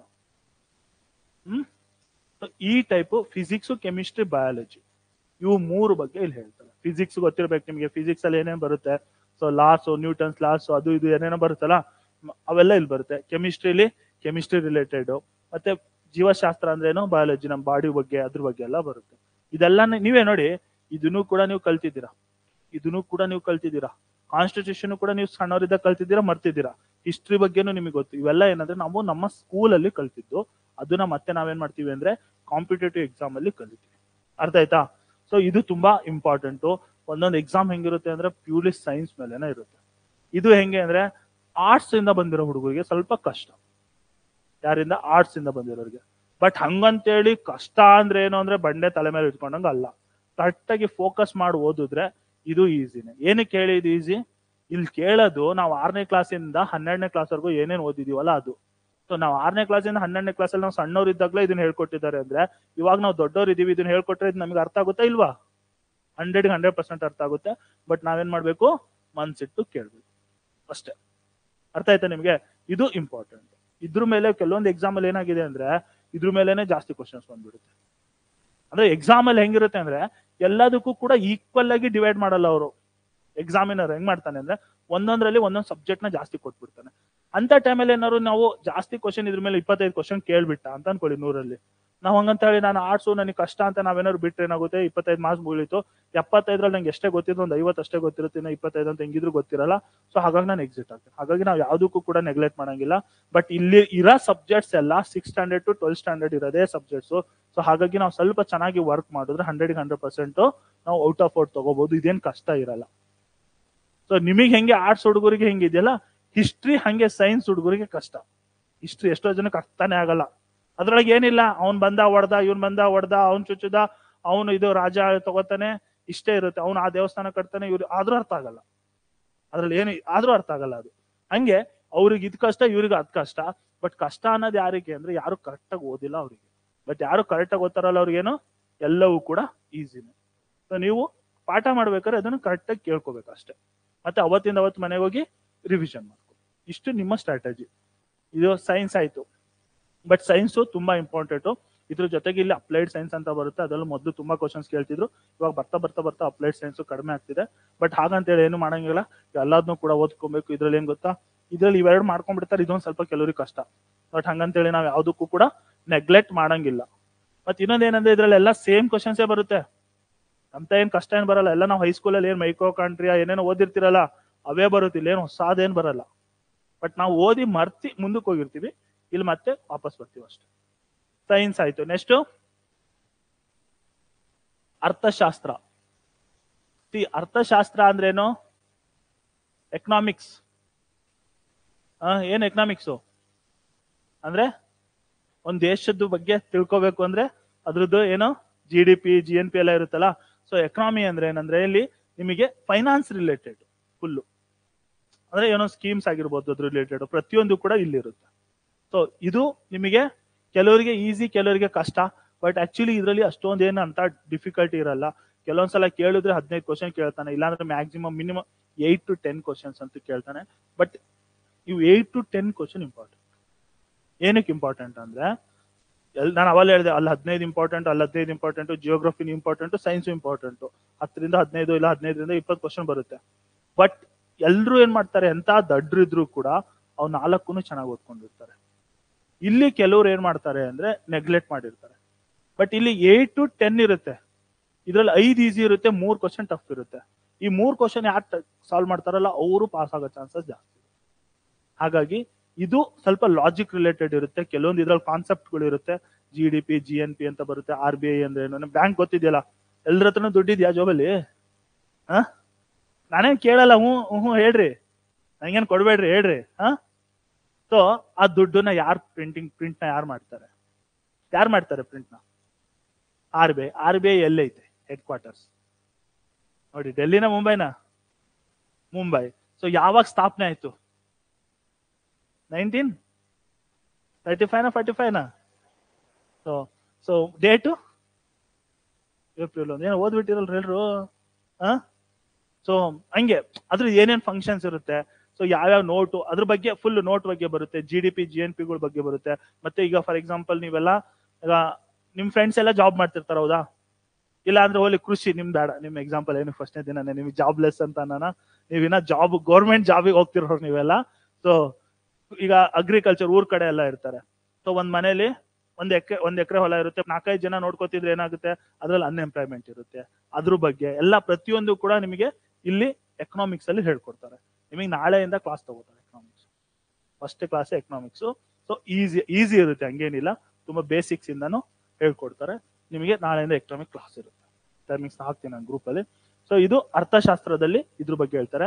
ಇದರಲ್ಲಿ 8 to 10 ಕ್ವಶನ್ಸ್ ಅಷ್ಟೇ ಕೇಳೋದು, ಬಟ್ 8 to 10 ಕ್ವಶನ್ಸ್ ತುಂಬಾ ಇಂಪಾರ್ಟೆಂಟು. ಇವು ಗೇಮ್ ಚೇಂಜಿಂಗ್ ಕ್ವಶನ್ಸ್. ಇವು ಕೆಲವೊಂದು ಸಬ್ಜೆಕ್ಟ್ಸ್ ಏನ್ ಫಸ್ಟ್ 4 ಸಬ್ಜೆಕ್ಟ್ ಹೇಳಿದ್ನಲ್ಲ, ಇದನ್ ಬಿಟ್ಟು ಮುಂದೆ ಬರ್ತಿರೋ ಸಬ್ಜೆಕ್ಟ್ಸ್ ಎಲ್ಲ ಹೆಂಗೆ ಅಂದ್ರೆ, ಇಲ್ಲಿ ಕೇಳಕ್ ಕ್ವಶನ್ ಕಡಿಮೆ, ಬಟ್ ಅದ್ರಲ್ಲಿ ಮಾರ್ಕ್ಸ್ ಕಡಿಮೆನೆ, ಬಟ್ ಅದನ್ನ ಯಾರು ಸಾಲ್ವ್ ಮಾಡ್ತಾರಲ್ಲ ಅವ್ರು ಅಷ್ಟೇ ಒಳಗೋಗೋದು. ಯಾಕಂದ್ರೆ ಹಳೇದು ಎಲ್ಲರೂ ಓದ್ತಾರೆ, ಇದನ್ನ ಕೆಲವ್ರು ನೆಗ್ಲೆಕ್ಟ್ ಮಾಡಿರ್ತಾರೆ, ನೀವು ಇದನ್ನ ನೆಗ್ಲೆಕ್ಟ್ ಮಾಡಂಗಿಲ್ಲ. ಅರ್ಥ ಆಯ್ತಾ? ಹಾಗಾಗಿ ಎಕನಾಮಿಕ್ಸ್ ಇರುತ್ತೆ. ಇದಾದ್ಮೇಲೆ ಪರಿಸರ ವಿಜ್ಞಾನ ಅಂದ್ರೆ ಎನ್ವಿರಾನ್ಮೆಂಟ್. ಏನು ಎನ್ವಿರಾನ್ಮೆಂಟಲ್ ಅಂದ್ರೆ ನಮ್ಮ ಸುತ್ತಮುತ್ತ ಏನಿರುತ್ತಲ್ಲ ಅದೇ. ಲೈಕ್ ಇದೊಂಥರ ಹೆಂಗೆ ಅಂದ್ರೆ ಜಿಯೋಗ್ರಫಿಗೆ ಅಕ್ಕ ತಂಗಿರುತ್ತೆ, ಜಿಯೋಗ್ರಫಿಗೂ ಇದಕ್ಕೂ ಲಿಂಕ್ ಇರುತ್ತೆ. ಬಟ್ ಇಲ್ಲಿ ಏನಂದ್ರೆ ಬರೀ ಪರಿಸರದ ಬಗ್ಗೆ, ಎನ್ವಿರಾನ್ಮೆಂಟ್ ಬಗ್ಗೆ ಅಷ್ಟೇ ಇರುತ್ತೆ, ಬೇರೆ ಏನಿರಲ್ಲ, ಅದ್ರ ಬಗ್ಗೆ ಇರುತ್ತೆ. ಸೊ ಇದು ಕೂಡ ಇದರಲ್ಲಿ ಕೆಲವೊಂದು ಸ್ಪೀಸೀಸ್ಗಳು ಬರುತ್ತೆ, ಚಿರತೆ, ಹುಲಿ ಎಲ್ಲ. ನಿಮಗೆ ಬಂಡೀಪುರಕ್ಕೂ ಕರ್ಕೊಂಡು ಹೋಗ್ತಾರೆ, ನಾಗರಹೊಳೆ ಫಾರೆಸ್ಟ್ಗೂ, ಅಲ್ಲಿ ಕರ್ಕೊಂಡು ಹೋಗಲ್ಲ, ಇಲ್ಲಿ ಪಾಠ ಮಾಡ್ತಾ ಮಾಡ್ತಾ ಕರ್ಕೊಂಡೋಗಿ ವಾಪಸ್ ಇಲ್ಲೇ ಕರ್ಕೊಂಡ್ ಬರ್ತಾರೆ. ಸೊ ಅದೆಲ್ಲ ನಿಮಗೆ ಇಲ್ಲಿ ಬರುತ್ತೆ. ಇದು ಅಷ್ಟೇ ರೀಸೆಂಟ್ ಆಗಿ ಮೊದ್ಲು ಹೆಂಗಿತ್ತು ಅಂದ್ರೆ ಇದರಲ್ಲಿ ಕ್ವಶನ್ಸ್ ಅಷ್ಟೊಂದು ಕೇಳ್ತಿರ್ಲಿಲ್ಲ, PSI ಆಗಲಿ ಯಾವುದೇ ಎಕ್ಸಾಮ್ ಆಗಲಿ. ರೀಸೆಂಟ್ ಆಗಿ ಬರ್ತಿರೋ ಎಲ್ಲಾ ಎಕ್ಸಾಮ್ ಅಲ್ಲೂ ಕೂಡ ಒಂದು 6 ಇಂದ ಒಂದು 6 to 10 ವರೆಗೂ ಬರ್ತಾ ಇದೆ, 6 to 10. ಬಟ್ ಏನಂದ್ರೆ ಈ 6 to 10 ಇಂಪಾರ್ಟೆಂಟ್. ಇಲ್ಲಿ ಹೆಂಗೆ ಅದೆಲ್ಲ ಸೇಮ್ ಸ್ಟ್ರಾಟಜಿ, ಇಲ್ಲೂ ಇವೇ ಇಂಪಾರ್ಟೆಂಟ್. ಅದನ್ನ ಎಲ್ಲರೂ ಮಾಡ್ತಾರೆ, ಅದ್ರ ಜೊತೆಗೆ ಇವನ್ ಚೆನ್ನಾಗಿ ಮಾಡ್ಕೋಬೇಕು. ಸೊ ಇವು ಗೇಮ್ ಚೇಂಜಿಂಗ್ ಇವೆರಡು ಸಬ್ಜೆಕ್ಟ್. ಯಾಕಂದ್ರೆ ಇದನ್ನ ತುಂಬಾ ಜನ ನೆಗ್ಲೆಕ್ಟ್ ಮಾಡ್ತಾರೆ. ನಿಮಗೆ ಇವಾಗ್ಲೇ ಏನು ಕೇಳ್ತಾ ಇದ್ದೀನಿ ಅಂದ್ರೆ, ಹಂಗಂತೇಳಿ ನೀವು ಇವೆರಡನ್ನೇ ಓದಿದ್ರೆ ಯೂಸ್ ಆಗಲ್ಲ, ಅವನ್ ಓದಿ ಅದ್ರ ಜೊತೆಗೆ ಇದನ್ನ ಚೆನ್ನಾಗಿ ಮಾಡ್ಕೋಬೇಕು. ನೀವು ಸರ್ ಹೇಳೋರು ಇವೆರಡು ಗೇಮ್ ಚೇಂಜಿಂಗು ಬರೀ ಇವೆರಡೇ ಆಗ್ಬಿಡೋಣ, ನಾವೊಂಥರ ಇಂಪ್ಯಾಕ್ಟ್ ಪ್ಲೇಯರ್ ತರ RCBಲಿ ಲಾಸ್ಟಿಗೆ ಹೋಗಿ ಮ್ಯಾಚ್ ಗೆಲ್ಸ್ಕೊಂಡ್ ಬರೋರ್ ತರ, ಹಂಗಿಲ್ಲ. ಅವು ಓದಿರ್ಬೇಕು, ಅದ್ರ ಜೊತೆಗೆ ಇವು ಕೂಡ ಫೋಕಸ್ ಮಾಡ್ಬೇಕು. ಅರ್ಥ ಆಯ್ತಾ? ಇವೆರಡು. ಇದ್ರ ಜೊತೆಗೆ ಮೆಂಟಲ್ ಎಬಿಲಿಟಿ. ಏನ್ ಸರ್ ಮೆಂಟಲ್ ಗಿಂಟಲ್ ಎಲ್ಲ ಹೇಳ್ತಿದ್ದೀರಾ ಅಂತ, ಈ ಸಬ್ಜೆಕ್ಟ್ ಒಂಥರ ಹಂಗೇನೆ, ಕೆಲವರಿಗೆ ಮೆಂಟಲ್ ಮಾಡ್ಬಿಡುತ್ತೆ. ಆರ್ಟ್ಸ್ ಹುಡುಗರಿಗೆ ಸ್ಪೆಷಲಿ ಮೆಂಟಲ್ ಮಾಡ್ಬಿಡುತ್ತೆ. ಬಟ್ ತುಂಬಾ ಸಿಂಪಲ್ ಅದು. ಅದ್ರಲ್ಲಿ ಇರೋಷ್ಟು ಸಿಂಪಲ್ ನನಗೆ ಗೊತ್ತಿರೋ ಪ್ರಕಾರ ಯಾವ್ದು ಇಲ್ಲ. ಏನಕ್ಕೆ ಅಂದ್ರೆ ಪ್ರತಿ ದಿನ ನಾವು ಅದನ್ನ ಯೂಸ್ ಮಾಡ್ತೀವಿ. ಇವಾಗ ಎಷ್ಟು ಟೈಮ್ ನೋಡಕ್ಕೆ ಏನ್ ಮಾಡಿರ್ತೀವಿ ನಾವು, ವಾಚ್ ನೋಡಿರ್ತೀವಿ. ಸೊ ವಾಚು ಕೂಡ ಅದರಲ್ಲಿ ಒಂದು ಟಾಪಿಕ್. ಗಡಿಯಾರದ ಮಧ್ಯೆನೇ ಒಂದು ಟಾಪಿಕ್ ಇರುತ್ತೆ. ಫಾರ್ ಎಕ್ಸಾಂಪಲ್, ನೀವು ಯಾರೋ ಒಬ್ರು ಅಂಗಡಿಗೆ ಹೋಗಿರ್ತೀರಾ, ಅಂಗಡಿಯಲ್ಲಿ ಏನೋ ಒಂದು ತಗೋತೀರಾ, ನಿಮಗೆ ಲಾಸ್ ಆಯ್ತಾ ಲಾಭ ಆಯ್ತಾ, ಅದು ಕೂಡ ಒಂದು ಟಾಪಿಕ್. ಎಲ್ಲೋ ಟ್ರಿಪ್ಪಿಗೆ ಹೋಗಿರ್ತೀರಾ, ಬೋಟಿಂಗ್ ಹೋಗ್ತೀರಾ, ಸೊ ಬೋಟಿಂಗ್ ಹೋದ್ರೆ ಬೋಟು ಕೂಡ ಒಂದು ಟಾಪಿಕ್. ಟ್ರೈನಲ್ಲಿ ಊರಿಗೆ ಹೋಗ್ತೀರಾ, ಟ್ರೈನಲ್ಲಿ ಅದು ಕೂಡ ಒಂದು ಟಾಪಿಕ್. ಬಸ್ಸಲ್ಲಿ ಹೋಗ್ತೀರಾ, ಅದ್ರ ಸ್ಪೀಡ್ ಎಲ್ಲ ಇರುತ್ತಲ್ಲ, ಅದು ಕೂಡ ಒಂದು ಟಾಪಿಕ್. ಸೊ ಹಾಗಾಗಿ ಮೆಂಟಲ್ ಎಬಿಲಿಟಿ ಕೂಡ ಇದು ತುಂಬಾ ಅಂದ್ರೆ ತುಂಬಾ ಇಂಪಾರ್ಟೆಂಟು. ಇದಕ್ಕೆ ಜಾಸ್ತಿ ಪೇಷನ್ಸ್ ಬೇಕು, ಪ್ರಾಕ್ಟೀಸ್ ಬೇಕು. ಇಲ್ಲೇನಂದ್ರೆ ಇದು ಎಲ್ಲಾ ಎಕ್ಸಾಮ್ ಅಲ್ಲೂ ಒಂದು 15ರಿಂದ 20 ಕ್ವಶನ್ ಬರುತ್ತೆ. 10 ಮಿನಿಮಮ್. ಯಾವುದೇ ಎಕ್ಸಾಮಿಗೆ ಹೋದ್ರು 10 ಮಿನಿಮಮ್. ಯಾವ್ದಾದ್ರು ಒಂದೊಂದ್ಸಲ ಕೇಳೋದಿಲ್ಲ, ಬಟ್ ಮಿನಿಮಮ್ ಕೇಳಿದ್ರೆ 10, 15, 20 ಕೇಳೋದು. ಬಟ್ ತುಂಬಾ ಜನಕ್ಕೆ ಇದು ಕಷ್ಟ, ತುಂಬಾ ಜನಕ್ಕೇನೋ ಕಷ್ಟ. ಬಟ್ ಏನು ಕಷ್ಟ ಅಂದ್ರೆ ಅವರು ಹೆದರಿರ್ತಾರೆ. ಹೆದರಲಿಲ್ಲ ಅಂದ್ರೆ ಎಲ್ಲ ಈಸಿ. ಅಯ್ಯೋ ಮೆಂಟಲ್ ಎಬಿಲಿಟಿ ಅಂದ್ರೆ ಅದರಲ್ಲಿ ಬರೀ ಮ್ಯಾಥ್ಸ್ ಇರುತ್ತೆ, ನಾನು ಮ್ಯಾಥ್ಸ್ ವೀಕು, ನಾನು ಆರ್ಟ್ಸು, ನಾನು ಇದು ಅಂದ್ರೆ ಹಂಗನೆಲ್ಲ. ಇದು ಹೈಸ್ಕೂಲಲ್ಲಿ ಕೇಳಿರೋಂಥ ಮ್ಯಾಥ್ಸ್ ಇರುತ್ತೆ, ತುಂಬಾ ಸಿಂಪಲ್ ಇರುತ್ತೆ. ಫಾರ್ ಎಕ್ಸಾಂಪಲ್ ಬಡ್ಡಿ, ನೀವೇ ನಿಮ್ ಫ್ರೆಂಡಿಗೆ 100 ರೂಪಾಯಿ ಏನಾದ್ರು ಕೊಟ್ರಿ ಅಂದ್ರೆ, ಮಚ್ಚ ನಾನು ಇವಾಗ 100 ರೂಪಾಯಿ ಕೊಡ್ತೀನಿ, ನಾಳೆ 110 ರೂಪಾಯಿ ಕೊಡ್ಬೇಕು ಅಂದ್ರೆ ಅದೇ ಸರಳ ಬಡ್ಡಿ. ಅರ್ಥ ಆಯ್ತಾ? ಅದೆಲ್ಲ ನಿಮಗೆ ಇದ್ರೊಳಗೆ ಇರುತ್ತೆ. ನಿಮ್ದು ಡೇ ಟು ಡೇ ಲೈಫಲ್ಲಿ ಏನಿರುತ್ತಲ್ಲ ಅದೇ ಇರುತ್ತೆ. ಬಟ್ ಇಲ್ಲೊಂಚೂರು ಲೆಕ್ಕ ಮಾಡ್ಬೇಕು. ಅದಕ್ಕೆ ನಿಮಗೆ ಏನಂದ್ರೆ ಮಗ್ಗಿ ಬರ್ಬೇಕು. ಎಲ್ರಿಗೂ ಮಗ್ಗಿ ಬರುತ್ತಾ? ಹೆಂಗೆ? ಟೇಬಲ್ಸ್ 2 1 2, 2 1 2 ಬರುತ್ತಾ? ಎಲ್ಲರಿಗೂ ಬರುತ್ತೆ. ಇವಾಗ ಅಂತೀರಾ, ಅಲ್ಲಿ ಪಾಠ ಮಾಡ್ಬೇಕಾದ್ರೆ ಯಾರಿಗೂ ಬರಲ್ಲ, ಗೊತ್ತು ನಂಗೆ, ನಾನೇ ಮಾಡೋದು ಅದನ್ನ. ಮೆಂಟಲ್ ಎಬಿಲಿಟಿ ನಾನೇ ಮಾಡ್ತೀನಿ, ಅವಾಗ ಗೊತ್ತಾಗುತ್ತೆ ಯಾರಿಗ್ ಬರುತ್ತೆ ಯಾರಿಗ್ ಬರಲ್ಲ ಅಂತ. ಬರುತ್ತೆ ಎಲ್ರಿಗೂ? ಎಲ್ಲರಿಗೂ ಬರ್ಬೇಕು. 20 ವರ್ಗು ಏನಾದ್ರು ಕಲ್ತಿದ್ರೆ ನಂದು ಕ್ಲಾಸ್ ಬೇಗ ಮುಗಿಯುತ್ತೆ. ನೀವೇನಾದ್ರು ಕಲ್ತಿರ್ಲಿಲ್ಲ ಅಂದ್ರೆ ನಂಗೆ ಕಷ್ಟ, ನಾನು ಕಲಿಸ್ಕೊಂಡು ಹೋಗ್ಬೇಕು. ಬಟ್ ಏನಂದ್ರೆ ತುಂಬಾ ಸಿಂಪಲ್ ಇರುತ್ತೆ. ಕೆಲವ್ರು ಹೇಳ್ತಾರೆ ಟಫ್ ಅಂತ, ಬಟ್ ಏನಂದ್ರೆ ಇಲ್ಲಿ ಟಫ್ ಅನ್ನೋದಿಲ್ಲ, ಇಲ್ಲಿ ಪ್ರಾಕ್ಟೀಸ್ ತುಂಬಾ ಇಂಪಾರ್ಟೆಂಟ್. ಏನ್ ಹೇಳಿ? ಪ್ರಾಕ್ಟೀಸ್. ನಾವೆಲ್ಲರೂ ಸಣ್ಣವರಿದ್ದಾಗ ಏನ್ ಮಾಡಿರ್ತೀವಿ? ಕ್ರಿಕೆಟ್ ಆಟ ಆಡಿರ್ತೀವಿ, ಹೌದಾ? ಎಲ್ರು ಆಡಿರ್ತಾನೆ ಬಾಯ್ಸ್? ಆಟ ಆಡಿದಿರ ಇಲ್ವಾ? ಬಟ್ ಇವಾಗ ಇಂಡಿಯಾ ಪ್ಲೇಯರ್ ಅಲ್ಲಿರೋ ವಿರಾಟ್ ಕೊಹ್ಲಿಗೂ ನಮಗೂ ಏನಪ್ಪಾ ಡಿಫ್ರೆನ್ಸ್ ಅಂದ್ರೆ, ಅವ್ನು ಅದನ್ನೇ ಲೈಫ್ ತಗೊಂಡು ಬೆಳಗಿಂದ ಸಂಜೆವರೆಗೂ ಕ್ರಿಕೆಟ್ ಆಡಿ ಆಡಿ ಆಡಿ ಆಡಿ ಪ್ರಾಕ್ಟೀಸ್ ಮಾಡಿ ಅಲ್ಲಿ ಹೋಗ್ಬಿಟ್ಟ. ನಾವು ಸುಮ್ನೆ ನಮ್ಮ ಮನೇಲಿ ಸ್ಕೂಲಲ್ಲಿ ಬೈತಾರೆ, ನಮ್ಮಮ್ಮ ಒಂದು ಅರ್ಧ ಗಂಟೆ ಆಟ ಆಡ್ಕೊಂಡ್ ಬಂದ, ಬರೀ ಅರ್ಧ ಗಂಟೆ ಆಟ ಆಡ್ಕೊಂಡ್ ಬಂದಿದ್ದಕ್ಕೆ ನಾವು ಗಲ್ಲಿ ಕ್ರಿಕೆಟ್ ಬಾಯ್ಸ್, ಹೌದಾ, ಗಲ್ಲಿಲಿ ಅಷ್ಟೇ ಆಟ ಆಡ್ತೀವಿ, ನಮ್ ಏರಿಯಾದಲ್ಲಿ ಅಷ್ಟೇ ಆಡ್ತೀವಿ ಬಿಟ್ರೆ ಅವನು ಅದನ್ನ ಜಾಸ್ತಿ ಪ್ರಾಕ್ಟೀಸ್ ಮಾಡಿದಕ್ಕೆ ಏನೋದ ಅದ್ರಲ್ಲಿ ಅವನು ಪ್ರೊಫೆಷನಲ್. ನಾವೇನ್ ಮಾಡುದು, ನಮ್ಮ ಲಿಮಿಟ್ ಟೈಮಲ್ಲಿ ಪ್ರಾಕ್ಟೀಸ್ ಮಾಡುದು, ನಾವು ಅದನ್ನ ಒಂಥರ ಟೈಮ್ ಪಾಸು ಎಂಜಾಯ್ಮೆಂಟ್ ಮಾಡುದು ಅಷ್ಟೇ. ಸೊ ಇದು ಅಷ್ಟೇ, ಜಾಸ್ತಿ ಪ್ರಾಕ್ಟೀಸ್ ಮಾಡಿದ್ರೆ ಈಸಿ, ಕಡಿಮೆ ಪ್ರಾಕ್ಟೀಸ್ ಮಾಡಿದ್ರೆ ಕಷ್ಟ. ಇಲ್ಲಿ ಜಾಸ್ತಿ ಪ್ರಾಕ್ಟೀಸ್ ಮಾಡ್ಬೇಕಷ್ಟೇ, ಬೇರೆ ಏನಿಲ್ಲ. ಸೊ ಇದು ಒಂದು ಸಬ್ಜೆಕ್ಟ್.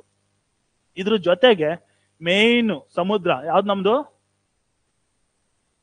ಕರೆಂಟ್ ಅಫೇರ್ಸ್, ಪ್ರಚಲಿತ ಘಟನೆಗಳು. ಸೊ ಇದು ಒಂದು, ಇದ್ರ ಜೊತೆಗೆ ಕರೆಂಟ್ ಅಫೇರ್ಸ್ ಕೂಡ ಒಂದು. ಅಂದ್ರೆ ಇಷ್ಟು ಸಬ್ಜೆಕ್ಟ್ ಜೊತೆಗೆ ಕರೆಂಟ್ ಅಫೇರ್ಸ್ ಕೂಡ ಒಂದಿರುತ್ತೆ. ಕರೆಂಟ್ ಅಫೇರ್ಸ್ಗೆ ಕ್ಲಾಸಿಗಿಂತನೂ ಜಾಸ್ತಿ ನೀವೇನ್ ಮಾಡ್ಬೇಕು, ನೋಟ್ಸ್ ಮಾಡ್ಬೇಕು. ಕ್ಲಾಸ್ ಮಾಡೋರು ಸುಮ್ಮನೆ ನಾನು ಇವಾಗ ಹೇಳ್ದೆ ಅಂತ ಅನ್ಕೊಳ್ಳಿ, ನೆನ್ನೆ ಪೇಪರ್ ನಾನು ಇವತ್ತು ಹೇಳಿ ಇವತ್ತಿನ ಕರೆಂಟ್ ಅಫೇರ್ಸ್ ಕ್ಲಾಸ್ ಮಾಡಿದೆ ಅಂತ ಫಾರ್ ಎಕ್ಸಾಂಪಲ್ ಅನ್ಕೊಳ್ಳಿ ನಿಮಗೆ. ಸೊ ಅದು ನಿಮಗೆ ನಿಮ್ದು ಎಕ್ಸಾಮ್ ಬರೆಯೋಷ್ಟೊತ್ತಿಗೆ ಅದು ಔಟ್ಡೇಟೆಡ್. ಇಲ್ಲೇನಾಗುತ್ತೆ ಅಂದ್ರೆ ಎಕ್ಸ್ಪೈರ್ ಆಗುತ್ತೆ. ಏನಾಗುತ್ತೆ, ಎಕ್ಸ್ಪೈರ್. ಕೆಲವೊಂದು ಯೂಸ್ ಆಗುತ್ತೆ, ಕೆಲವೊಂದು ಏನಾಗುತ್ತೆ ನ್ಯೂಸ್ ಕೂಡ ಚೇಂಜ್ ಆಗುತ್ತೆ. ಫಾರ್ ಎಕ್ಸಾಂಪಲ್ ಇವಾಗ ಯಾರು ನಮ್ಮ CM ಸಿದ್ದು, ಹೌದಾ, ನಮ್ ಸಿದ್ದು ಬಾಸ್ ಇವಾಗ CM. ಏನೋ ಒಂಚೂರು ನಮ್ DK ಏನಾದ್ರು ಒಂಚೂರು ಪ್ಲಾನ್ ಮಾಡಿದ್ರೆ ಇವ್ರು ಚೇಂಜ್ ಆದ್ರೆ ಅವಾಗ ಯಾರು ಹೋಗ್ತಾರೆ, CM DK. ಸಪೋಸ್ ಇವರು ಬಿಡ್ರಿ, ಇನ್ನೊಂದ್ 2 ವರ್ಷ ಆದ್ರೆ ಮತ್ತೇನಾದ್ರು ಜನ ಏನಾದ್ರು ಬಿಜೆಪಿಗೆ ಓಟ್ ಹಾಕಿ ಬಿಜೆಪಿ ಗೆಲ್ಸಿದ್ರೆ ಬೇರೆ ಯಾರೋ ಬರ್ತಾರೆ. ಅಂದ್ರೆ ಕರೆಂಟ್ ಅಫೇರ್ಸ್ ಏನಂದ್ರೆ ಚೇಂಜ್ ಆಗೋണ്ട് ಹೋಗ್ತಾ ಇರುತ್ತೆ. ನಂಗೇನ್ ಇವ್ರು ಯಾರು ಇಷ್ಟ ಇಲ್ಲ ಹೇಳ್ತಿರೋದು. ಸೊ ಇವ್ ಚೇಂಜ್ ಆಗೋണ്ട് ಹೋಗ್ತಾ ಇರುತ್ತೆ. ಸೊ ಇವರೆಲ್ಲ ಹೆಂಗೆ ಅಂದ್ರೆ ಲೈಕ್ ಇವ್ರನ್ನ ದೂರದಿಂದಾನೇ ಇವರೆಲ್ಲ ಏನೋ ಅವ್ರವ್ರದ್ದು ರಾಜಕೀಯ. ಸೊ ನಮಗೇನಪ್ಪಾ ಅಂದ್ರೆ ಕರೆಂಟ್ ಅಫೇರ್ಸ್ ಅಂದ್ರೆ ಏನಾಗುತ್ತೆ, ಪ್ರತಿ ಸಲ ಚೇಂಜ್ ಆಗ್ತಾ ಹೋಗ್ತಾ ಇರುತ್ತೆ. ಅಂದ್ರೆ ಇಲ್ಲಿ ಏನೇನ್ ಬರುತ್ತೆ ಅಂದ್ರೆ ಕರೆಂಟ್ ಅಫೇರ್ಸ್ ಅಲ್ಲಿ ತುಂಬಾ ಬರುತ್ತೆ. ಎಷ್ಟೋ ಜನಕ್ಕೆ ಫೇವ್ರೇಟ್ ಇರುತ್ತೆ, ಕೆಲವರಿಗೆ ಇದಿರುತ್ತೆ.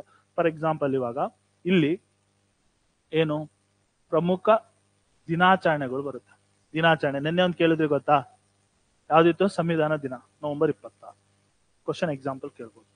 ಸೊ ಭಾರತದಲ್ಲಿ ಸಂವಿಧಾನದ ದಿನವನ್ನು ಯಾವಾಗ ಆಚರಿಸ್ತಾರೆ, ನವೆಂಬರ್ 26, ನವೆಂಬರ್ 27, ನವೆಂಬರ್ 28, ನವೆಂಬರ್ 29. ಯಾವಾಗ ಮಾಡ್ತಾರೆ, ನವೆಂಬರ್ 26. ಸೊ ಈ ತರ ಬರೀ ಅದು ಒಂದೇ ಕೇಳಲ್ಲ ಸರ್, ಈಸಿ ಇರೋದು ಯಾವತ್ತೂ ಕೇಳಲ್ಲ. ನೀವು ಯಾವ್ದು ಓದಿರಲ್ಲ ಅದನ್ನೇ ಕೇಳ್ತಾರೆ. ಅದನ್ನೇ ದಿನಾ ನ್ಯೂಸ್ ಪೇಪರ್ ಓದಿದ್ರೆ ಇದರಲ್ಲಿ ಇದಿರುತ್ತೆ. ಇಲ್ಲ ಅಂದ್ರೆ ಯಾವ್ದಾದ್ರು ಪ್ರಶಸ್ತಿಗಳು ಇರುತ್ತೆ. ಪ್ರಶಸ್ತಿ ಯಾರಿಗಾರು ಯಾವ್ದಾದ್ರು ಒಂದು ಪ್ರಶಸ್ತಿ ಕೊಟ್ಟಿರ್ತಾರೆ ಗೊತ್ತಾ, ಭಾರತ ರತ್ನ ಪ್ರಶಸ್ತಿ ಕೊಡ್ತಾರೆ. ಪುನೀತ್ ರಾಜ್ಕುಮಾರ್ಗೆ ಯಾವ್ದು ಕೊಟ್ರು ಲಾಸ್ಟಿಗೆ, ಕರ್ನಾಟಕ ರತ್ನ ಕೊಟ್ರು. ಎಷ್ಟು ಜನಕ್ಕೆ ಕೊಟ್ರು ಟೋಟಲ್ ಇಲ್ಲಿವರೆಗೂ ಕರ್ನಾಟಕ ರತ್ನ? ಎಷ್ಟು ಜನಕ್ಕೆ? Puneeth Rajkumar ಎಷ್ಟನೇವರು?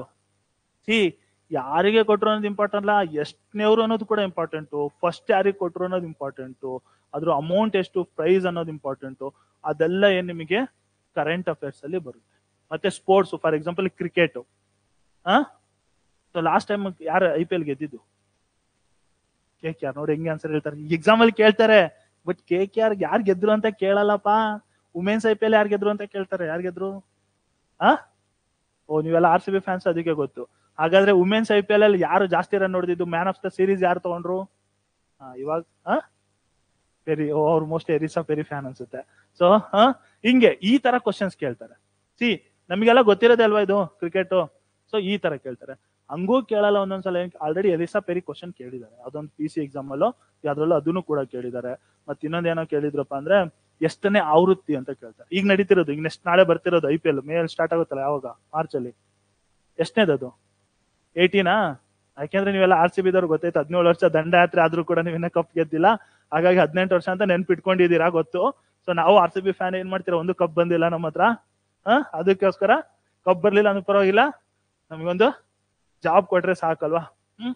So current affairs ಅಲ್ಲಿ ದಿನಾಚರಣೆಗಳು, ಪ್ರಶಸ್ತಿ, sports, person in news. For example ಯಾರೋ ಒಬ್ರು ಪರ್ಸನ್ ಇರ್ತಾರೆ, ಇವತ್ತು ಯಾರೋ ಒಬ್ರು ತುಂಬಾ ಫೇಮಸ್ ಪರ್ಸನ್ ಸತ್ತೋಗ್ಬಿಡ್ತಾರೆ, ಅವ್ರ ಬಗ್ಗೆ ಕೇಳ್ತಾರೆ.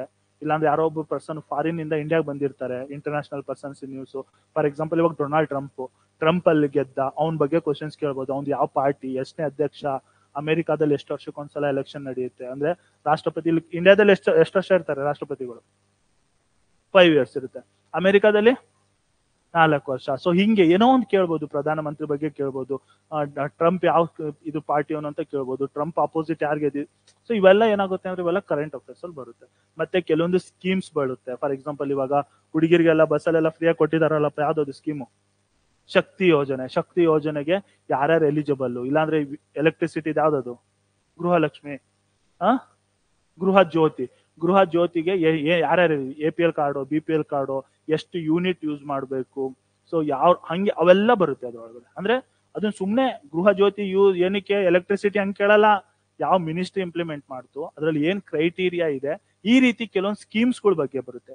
ಇವೆಲ್ಲ ನಿಮಗೆ ನ್ಯೂಸ್ ಪೇಪರ್ ಅಲ್ಲಿ ಬಂದ ತಕ್ಷಣ ಫಸ್ಟ್ ಎಲ್ಲ ಅಡ್ವರ್ಟೈಸ್ಮೆಂಟ್ ಕೊಡ್ತಾರೆ, ನ್ಯೂಸ್ ಪೇಪರ್ ಅಲ್ಲಿ ಕೊಡ್ತಾರೆ. ಇವೆಲ್ಲ ನೀವು ನ್ಯೂಸ್ ಪೇಪರ್ ಅಲ್ಲಿ, ಇದು ಅಂತೂ ಇವಾಗ ಟ್ರೆಂಡಿಂಗ್ ಪ್ರಕಾರ ಮಿನಿಮಮ್ ಯಾವ್ದೇ ಎಕ್ಸಾಮ್ ಅಂದ್ರೆ ಒಂದು 20 ಕ್ವಶನ್ ಎಕ್ಸ್ಪೆಕ್ಟ್ ಮಾಡ್ಬೋದು.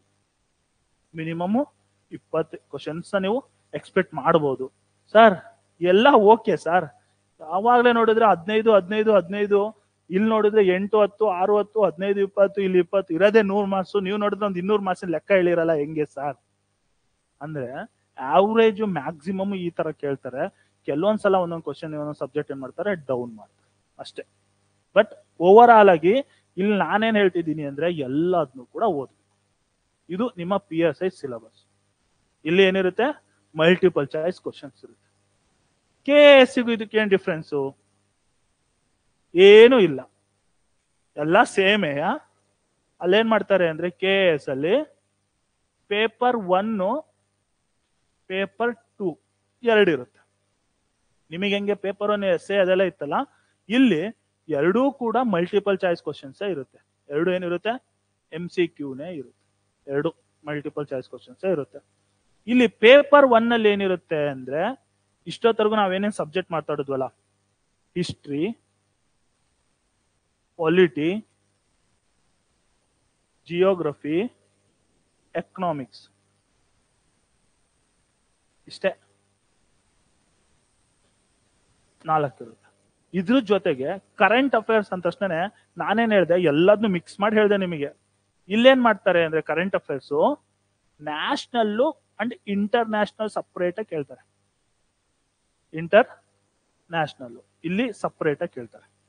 ಇಷ್ಟೇ ನಿಮಗೆ ಪೇಪರ್ 1 ಅಲ್ಲಿ ಇವು 5 ಸಬ್ಜೆಕ್ಟ್ ಇಂದ 100 ಕ್ವಶನ್ಸ್ ಕೇಳ್ತಾರೆ ಪೇಪರ್ 1 ಅಲ್ಲಿ.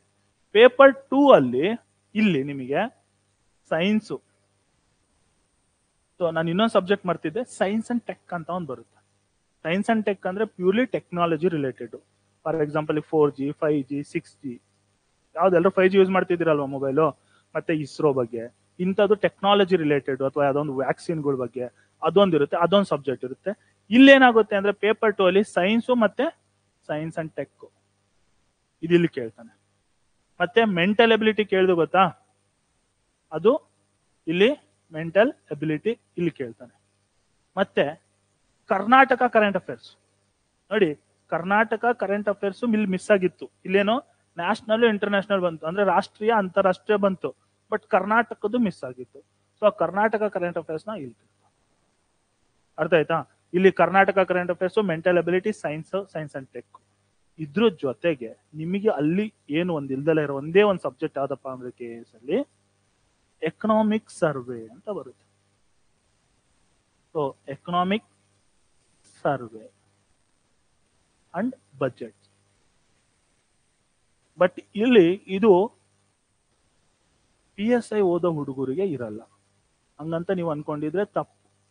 ಇದೇನಂದ್ರೆ ಇದು ಕರೆಂಟ್ ಅಫೇರ್ಸ್ ಅಲ್ಲಿ ಸಿಗುತ್ತೆ. ಏನು ಎಕನಾಮಿಕ್ ಸರ್ವೆ ಅಂದ್ರೆ, ಫಾರ್ ಎಕ್ಸಾಂಪಲ್ ಇವಾಗ ನಮ್ಮ ಕರ್ನಾಟಕ ಗೋರ್ಮೆಂಟ್ ಈ ವರ್ಷ ಅಂದ್ರೆ ಇವ್ರದ್ದು 1 ಇಯರ್ ಅಲ್ಲಿ 1 ಇಯರ್ ಅಲ್ಲಿ ಏನೇನು ಸ್ಕೀಮ್ಸ್ಗಳನ್ನ ತಂದ್ರು, ಯಾವ್ದಾವ್ದಕ್ಕೆ ಎಷ್ಟೆಷ್ಟು ದುಡ್ಡು ಕೊಟ್ರು. ಫಾರ್ ಎಕ್ಸಾಂಪಲ್ ಇವಾಗ ಗೃಹ ಜ್ಯೋತಿ ಅಂತ ಅಂದ್ರಿ, ಗೃಹ ಲಕ್ಷ್ಮಿ 2,000 ರೂಪಾಯಿ ದುಡ್ಡು ಕೊಡೋದು. ಸೊ ಇದಕ್ಕೆ ಎಷ್ಟು ಖರ್ಚಾಯಿತು, ಯಾವ ಮಿನಿಸ್ಟ್ರಿ ಮಾಡ್ತು, ಏನು ಪ್ರತಿಯೊಂದು ಡೀಟೇಲ್ಸ್, ಅಂದ್ರೆ ಗೋರ್ಮೆಂಟ್ ಇಂದು ಫುಲ್ ಎಕನಾಮಿ ನೋಡಿ. ಎಕನಾಮಿಕ್ ಸರ್ವೆ, ಗೋರ್ಮೆಂಟಿನ ಫುಲ್ ಎಕನಾಮಿ, ಗೋರ್ಮೆಂಟ್ ಯಾವ್ದಾದ್ರ ಮೇಲೆ ಖರ್ಚು ಮಾಡ್ತು, ಏನ್ ಮಾಡ್ತು, ಎಲ್ಲಿ ಯಾವ ಸ್ಕೀಮ್ ತಂತು, ಯಾವ ಮಿನಿಸ್ಟ್ರಿ ತಂತು, ಅದಕ್ಕೆ ಎಷ್ಟು ದುಡ್ಡು ಹೋಯ್ತು, ಹಂಗೆ ಇದ್ರ ಬಗ್ಗೆ ಹೇಳ್ಕೊಡುತ್ತೆ ಎಕನಾಮಿಕ್ ಸರ್ವೆ. ಸೊ ಇಲ್ಲಿ ಏನಂದ್ರೆ ಕೆಲವೊಂದು ಇದಕ್ಕೆ ಆದಂತ ಇಲ್ಲೇನ್ ಹೆಂಗಿಲ್ಲ, ಇಲ್ಲಿ ರ್ಯಾಂಡಮ್ ಆಗಿ ಎಷ್ಟಾದ್ರು ಮಾರ್ಕ್ಸ್ ಕೇಳ್ಬೋದು. ಬಟ್ ಇಲ್ಲಿ ಹೆಂಗಂದ್ರೆ ಎಕನಾಮಿಕ್ ಸರ್ವೆ ಪ್ಲಸ್ ಬಜೆಟ್ ಇಂದ ಒಂದು 30 ಕ್ವಶನ್ ಕೇಳಬೇಕು, ಮೆಂಟಲ್ ಎಬಿಲಿಟಿ 30 ಕೇಳಬೇಕು, ಇವೆರಡರಿಂದನೂ ರಿಮೈನಿಂಗ್ 40 ಕ್ವಶನ್ ಕೇಳಬೇಕು ಅಂತ ಐತೆ. ಬಟ್ ಸಲ ಎಕ್ಸಾಮ್ ಮೊನ್ನೆ ಒಂದು ರೀಸೆಂಟ್ ಒಂದು ಎಕ್ಸಾಮ್ ಐತಿ KS ಅಲ್ಲಿ, ಅದ್ರಲ್ಲೇನು ಅವ್ರೇನು ಈ ತರ ಹಿಂಗೆ ಕೇಳಬೇಕು ಅಂತ ಏನು ಫಾಲೋ ಮಾಡಿರ್ಲಿಲ್ಲ. ಒಟ್ನಲ್ಲಿ ಎಲ್ಲ ಕೇಳಿದ್ರು, ಅವ್ರ ಮನ್ಸಿಗೆ ಬಂದಂಗೆ ಕೇಳಿದ್ರು. ಬಟ್ ಇಷ್ಟು ಸಬ್ಜೆಕ್ಟ್ ಇದ್ರೊಳಗೆ ಇರುತ್ತೆ. ಬಜೆಟ್ ಅಂದ್ರೆ ಆ ವರ್ಷ ಪ್ರತಿ ವರ್ಷ ಬಜೆಟ್ ಮಾಡ್ತಾರೆ. ಆ ಬಜೆಟ್ ಅಲ್ಲಿ ಏನೇನಕ್ಕೆ ಏನೇನು ಅನುದಾನ ಕೊಟ್ಟಿದೀವಿ, ಅದಕ್ಕೇನೋ ಯಾವ ಸ್ಕೀಮಿಗೆ ಎಷ್ಟು ದುಡ್ಡು ಕೊಟ್ಟಿವಿ, ಅಲ್ಲಿ ಯಾವ್ದೋ ಒಂದು ಇದು ಮಾಡ್ತಿದ್ವಿ ಸ್ಟ್ಯಾಚು, ಅದಕ್ಕೇನೋ ಕೊಡ್ತಿದೀವಿ, ಇಲ್ಲ ಯಾವ್ದೋ ನೀರಾವರಿ ಯೋಜನೆ ಕೊಡ್ತೀವಿ, ಅದೆಲ್ಲ ನಿಮಗೆ ಇದ್ರಲ್ಲಿರುತ್ತೆ. ಸೊ ನೀವೇ ನೋಡಿ ಇವಾಗ ಡಿಫ್ರೆನ್ಸ್ ಏನಿದೆ ಸಿಲೆಬಸ್ ಅಲ್ಲಿ, ಏನು ಇಲ್ಲ. ಇದು ಕೂಡ ನೀವು PSI ಓದೋ ಹುಡುಗರು ಕೂಡ ಓದ್ಲೇಬೇಕು.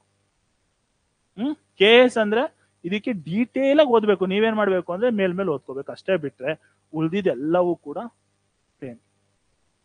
ಸೊ ನಾನೇನ್ ಹೇಳ್ತಿದ್ದೀನಿ ಅಂದ್ರೆ ಯಾವುದೇ ಎಕ್ಸಾಮ್ ಹೋದ್ರು ಕೂಡ ನೀವು ಒಂದೇ ಕೋಚಿಂಗ್ PSIಗೆ ಅಂತಂದ್ರೆ KS ಪಾಸ್ ಆಗಂಗಿರ್ಬೇಕು, PSIನೂ ಇರ್ಬೇಕು. ಯಾಕಂದ್ರೆ ಇವತ್ತು ನೀವು PSI ಫಾರ್ ಎಕ್ಸಾಂಪಲ್ ಇವೆಲ್ಲ PSI ಕೋಚಿಂಗ್ ತಗೊಂಡ್ರಿ, ನನ್ನ ಹತ್ರ ಎಲ್ರು ಪಾಸ್ ಆದ್ರಿ, ಡಬಲ್ ಸ್ಟಾರ್ ಹಾಕೊಂಡು ಹೋಗ್ತೀರಾ, ಅಲ್ಲಿ ನಿಮ್ ಹೈಯರ್ ಆಫೀಸರ್ ಇರ್ತಾನೆ, ಬಾರೋ ಇಲ್ಲಿ ಅಂತ ತಕ್ಷಣ ಏನೋ ನಿನ್ನ ಹೆಸರು ಅಂತಾನೆ. ನಿಮಗೆ ಒಂಥರ ಏನಾಗುತ್ತೆ, ಓ ಮಗ ನಂಗೆ ಇವ್ನು ಹಿಂಗಂದ, ನಾನು ಇವನ್ ತರ ದೊಡ್ಡವನಾಗ್ಬೇಕು ಅಂದ್ರೆ ಏನಾಗಿದ್ದಾನೆ ಅವನು ಅಂದ್ರೆ ಅವನು DYSP ಆಗಿದ್ದಾನೆ. DYSP ಹೆಂಗೆ ಅಂದ್ರೆ KS ಅಲ್ಲಿ ಎಕ್ಸಾಮ್ ಪಾಸ್ ಆದ್ರೆ ಇದ್ರೊಳಗಡೆ ಕೆಲವೊಂದು ಪೋಸ್ಟ್ಗಳು ಬರುತ್ತೆ. AC, ತಹಶೀಲ್ದಾರು, DYSP, ಜೈಲರು, CEO, ಕೆಲವೊಂದು ಏನೇನೋ ಬೇರೆ ಬೇರೆ CTO, ಕೆಲವೊಂದು ಏನೇನೋ ಬರುತ್ತೆ. ಸೊ ಅದ್ರಲ್ಲಿ DYSP ಒಂದು ನಿಮ್ಮ PSIಗಿಂತ ಮೇಲೆ. ನೀವು ಅಲ್ಲೋಗಿ ನಾನು DYSP ಆಗ್ಬೇಕು ಅನ್ನೋಕ್ಕಿಂತನೂ ಇಲ್ಲೇ ಓದಿ ಹೋದ್ರೆ ಎಕ್ಸಾಮ್ ಬರ್ದು ಡೈರೆಕ್ಟ್ ಆಗಿ ಇದಕ್ಕೆ ಹೋದ್ರೆ ಒಂದು ಪವರು, ಒಂದು ಗತ್ತು ಎಲ್ಲ ಇರುತ್ತೆ. ಏನಂದ್ರೆ PSIಗೆ ಮೊದ್ಲು ಎಲ್ರಿಗೂ ಜೀಪ್ ಕೊಡ್ತಿದ್ವು, ಇವಾಗ ಜೀಪ್ ಕೊಡಲ್ಲ, ಬೈಕ್ ಕೊಡ್ತಾರೆ. But independent station for example Bengaluru ಆದ್ರೆ ಬೈಕ್ ಕೊಡ್ತಾರೆ, ಯಾಕಂದ್ರೆ ಇಲ್ಲಿ ತುಂಬಾ ಜನ PSIಗಳು ಇದ್ದಾರೆ, ಬೈಕ್ ಕೊಡ್ತಾರೆ. ನಿಮ್ ಊರ್ ಕಡೆ ಆದ್ರೆ ನಿಮಗೊಂದು ಜೀಪ್ ಇರುತ್ತೆ, ಕ್ಯಾಬಿನ್ ಎಲ್ಲ ಇರುತ್ತೆ. ಸೊ ನೀವೇನಾದ್ರು ಟ್ರೈ ಮಾಡೋದಿದ್ರೆ ಇದಕ್ಕೆ ಟ್ರೈ ಮಾಡಿದ್ರೆ ನನ್ನ ಪ್ರಕಾರ ಒಳ್ಳೇದು. ಯಾಕೆಂದ್ರೆ ಆಪರ್ಚುನಿಟಿ ಇದ್ದಾಗ ನಾವು ಯೂಸ್ ಮಾಡ್ಕೋಬೇಕು. ಇಲ್ಲಿ ಪ್ರಿಲಿಮ್ಸ್ ಎಕ್ಸಾಮ್ ಇರುತ್ತೆ, ಅದಾದ್ಮೇಲೆ ಮೇನ್ಸ್ ಎಕ್ಸಾಮ್ ಇರುತ್ತೆ.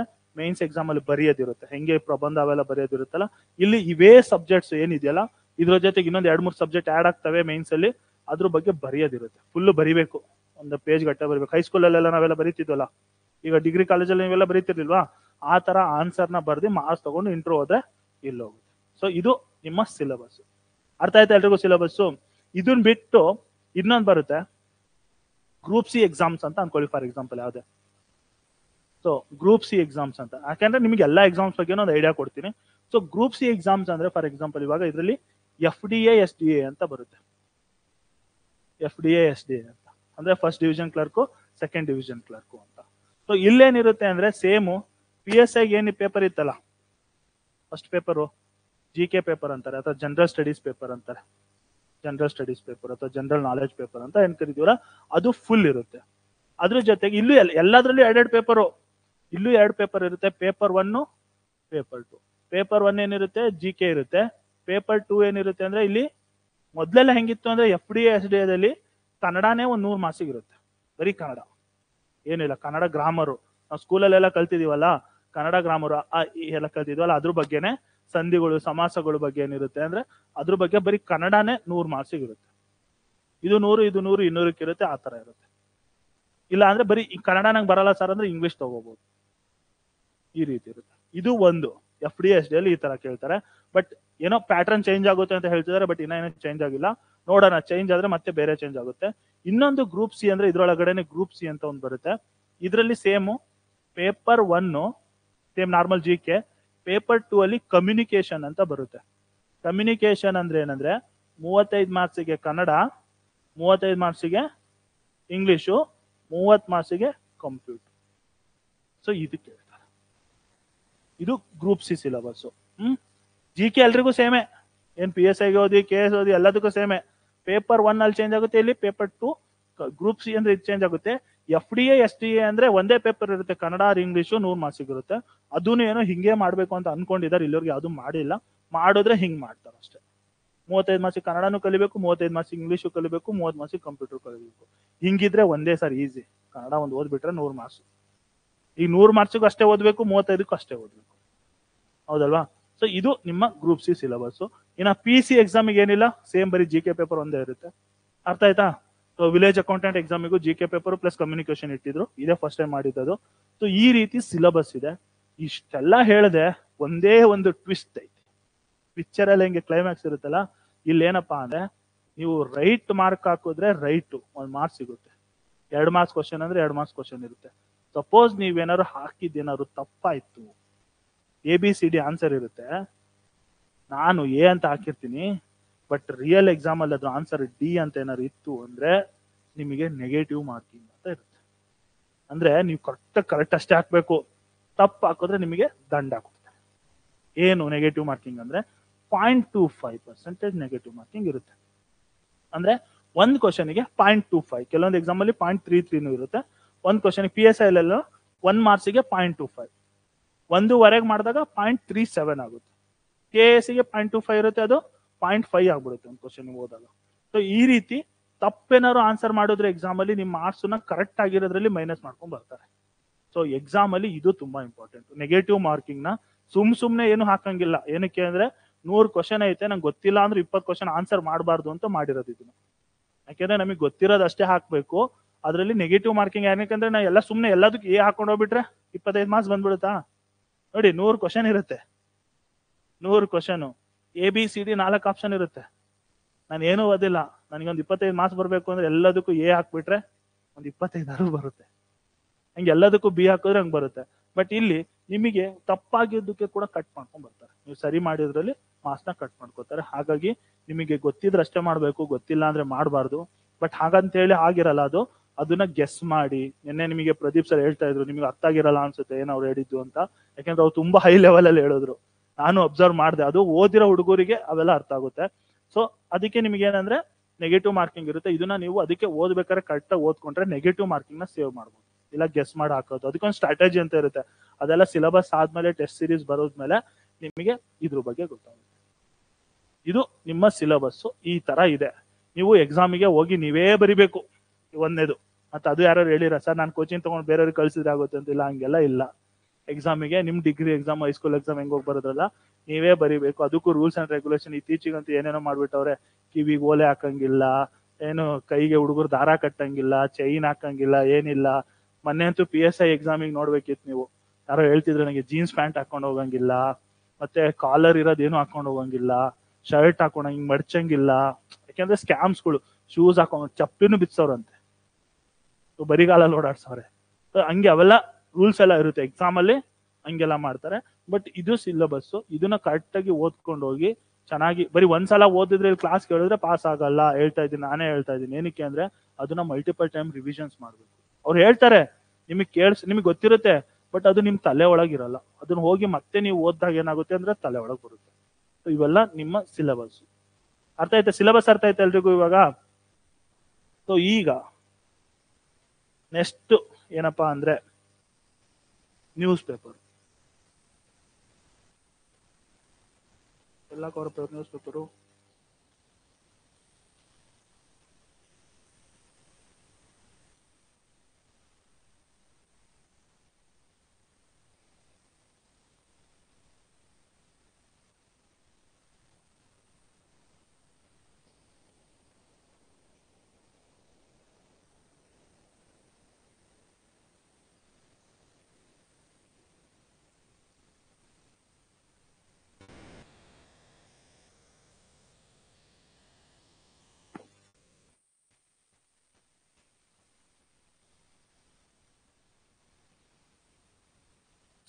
ಇದು ಇವತ್ತಿನ ನ್ಯೂಸ್ ಪೇಪರು. ಕರೆಕ್ಟಾ? ಪ್ರಜಾವಾಣಿ ಪೇಪರು. ಇವತ್ತಿನ ಪ್ರಜಾವಾಣಿ ಪೇಪರ್ ಏನಿದೆಯಲ್ಲ ಅದೇ ಇದು ಇ ಕಾಪಿ ಅಂತ ಕರೀತಾರೆ. ಸೊ ಇದ್ರಲ್ಲಿ ಕ್ವಶನ್ಸ್ ಯಾರು ಅವಲ್ಲ ಹೇಳಿದ್ರು. ಫಸ್ಟ್ ಪೇಜ್ ಏನಿತ್ತು ಅಂದ್ರೆ ಪಶ್ಚಿಮ ಘಟ್ಟಗಳ ಪರಿಸರ ಸೂಕ್ಷ್ಮ ಪ್ರದೇಶ ಅಂತ. ಸೊ ಇದ್ರಲ್ಲಿ ನಾವು ಏನ್ ಓದ್ಬೇಕು? ಇಲ್ಲಿ ನೋಡಿ, ಇಲ್ಲಿ ಪಶ್ಚಿಮ ಘಟ್ಟಗಳು ಅಂದ್ರೆ ನಮ್ಮ ವೆಸ್ಟರ್ನ್ ಘಾಟ್ಸ್ ಅಂತ ಕರೀತಾರೆ. ನಮ್ಮ ಇಂಡಿಯಾ ಇದೆಯಲ್ಲ, ಇಂಡಿಯಾದಲ್ಲಿ ಲಾಸ್ಟ್ ಕಾರ್ನರ್ ನಮ್ ಕೋಸ್ಟ್ ಇದೆಯಲ್ಲ, ಗೋವಾ ಇಂದ ಸ್ಟಾರ್ಟ್ ಆಗಿ ನಮ್ದು ಕೇರಳವರೆಗೂ ಇಲ್ಲಿ ಬರುತ್ತೆ. ಅಂದ್ರೆ ಇಲ್ಲಿ ಕೆಲವೊಂದು ಏನಂದ್ರೆ ಗುಜರಾತ್ ಇಂದನೂ ಕರೀತಾರೆ ವೆಸ್ಟರ್ನ್ ಸೈಡ್. ಪಶ್ಚಿಮಗಳ ಅಂದ್ರೆ ಇಂಡಿಯಾದ ವೆಸ್ಟ್ ಭಾಗ, ಪಶ್ಚಿಮ ಭಾಗ. ಸೊ ಇಲ್ಲಿ ಟೋಟಲ್ ಪಶ್ಚಿಮ ಘಟ್ಟಗಳಲ್ಲಿ ಎಷ್ಟು ಪ್ಲೇಸ್ ಇದೆ ಅಂದ್ರೆ 1, 2, 3 ಟೋಟಲ್ 6 ಸ್ಟೇಟ್ ಇದೆ. ಯಾವ್ಯಾವ ಸ್ಟೇಟು? ಗುಜರಾತ್, ಮಹಾರಾಷ್ಟ್ರ, ಗೋವಾ, ಕರ್ನಾಟಕ, ತಮಿಳುನಾಡು, ಕೇರಳ. ಸೊ ಈ ನ್ಯೂಸ್ ಯಾವ್ದ್ರ ಬಗ್ಗೆ ಅಂದ್ರೆ ಈ ವೆಸ್ಟರ್ನ್ ಘಾಟ್ಸ್ ಇದೆಯಲ್ಲ, ಈಗ ನೀವೆಲ್ಲ ಬಂಡೀಪುರ, ನಾಗರಹೊಳೆ ಇವೆಲ್ಲ ಅದ್ರೊಳಗಡೆನೆ ಬರೋದು. ಸೊ ಇಲ್ಲೇನ್ ಮಾಡ್ತಾನೆ ಮನುಷ್ಯ, ಈಗ ಅತಿಯಾದ ಆಸೆಯಿಂದ ನೀವೆಲ್ಲ ಮನುಷ್ಯಂದಾರು, ನಾವು ನೀವೆಲ್ಲ ಅತಿಯಾದ ಆಸೆಯಿಂದ ಏನ್ ಮಾಡ್ತೀವಿ ಅಂದ್ರೆ ಬೆಂಗಳೂರು ಮೊದಲು ಸಣ್ಣದಿತ್ತು, ಇವಾಗ ದೊಡ್ಡದಾಗ್ತೈತೆ. ಏನಕ್ಕೆ? ಜನ ಜಾಸ್ತಿ ಆಗ್ತವ್ರೆ, ಡೆವಲಪ್ಮೆಂಟ್ ಹೋಗ್ತಾ ಇದೆ. ಇಲ್ಲೇನೋ ಒಂದು ಮರ ಇರುತ್ತೆ ಫಾರ್ ಎಕ್ಸಾಂಪಲ್, ನಾಳೆ ಇದನ್ನೇನ್ ಮಾಡ್ತಾರೆ ಅಂದ್ರೆ ಸೈಟ್ ಮಾಡ್ಬೇಕು ಅಂದ್ರೆ ಮರ ಕಡಿತಾರೆ, ಸೈಟ್ ಮಾಡ್ತಾರೆ. ಅದರಿಂದ ಏನಾಗುತ್ತೆ, ಹಂಗೆ ಮಾಡ್ಕೊಂಡು ಹೋದ್ರೆ ನಮಗೆ ಪ್ರಕೃತಿ ವಿಕೋಪ ಆಗುತ್ತೆ. ಅವಾಗ ಏನಾಗುತ್ತೆ, ಅದಕ್ಕೆ ಸಿಟ್ಟು ಬಂದು ಫ್ಲಡ್ ಬಂದಿತ್ತು ಗೊತ್ತಾ 2021ರಲ್ಲಿ ನಾರ್ತ್ ಕರ್ನಾಟಕ ಬಾಯ್ಸ್ ಎಲ್ಲಿ ಇದು ಬೆಳಗಾಂ ಸೈಡ್ ಅವರೆಲ್ಲ ಇದ್ರಲ್ಲ, ಬಾಗಲಕೋಟು ಬೆಳಗಾಮು, ನಿಮ್ ಕಬ್ಬೆಲ್ಲ ಹೋಗಿತ್ತಲ್ಲ. ಸೊ ಹಂಗೆ ಅದಾಗುತ್ತೆ. ಸೊ ಇಲ್ಲಿ ಏನಾಗುತ್ತೆ, ಬರೀ ಅದಷ್ಟೇ ಅಲ್ಲ, ಹೋಗಿ ಅಲ್ಲಿ ಇಂಡಸ್ಟ್ರಿಗಳನ್ನ ಹಾಕೋದು, ಡ್ಯಾಮ್ಗಳು ಹಾಕೋದು. ಅವಾಗ ಏನಾಗುತ್ತೆ ಅಂದ್ರೆ ಅಲ್ಲೊಂದು ಪಕ್ಷಿ ಪ್ರಾಣಿಗಳು ಇರ್ತವೆ. ಈಗ ನಮಗೆ ಹೆಂಗ್ ಮನೆ ಇದೆ, ಅವಕ್ಕಲ್ಲಿ ಮನೆ ಇದೆ. ನಾವು ಹೋಗಿ ಅದನ್ನ ಅಟ್ಯಾಕ್ ಮಾಡಿದ್ರೆ ಅದೇನ್ ಮಾಡುತ್ತೆ, ವಾಪಸ್ಸು ನಾಡಿಗೆ ಬರುತ್ತೆ. ಹೌದಾ? ಸೊ ಹಾಗಾಗಿ ಇಲ್ಲಿ ಅದನ್ನ ಉಳಿಸ್ಬೇಕು, ವೆಸ್ಟರ್ನ್ ಘಾಟ್ಸ್ ನ ಉಳಿಸ್ಬೇಕು ಅಂದ್ಬಿಟ್ಟು ಒಂದು ನ್ಯೂಸ್. ಇದು ಇವತ್ತಿಂದ ಅಲ್ಲ, ತುಂಬಾ ದಿನದಿಂದ ನಡೀತಾನೆ ಇದೆ. ಇದಕ್ಕೆ ಕೆಲವೊಂದು ಕಮಿಟಿಗಳು ಮಾಡಿದ್ದಾರೆ, ಅಂದ್ರೆ ಇದನ್ನ ಯಾವ ರೀತಿ ನಾವು ಉಳಿಸ್ಬೇಕು ಅಂತ. ಸೊ ಅದರಲ್ಲಿ ಕಸ್ತೂರಿ ರಂಗನ್ ಕಮಿಟಿ ಮತ್ತೆ ಗಾಡ್ಗಿಲ್ ಕಮಿಟಿ ಅಂತ ಒಂದ್ ಎರಡಿದೆ. ಸೊ ಅದ್ರ ಬಗ್ಗೆ ಕೆಲವೊಂದು ರಿಪೋರ್ಟ್ ಇರುತ್ತೆ. ಸೊ ನೀವೇನ್ ಮಾಡ್ಬೇಕು ಅಂದ್ರೆ ಈ ನ್ಯೂಸ್ ಪೇಪರ್ ಅಲ್ಲಿ ವೆಸ್ಟರ್ನ್ ಘಾಟ್ಸ್ ಅಲ್ಲಿ ಇಲ್ಲಿ ಡಾಟಾ ಕೊಟ್ಟಿದ್ದಾರೆ ನೋಡಿ, ರಾಜ್ಯವಾರುಗಳ ಪ್ರದೇಶ. ಇದನ್ನು ಕೇಳ್ಬೋದು ಎಕ್ಸಾಮ್ ಅಲ್ಲಿ. ಹೆಂಗ್ ಕೇಳ್ಬೋದು ಅಂದ್ರೆ, ಪಶ್ಚಿಮ ಘಟ್ಟಗಳು ಒಟ್ಟು ಎಷ್ಟು ರಾಜ್ಯಗಳನ್ನು ಒಳಗೊಂಡಿದೆ? Option A 3, 4, 5, 6. 6 ಅಂದ್ರೆ 6. ಅವು 6 ಯಾವ್ಯಾವು ಇದನ್ನ ತಿಳ್ಕೊಂಡಿರ್ಬೇಕು. ಇದ್ರಲ್ಲಿ ಅದ್ರ ಪ್ಲೇಸ್ ಯಾವ್ದು ಜಾಸ್ತಿ ಇದೆ? ಯಾವ್ದಿದೆ? ಕರ್ನಾಟಕ ಜಾಸ್ತಿ ಇದೆ, 20,668 ಚದರ ಕಿಲೋಮೀಟರ್ ಏನೋ ಇದೆ. ಗುಜರಾತ್ 449 ಇದೆ. ಸೆಕೆಂಡ್ ಮಹಾರಾಷ್ಟ್ರ 17,000 ಇದೆ. ಕೇರಳ 9,000 ಇದೆ. ಅದಾದ್ಮೇಲೆ ತಮಿಳ್ನಾಡು, ಗೋವಾ. ಸೊ ಈ ನ್ಯೂಸ್ ಪೇಪರ್ ನ ತಗೊಂಡು ಈ ನ್ಯೂಸ್ ಬಗ್ಗೆ, ಫಾರ್ ಎಕ್ಸಾಂಪಲ್ ಇಲ್ಲಿ ಪಶ್ಚಿಮ ಘಟ್ಟಗಳು, ಇದು ನಿಮಗೆ ಎನ್ವಿರಾನ್ಮೆಂಟ್ ಅಲ್ಲಿ ಬರುತ್ತೆ, ಅದರಲ್ಲಿ ಪರಿಸರ ವಿಜ್ಞಾನದಲ್ಲಿ. ಸೊ ಇದ್ರ ಬಗ್ಗೆ ಈ ನ್ಯೂಸ್ ಬಂದಾಗ ಇಲ್ಲಿ ನೋಡಿ, ಗಾಡ್ಗಿಲ್ ಕಸ್ತೂರಿ ರಂಗನ್ ಸಮಿತಿ, ಇದು ಇಂಪಾರ್ಟೆಂಟ್ ಎಕ್ಸಾಮ್ ಅಲ್ಲಿ. ಇದ್ರ ಬಗ್ಗೆ ತುಂಬಾ ಸಲ ಎಕ್ಸಾಮ್ ಅಲ್ಲಿ ಕ್ವಶನ್ ಬಂದಿದೆ. ತುಂಬಾ ಸಲ ಬಂದಿದೆ, ಒಂದ್ಸಲ 2 ಸಲ ಅಲ್ಲ. ಕಸ್ತೂರಿ ರಂಗನ್ ಸಮಿತಿ ತುಂಬಾ ಸಲ ಕೇಳಿದ್ದಾನೆ, ಗಾಡ್ಗಿಲ್ ಸಮಿತಿ ಕೇಳಿದ್ದಾನೆ. ಇವನ್ KS ಎಕ್ಸಾಮ್ ಅಲ್ಲಿ ಇದ್ರ ರಿಪೋರ್ಟ್ ಬಗ್ಗೆ ಕ್ವಶನ್ ಕೇಳಿದ್ದಾನೆ, ಇವ್ರು ಯಾವ ರೀತಿ ಇದು ಮಾಡ್ಬೇಕು ಅಂತ. ಇದು ನಿಮಗೆ ಎನ್ವಿರಾನ್ಮೆಂಟ್ ಅಲ್ಲಿ ಬರುತ್ತೆ, ಅಲ್ಲಿ ಇದು ಕವರ್ ಆಗುತ್ತೆ. ಇದ್ರ ಬಗ್ಗೆ ನೀವು ನೋಟ್ಸ್ ಮಾಡ್ಕೋಬೇಕು, A to Z ನೋಟ್ಸ್ ಮಾಡ್ಕೋಬೇಕು. ನಾನು ಒಂದಿನ ಹೆಂಗ್ ನೋಟ್ಸ್ ಮಾಡೋದು ಅಂತಾನೆ ಒಂದಿನ ಹೇಳ್ತೀನಿ. ಇವತ್ತು ಸುಮ್ನೆ ಏನ್ ಓದ್ಬೇಕು ಅಂತ ನಾನು ಹೇಳ್ತಾ ಇರೋದು ನಿಮಗೆ. ಇದ್ರ ಜೊತೆಗೆ ಇಲ್ಲಿ ಸಂವಿಧಾನ ದಿನ ಅಂತ ಇದೆ, ನಿನ್ನೆ ನಡೀತಲ್ಲ ಸಂವಿಧಾನ ದಿನ. ಸೊ ನೀವು ಇದ್ರ ಬಗ್ಗೆ ಏನ್ ಮಾಡ್ಬೇಕು, ಈ ಟಾಪಿಕ್ಸ್ ನ ತಗೊಂಡು ಗೂಗಲ್ ಅಲ್ಲಿ ಸರ್ಚ್ ಮಾಡಿ ಸಂವಿಧಾನದ ಬಗ್ಗೆ ತಿಳ್ಕೋಬೇಕು, ಯಾರು ರಚಿಸಿದ್ರು ಹೆಂಗೆ ಅಂತ. ಇಲ್ಲಿ ಪಶ್ಚಿಮ ಘಟ್ಟಗಳು ಇಲ್ಲಿ ಏನಿದೆಯಲ್ಲ ಇದನ್ನೆಲ್ಲ ಓದ್ಕೋಬೇಕು. ಟೋಟಲ್ ಎಷ್ಟಿದೆ, ಸೊ ಏನು ಕಸ್ತೂರಿ ರಂಗನ್ ವರದಿ ಏನಿದೆ, ಇವೆಲ್ಲವನ್ನು ಕೂಡ ನ್ಯೂಸ್ ಪೇಪರ್ ಅಲ್ಲಿ ಓದ್ಬೇಕು.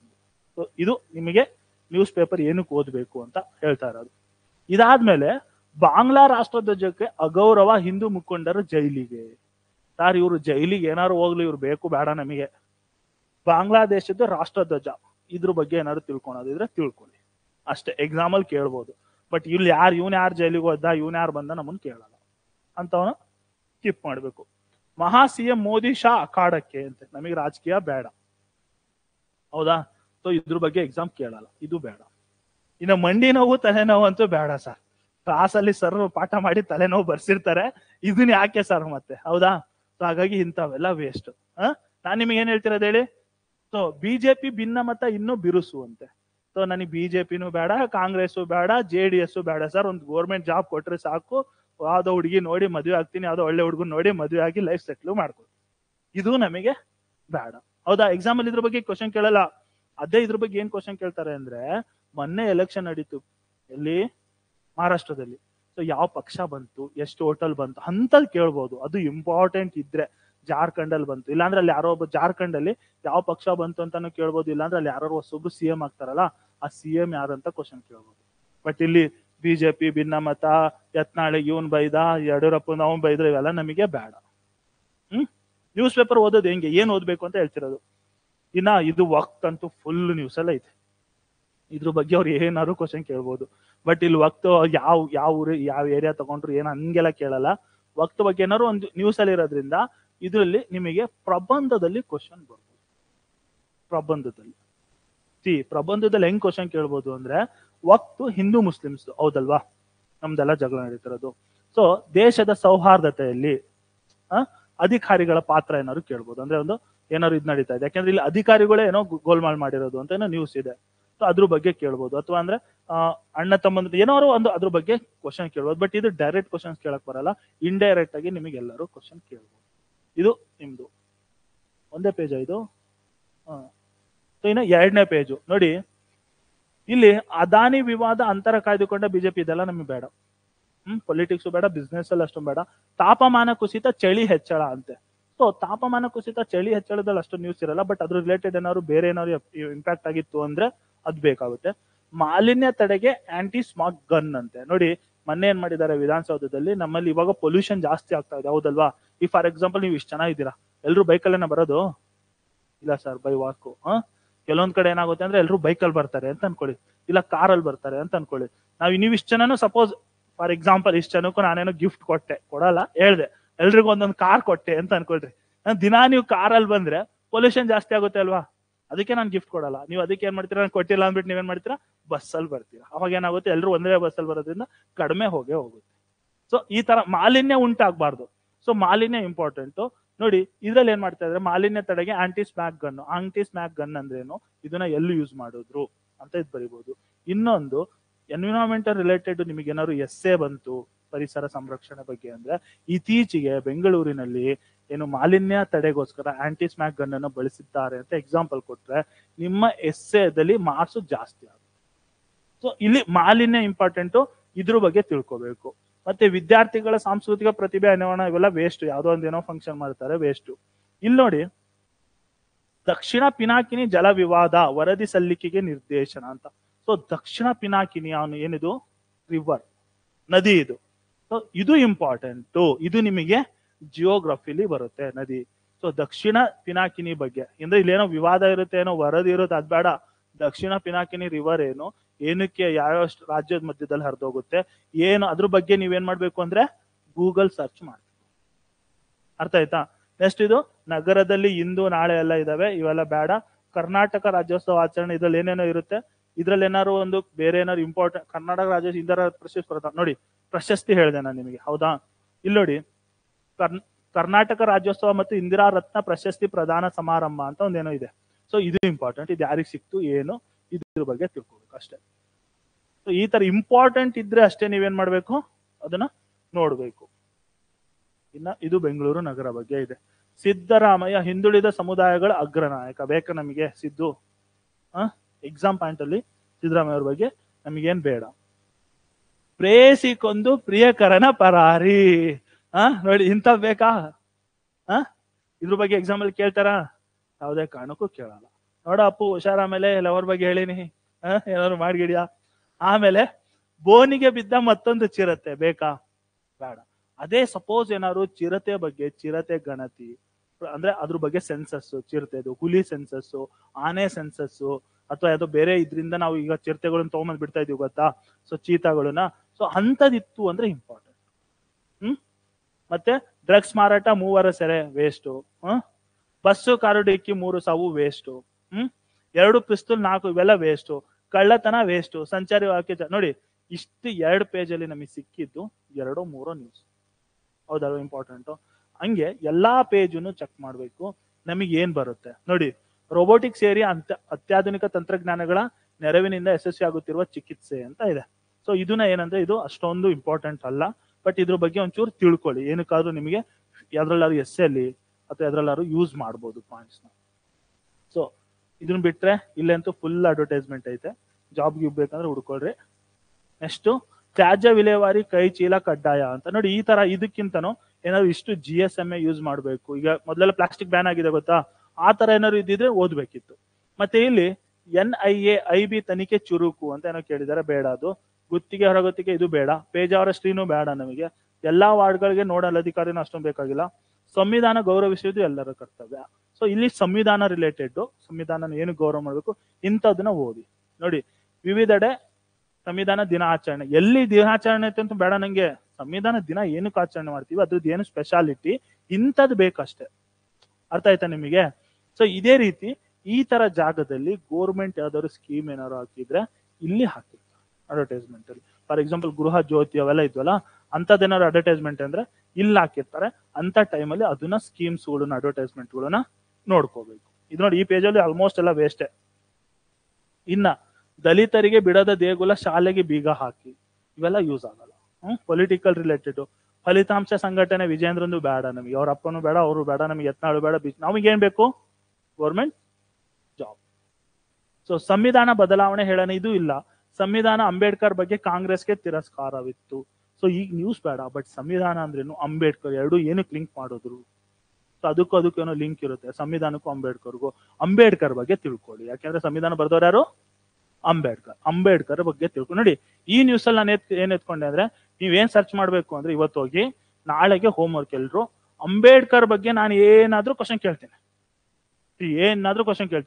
ನಾಳೆ ಎಲ್ರು ಏನಂದ್ರೆ ಅಂಬೇಡ್ಕರ್ ಬಗ್ಗೆ ಫುಲ್ ತಿಳ್ಕೊಂಡ್ ಬಂದಿರ್ಬೇಕು.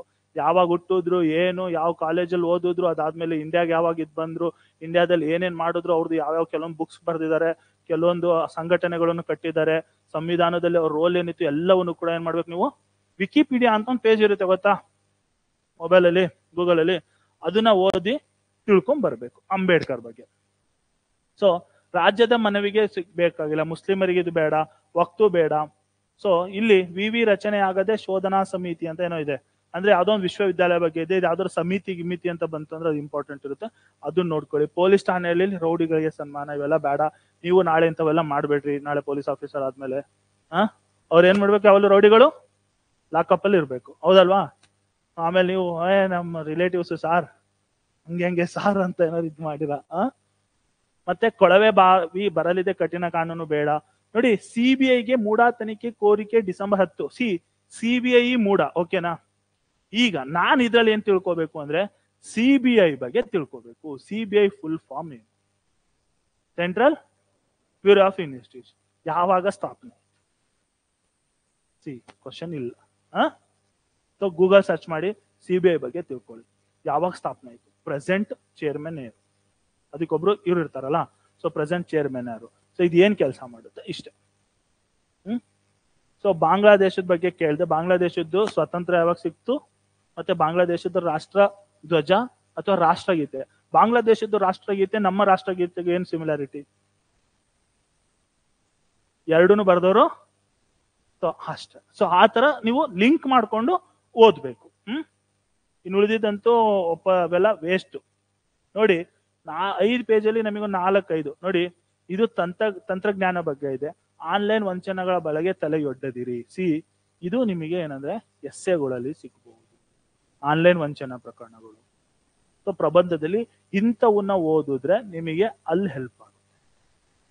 ನಿಮಗೆ ಏನಾದ್ರು ಪೊಲೀಸ್ ಡಿಪಾರ್ಟ್ಮೆಂಟ್ ಅಲ್ಲಿ ಇರೋದ್ರಿಂದ ಇಂಥ ಎಸ್ಸೆಗಳನ್ನ ಸ್ವಲ್ಪ ಜಾಸ್ತಿ ಕೇಳ್ತಾರೆ, ಅಂದ್ರೆ ಆನ್ಲೈನ್ ವಂಚನೆಗಳು. ಸೊ ಅದ್ರ ಬಗ್ಗೆ ಏನಾದ್ರು ಕ್ವಶನ್ಸ್ ಕೇಳಬೇಕು. ಸೊ ಅವಾಗ ಏನಾಗುತ್ತೆ ಅಂದ್ರೆ ಇದ್ರಲ್ಲಿ ಕೆಲವೊಂದು ಪಾಯಿಂಟ್ಸ್ ಇರುತ್ತೆ, ಅದು ಪ್ರಬಂಧದಲ್ಲಿ ಹೆಲ್ಪ್ ಆಗುತ್ತೆ, ಇದನ್ನ ಯೂಸ್ ಮಾಡಿ. ಮತ್ತೆ ಇದ್ರಲ್ಲಿ ಇರುತ್ತೆ ನೋಡಿ, ನಮ್ಮ ಪರಿಸರ ಅಂತ. ಪರಿಸರ ಅಂದ್ರೆ ಇಂಥವನ್ನ ಓದ್ತಾ ಇರಿ ಡೈಲಿ. ಏನಂದ್ರೆ ಇದು ನ್ಯೂಸ್ ಪೇಪರ್ ಅಲ್ಲಿ ಬರುತ್ತೆ, ನಮ್ಮ ಹೈಸ್ಕೂಲಿಗೆ ಅಂತಾನೆ ಕೊಡೋದು ಇದು, ಮತ್ತೆ ಕಾಂಪಿಟೇಟಿವ್ ಎಕ್ಸಾಮ್ಸ್ಗೂ ಕೊಡ್ತಾರೆ, ಅದನ್ನ ಓದ್ತಾ ಇರಿ. ನೆಕ್ಸ್ಟ್, ಇದು ರಾಜ್ಯ ಸುದ್ದಿಗಳಲ್ಲಿ ಸಂವಿಧಾನದ ಬಗ್ಗೆ ಹೇಳಿದೆ, ಸಂವಿಧಾನದ ಬಗ್ಗೆ ಓದ್ಕೊಳ್ಳೋಣ. ಮತ್ತೆ ಇದ್ರಲ್ಲಿ ಏನಿದೆ, ನವೆಂಬರ್ 26 ಅದ್ರ ಬಗ್ಗೆ ಭಯೋತ್ಪಾದನೆ ಬಗ್ಗೆ ಇದೆ ನೋಡಿ. 2008 ನವೆಂಬರ್ 26 ಮುಂಬೈನಲ್ಲಿ ನಡೆದಿದ್ದ ಭಯೋತ್ಪಾದನಾ, ತಾಜ್ ಹೋಟ್ಲ್ ಮೇಲೆ ದಾಳಿ ಆಗಿತ್ತು ಗೊತ್ತಾ ಮುಂಬೈಲಿ 2008. ಸೊ ಈ ಡೇಟು ಕೂಡ ತುಂಬಾ ಇಂಪಾರ್ಟೆಂಟ್, ಇಯರ್ ಕೇಳ್ಬೋದು, ಯಾಕೆಂದ್ರೆ ಇದು ಮತ್ತೆ ನೆನೆಸ್ತಾ ಇದೆ. ಸೊ ಹಳೇದು ಪ್ರೀವಿಯಸ್ ಗೆ ಲಿಂಕ್ ಮಾಡ್ತಾ ಇದೆ, ಇದು ನೆನ್ಪಿಟ್ಕೋಬಹುದು. ಮತ್ತೆ ಇನ್ನ ಇದ್ರಲ್ಲಿ ಏನಿದೆ, 10 ಮಹಾ ಸರ್ಕಾರ ರಚನೆ, ಮೋದಿ ಶಾ ಇವೆಲ್ಲ ಬೇಡ ನಮಗೆ. ನೋಡಿ, ಈ ಪೇಜ್ ನಾನು ಹೇಳಿದ್ದು ಆರ್ಟಿಕಲ್.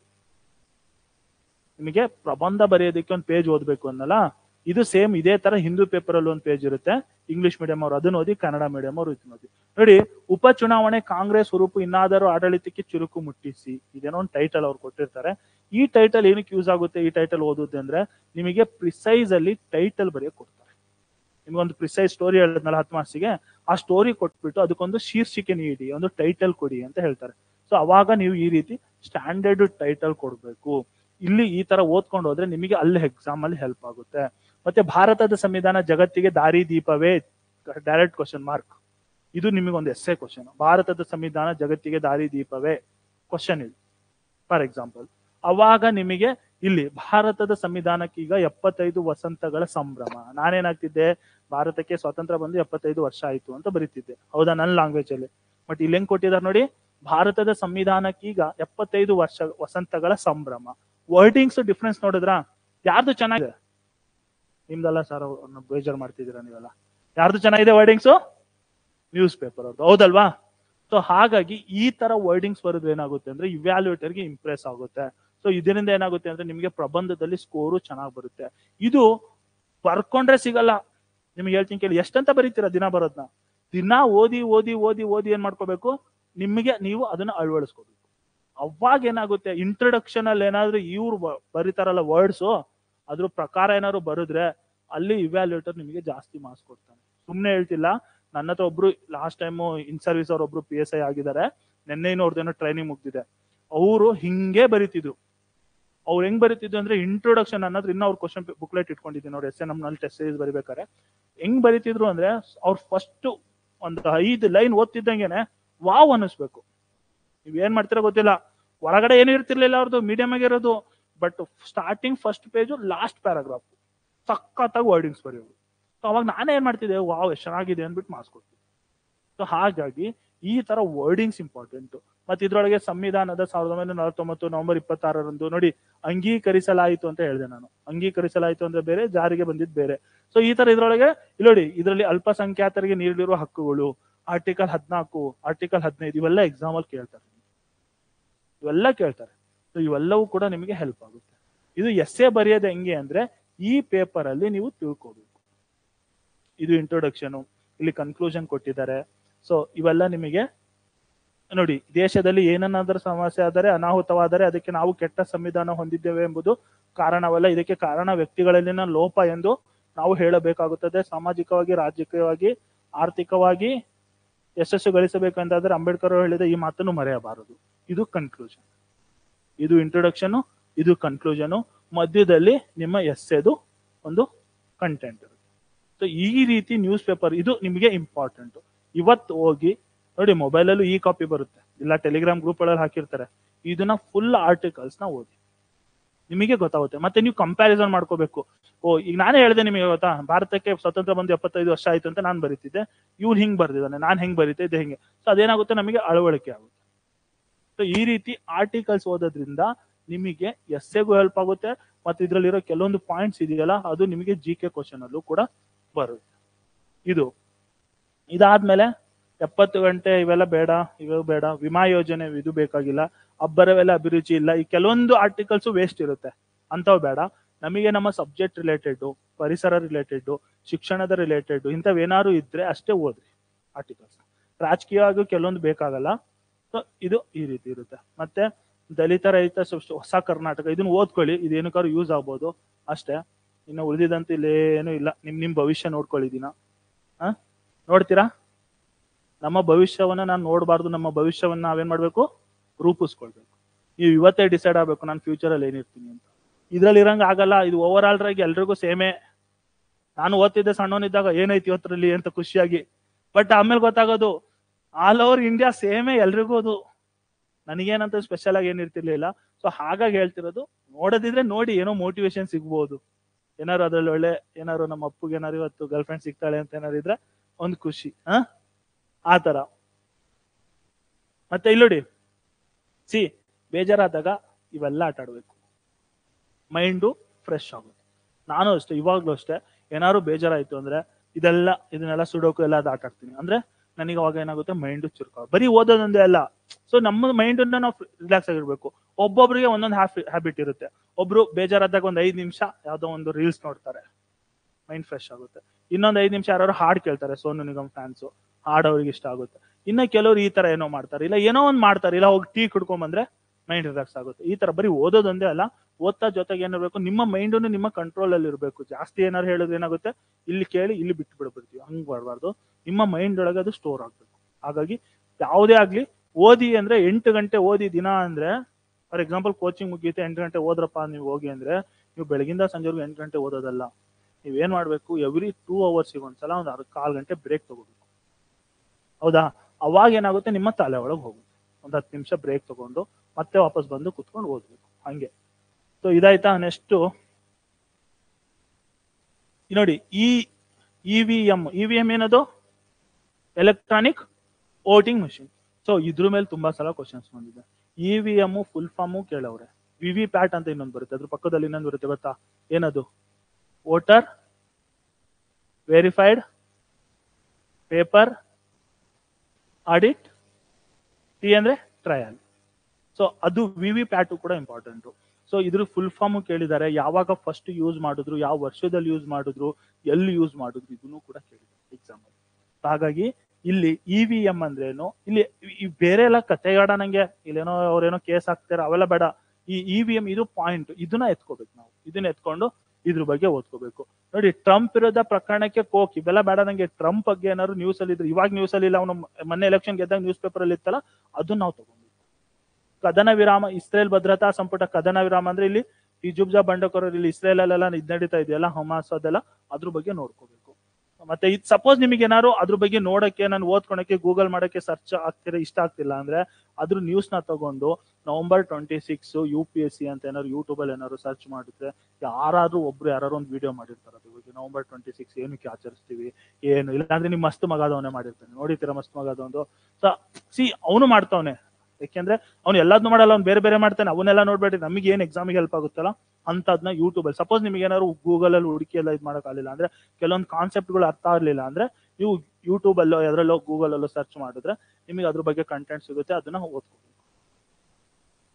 ಸೊ ಇದು ಇಲ್ಲಿ ಇನ್ನ ಲಾಸ್ಟ್ ಬಾಯ್ಸ್ ಫೇವರೇಟು. ಹುಡುಗಿರಿಗೆ ಏನ್ ಗೊತ್ತಿಲ್ಲ, ಕ್ರಿಕೆಟು, ಸ್ಪೋರ್ಟ್ಸ್ ಇವೆಲ್ಲ ಬಾಯ್ಸು ಚೆನ್ನಾಗಿ ಕ್ವಶನ್ ಆನ್ಸರ್ ಮಾಡ್ತಾರೆ. ಇತ್ತೀಚೆಗೆ ಎಲ್ಲ ಎಕ್ಸಾಮ್ ಅಲ್ಲೂ ಸ್ಪೋರ್ಟ್ಸ್ ಮೇಲೆ ಒಂದ್ 2-3 ಕ್ವಶನ್ ಅಂತೂ ಬಂದೇ ಬರುತ್ತೆ. ಇವೆಲ್ಲ ನೀವೆಲ್ಲ ಆನ್ಸರ್ ಹೇಳಿದ್ರಲ್ಲ ಅಷ್ಟೇ. ಸೊ ಇಲ್ಲಿ ಗುಕೇಶ್ ಬಗ್ಗೆ ಇಂಪಾರ್ಟೆಂಟು, ವಿಶ್ವ ಚಾಂಪಿಯನ್ಶಿಪ್ ಫೈನಲ್ ಇಂಪಾರ್ಟೆಂಟು. ನೋಡಿ, ಇವತ್ತು ಯಾರು ಗೆದ್ರು, ನಾಳೆ ಯಾರು ಗೆದ್ರು, ನಿನ್ನೆ ಆಸ್ಟ್ರೇಲಿಯಾ ಮತ್ತೆ ಇವಾಗ ಇಂಡಿಯಾ ಮ್ಯಾಚ್ ನಡೀತಾ ಇದಲ್ಲ, ಅದೆಲ್ಲ ಇಂಪಾರ್ಟೆಂಟು. ಚಾಂಪಿಯನ್ಸ್ ಟ್ರೋಫಿ ಅಥವಾ ಏನಾದ್ರು ವರ್ಲ್ಡ್ ಕಪ್ ಅಥವಾ ಯಾವ್ದಾದ್ರು IPL ಇಲ್ಲ ಫೈನಲ್ ಅಲ್ಲಿ ಯಾರು ಗೆದ್ರು, ಇಂಥವು ಇಂಪಾರ್ಟೆಂಟ್. ಬ್ಯಾಡ್ಮಿಂಟನ್ ಇಲ್ಲಾಂದ್ರೆ ಯಾವ್ದಾದ್ರು ಫಾರ್ ಎಕ್ಸಾಂಪಲ್ ಇದು ಏನದು, ಇಲ್ಲಿ ರಿಷಬ್ ಪಂತಿಗೆ ಎಷ್ಟು ದುಡ್ಡು ಕೊಟ್ರು ಇಂಪಾರ್ಟೆಂಟ್ ಅಲ್ಲ. ಕೆಲವೊಂದ್ಸಲ ಕೇಳಿದ್ರು ಕೇಳ್ತಾರ ಅದನ್ನ, ಬಟ್ ಅದನ್ನ ಹೆಂಗ್ ಕೇಳ್ತಾರ ಅದ್ರ ಮೇಲೆ ನೋಡ್ಕೋಬೇಕು. ತವರಿಗೆ ಮರಳಿದ ಗಂಭೀರ್ ಬೇಡ ನಮಗೆ. ಸೊ ಅರ್ಥ ಆಯ್ತಾ ನಿಮಗೆ? ಯಾಕೆ ಗಂಭೀರ್ ನೋಡಿದ್ರೆ ನಗ್ತೀರಾ? ಇಲ್ಲಿ ಸೈಯದ್ ಮುಸ್ತಫ್ ಅಲಿ ಟ್ರೋಫಿ ಅಂತ ಇದೆ. ಇದು ಫೈನಲ್ ಮ್ಯಾಚ್ ಆದಾಗ ಯಾರು ಗೆದ್ರು, ಯಾರು ರನ್ನರ್ ಅಪ್, ಇಂಥವ್ನ ಕೇಳ್ತಾರೆ. ಮತ್ತೆ ಟೆನ್ನಿಸ್ ಯಾವ್ದಾದ್ರು ಒಂದು ಮ್ಯಾಚ್ ಇರುತ್ತೆ ಅಂತ ಅನ್ಕೊಳ್ಳಿ. ಫಾರ್ ಎಕ್ಸಾಂಪಲ್ ಟೆನ್ನಿಸ್ ಮ್ಯಾಚ್ ಅಲ್ಲಿ ಯಾರು ಫಸ್ಟ್ ಪ್ಲೇಸ್ ಯಾರು, ಸೆಕೆಂಡ್ ಯಾರು, ಡಬಲ್ಸ್ ಇದ್ರೆ ಅದರಲ್ಲಿ ಯಾರು ಮೆನ್ಸ್ ಡಬಲ್ ಯಾರು, ವುಮೆನ್ಸ್ ಡಬಲ್ ಯಾರು, ಮಿಶ್ರ ಪ್ಲೇಯರ್ಸ್ ಅಂದ್ರೆ ಒಂದು ಹುಡುಗ ಒಂದು ಹುಡುಗಿ ಪ್ಲೇಯರ್ಸ್ ಆದ್ರೆ ಅವ್ರು ಯಾರು ಗೆದ್ರು ಅವ್ರು ರನ್ನರ್ ಅಪ್ಪರ್ಸ್. ಮತ್ತೆ ಅದು ಯಾವ್ದು ಟ್ರೋಫಿ, US ಅದು ಯಾವಾಗ ಸ್ಥಾಪನೆ ಆಯ್ತು, ಏನು, ಇಂಥವ್ ಸಿಂಪಲ್ ಆಗಿ ಕೇಳ್ತಾರೆ. ಸೊ ಈ ತರ ಇದ್ರಲ್ಲಿ ಯಾವ್ದು ಇವತ್ತಿಂದ್ರಲ್ಲಿ ಇಂಪಾರ್ಟೆಂಟ್ ಇಲ್ಲ. ಸೊ ಇದರಲ್ಲಿ ಇದ್ಯಾವುದೋ ಇದೆ, Bengaluru soft ball cricket league ನಲ್ಲಿ ಬೆಸ್ಟ್ ಆಫ್ ಕರ್ನಾಟಕ ತಂಡ ಯಾವ್ದೋ ಲೋಕಲ್ ಇದೆ ನ್ಯೂಸ್. ಸೊ RCB ಹಿಂದಿ ಖಾತೆ ಇಂಥವೆಲ್ಲ ಕೇಳಲ್ಲ. ಚಾಂಪಿಯನ್ಸ್ ಟ್ರೋಫಿ ಇದು ಕೇಳಲ್ಲ. ಸೊ ಫಾರ್ ಎಕ್ಸಾಂಪಲ್ ಈ ಒಲಿಂಪಿಕ್ಸ್ ಅಂತ, ಫಾರ್ ಎಕ್ಸಾಂಪಲ್ ಒಲಿಂಪಿಕ್ಸ್ ಆಯ್ತು ಗೊತ್ತಾ ನಿಮಗೆ? ಸೊ ಒಲಿಂಪಿಕ್ಸ್ ಅಲ್ಲಿ ಇಂಡಿಯಾ ಒಲಿಂಪಿಕ್ಸ್ ನ್ಯೂಸ್ ಅಲ್ಲಿ ಇತ್ತು. ಫೈನಲ್ ಫಸ್ಟ್ನೇ ದಿನ ಓಪನಿಂಗ್ ದಿನ ನೋಡ್ಕೋಬೇಕು, ಮತ್ತೆ ಫೈನಲ್ ದಿನ ನೋಡ್ಕೋಬೇಕು. ಓಪನಿಂಗ್ ದಿನ ಅಂದ್ರೆ ಭಾರತದಿಂದ ಎಷ್ಟು ಜನ ಭಾಗವಹಿಸಿದ್ರು, ಎಷ್ಟು ಜನ ಇದಾಯ್ತು, ಅದರಲ್ಲಿ ಯಾರು ಧ್ವಜಧಾರಿ ಆಗಿದ್ರು, ಯಾವಾಗ ಹಾಡು ಇನಾಗ್ರೇಷನ್ ಅಲ್ಲಿ ಒಂದು ಹಾಡು ಹೇಳ್ತಾರೆ, ಅದು ಕೂಡ ಇಂಪಾರ್ಟೆಂಟ್. ಆ ಹಾಡನ್ನ ಯಾರು ಹಾಡಿದ್ದಾರೆ ಅಂತಾನು ಕೂಡ ಕೇಳಿದ್ದಾರೆ ಎಕ್ಸಾಮ್ ಅಲ್ಲಿ. ಸೊ ಅವೆಲ್ಲ ಇಂಪಾರ್ಟೆಂಟ್ ಅದು. ಮತ್ತೆ ಫೈನಲ್ ದಿನ ಈ IPL ಇರುತ್ತೆ ಗೊತ್ತಾ, 50 ದಿನ ಇರುತ್ತೆ IPL, ಹೌದಿಲ್ಲೇನ್ರ? 50 ದಿನನೂ ನಾವೆಲ್ಲ ನೆನ್ಪಿಡಕ್ಕಾಗುತ್ತಾ? ಇಲ್ಲ. ಫಸ್ಟ್ ಇನಾಗ್ರಲ್ ದಿನ ಮತ್ತೆ ಫೈನಲ್ ದಿನ ಎಲ್ಲದನ್ನ ಐಡಿಯಾ ತಗೋಬೇಕು. ಫಸ್ಟ್ನೇ ದಿನದ್ದು ಅಷ್ಟೇ, ಸಿಂಪಲ್. ಈ ರೀತಿ ನೀವು ನ್ಯೂಸ್ ಪೇಪರ್ನ ಓದ್ಬೇಕು. ನನ್ನ ಪ್ರಕಾರ ಎಂಟೈರ್ ಇವತ್ತಿನ ನ್ಯೂಸ್ ಪೇಪರ್ 12 ಪೇಜ್ ಇತ್ತು. 12 ಪೇಜ್ ಅಲ್ಲಿ ನಮಗೆ ಸಿಗೋದು ಹುಡುಕಿ ಸಿಗೋದು ಒಂದು 5 ರಿಂದ 6 ನ್ಯೂಸ್ ಅಷ್ಟೇನಾ? ಇದು ಮಾಡಕ್ಕೆ ಮಿನಿಮಮ್ ನನಗೆ ಗೊತ್ತಿರಂಗೆ ಸ್ಟಾರ್ಟಿಂಗ್ ಇರೋದ್ರಿಂದ ನೀವೆಲ್ಲ ಇದನ್ನೆಲ್ಲ ಗೂಗಲ್ ಸರ್ಚ್ ಮಾಡಿ ಬರ್ಕೊಂಡು ಒಂದು ಸಪ್ರೇಟ್ ಇದಕ್ಕಿಂತಾನೆ ನೋಟ್ಸ್ ಇಟ್ಕೊಳ್ಳಿ ಪ್ರತಿದಿನ. ಇದನ್ನೆಲ್ಲ ಗೂಗಲ್ ಸರ್ಚ್ ಮಾಡಿ ಬರ್ಕೊಂಡು ಹೋದ್ರೆ ನಿಮಗೊಂದು ಅರ್ಧ ಗಂಟೆ 1 ಗಂಟೆ ಹೋಗ್ಬೋದು. ಬಟ್ ಅರ್ಧ ಎಂಡ್ ಎಕ್ಸಾಮ್ ಅಲ್ಲಿ ಎಲ್ಲರಿಗಿಂತ ಜಾಸ್ತಿ ಮುಂದೆ ನೀವಿರ್ತೀರಾ, ನಿಮಗೆ ನಾಲೆಜ್ ಜಾಸ್ತಿ ಸಿಗುತ್ತೆ ನ್ಯೂಸ್ ಪೇಪರ್ ಅಲ್ಲಿ.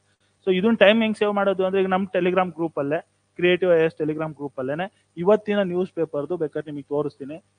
ಇದ್ರಲ್ಲಿ ಏನ್ ಮಾಡಿದ್ದಾರೆ ಅಂದ್ರೆ ನಿಮಗೆ ಇವತ್ತಿನ ನ್ಯೂಸ್ ಪೇಪರ್ ಬಗ್ಗೆ ಹಾಕಿರ್ತಾರೆ.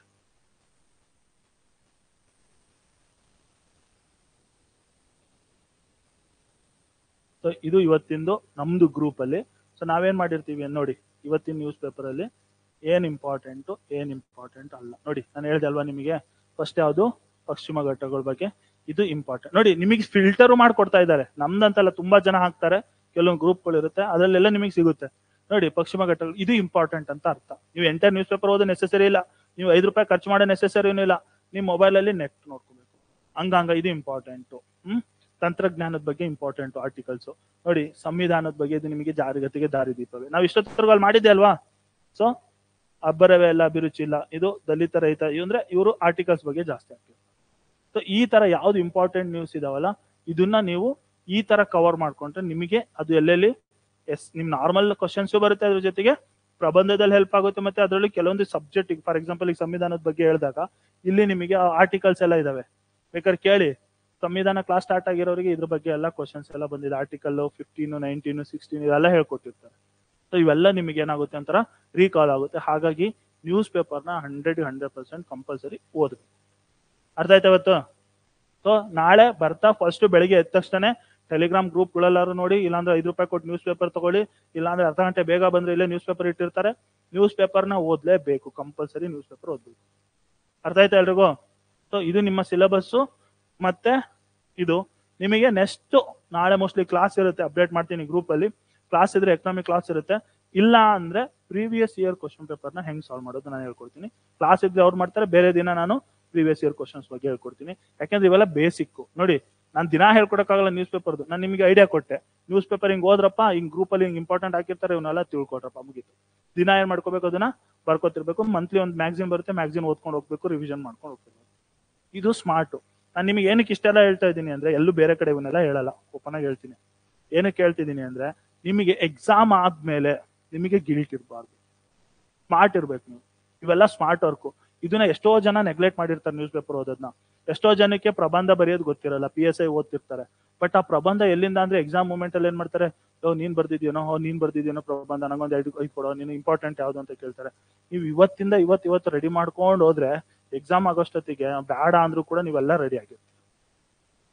ಇದು ಸ್ಮಾರ್ಟ್ ವರ್ಕ್. ಹಾರ್ಡ್ ವರ್ಕಿಗೂ ಸ್ಮಾರ್ಟ್ ವರ್ಕಿಗೂ ಡಿಫ್ರೆನ್ಸ್ ಏನಂದ್ರೆ, ಇವತ್ತಿಂದ ಇವತ್ತೊಂದು ಸ್ವಲ್ಪ ಮಾಡ್ಕೊಂಡು ಹೋದ್ರೆ ನಿಮಗೆ ಫ್ಯೂಚರ್ ಅಲ್ಲಿ ಹೆಲ್ಪ್ ಆಗುತ್ತೆ. ಅರ್ಥ ಆಯ್ತಾ? ಸೊ ಹಾಗಾಗಿ ಡೈಲಿ ಕಂಪಲ್ಸರಿ ನ್ಯೂಸ್ ಪೇಪರ್ ಓದಿ. ಮತ್ತೆ ಸಿಲೆಬಸ್ ಹೇಳಿದೀನಿ, ಅದ್ರ ಪ್ರಕಾರ ಇರುತ್ತೆ. ಸಬ್ಜೆಕ್ಟ್ ಫ್ಯಾಕಲ್ಟಿಗಳು ಅದನ್ನ ಡೀಪ್ ಆಗಿ ಹೇಳ್ಕೊಡ್ತಾರೆ. ನಿಮಗೆ ಅರ್ಥ ಆಗಲಿಲ್ಲ ಅಂದ್ರೆ ಸರ್ ಇನ್ನೊಂದ್ಸಲ ಹೇಳಿ ಅಂದ್ರೆ ಇನ್ನೊಂದ್ಸಲ ಹೇಳ್ಕೊಡ್ತಾರೆ. ಓಕೆನಾ? ಸೊ ಬೇಸಿಕ್ ಇಂದಾನು ಹೇಳ್ಕೊಡ್ತಾರೆ. ಎಲ್ಲಾ ಸಬ್ಜೆಕ್ಟ್ನು ಕೂಡ ಕಂಪ್ಲೀಟ್ ಆಗಿ ಮಾಡ್ಕೊಡ್ತೀವಿ. ಅದ್ರ ಬಗ್ಗೆ ಏನ್ ಟೆನ್ಷನ್ ತಗೊಳಂಗಿಲ್ಲ. ಎಸ್ಸೆ, ಪ್ರಿಸೈಸ್, ಟ್ರಾನ್ಸ್ಲೇಷನ್ ಪ್ರತಿಯೊಂದು ಕೂಡ ಮಾಡ್ಕೊಡ್ತೀವಿ. ಜೊತೆಗೆ ಟೆಸ್ಟ್ಗಳು ಕೊಡ್ತೀವಿ. ಟೆಸ್ಟ್ಗಳು ಕೊಟ್ಟಾಗ ಟೆಸ್ಟ್ಗಳನ್ನು ಬರೀಬೇಕು. ಇನಿಷಿಯಲ್ ಅಲ್ಲಿ ಸ್ವಲ್ಪ ಟೆಸ್ಟ್ಗಳು ಇರಲ್ಲ, ಯಾಕಂದ್ರೆ ಸಿಲೆಬಸ್ ಕಂಪ್ಲೀಟ್ ಆಗಬೇಕು. ಸುಮ್ಮನೆ ಹೋಗಿ ನಾನು ಕೆಡೋಕ್ಕೂ ಬರಲ್ಲ. ಸೊ ಒಂದ್ ಸ್ವಲ್ಪ ಸಿಲೆಬಸ್ ಆಯ್ತು ಅಂದ್ರೆ ಟೆಸ್ಟ್ಗಳು ಕೂಡ ಕೊಡ್ತೀವಿ. ಅದನ್ನೆಲ್ಲ ಮಾಡಿ ಎಲ್ರು ಚೆನ್ನಾಗಿ ಓದ್ಬೇಕು. ಮತ್ತೆ ಇನ್ನೊಂದು ನಂದು ಸ್ಟ್ರಾಟಜಿ ಏನಪ್ಪಾ ಅಂದ್ರೆ, ಫಾರ್ ಎಕ್ಸಾಂಪಲ್ ಇವತ್ತು ಏನ್ ಕ್ಲಾಸ್ ಮಾಡ್ತಾರಲ್ಲ, ಅವತ್ತಿಂದ ಅವತ್ತು ಮನೆಗೆ ಹೋಗಿ ಬೇರೆ ಏನು ಮಾಡ್ಬೇಡ್ರಿ, ಎಷ್ಟ್ರಾನು ಓದ್ಬೇಡ್ರಿ.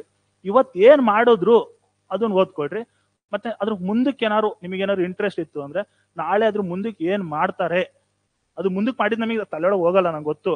ಬಟ್ ಸುಮ್ನೆ ಒಂದ್ಸಲ ನೋಡ್ಕೊಂಡ್ ಬನ್ನಿ.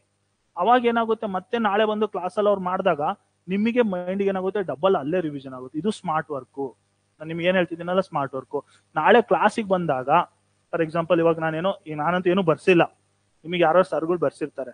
ನಾಳೆ ಕ್ಲಾಸಿಗೆ ಬಂದಾಗ ಒಂದು 10-15 ನಿಮಿಷ ಬೇಗ ಬಂದು, ನಿನ್ನೆ ಏನ್ ಮಾಡಿದ್ರಲ್ಲ, ನಿನ್ನೆ ಏನ್ ಬರ್ಸುದ್ರಲ್ಲ, ನೀವು ಸಂಜೆ ಮನೆಗೆ ಹೋಗಿ ಓದ್ಬಿಟ್ಟು ಇಲ್ಲಿ ಬಂದ್ಬಿಟ್ಟು ಏನ್ ಬರ್ಸುದ್ರು ಅಂತ ನೀವು ನೋಡ್ಕೊಂಡ್ ಬರುದ್ರೆ ನಿಮಗೆ ಅದು ಬೆನಿಫಿಟ್ಸ್. ಇದು ಪದೇ ಪದೇ ಹೇಳಲ್ಲ, ಇವೆಲ್ಲ ಸ್ಮಾರ್ಟ್ ವರ್ಕ್. ಬೇಗ ಪಾಸ್ ಆಗ್ಬೇಕು ಅಂದ್ರೆ ಇವನ್ನೆಲ್ಲ ಫಾಲೋ ಮಾಡಿ. ಇಷ್ಟೇ ಸಿಂಪಲ್. ಯಾಕೆಂದ್ರೆ ಇದನ್ನ ಯಾರು ಮಾಡಲ್ಲ, ತುಂಬಾ ಜನ ನೋಡಿದೀನಿ. ಅವ್ರೇನಂದ್ರೆ ಬಿಡು ನಮ್ದಿನ ಸಬ್ಜೆಕ್ಟ್ ಮುಗ್ದಿಲ್ಲ ಆಮೇಲೆ ಓದೋಣ ಅಂತ ಆ ತರ ಇರ್ತಾರೆ. ಹಂಗೆ ಲೇಟ್ ಆಗುತ್ತೆ. ಬೇಗ ಪಾಸ್ ಆಗ್ಬೇಕು ಅಂದ್ರೆ ನಾನು ಇವತ್ತು ಏನ್ ಹೇಳಿದ್ನಲ್ಲ ಇದನ್ನೆಲ್ಲ ಕರೆಕ್ಟ್ ಆಗಿ ಫಾಲೋ ಮಾಡಿ. ಮತ್ತೆ ಸಿಲೆಬಸ್ ನಾನು ಪ್ರೀವಿಯಸ್ ಇಯರ್ ಕ್ವಶನ್ ಪೇಪರ್ ಹೇಳ್ತೀನಿ.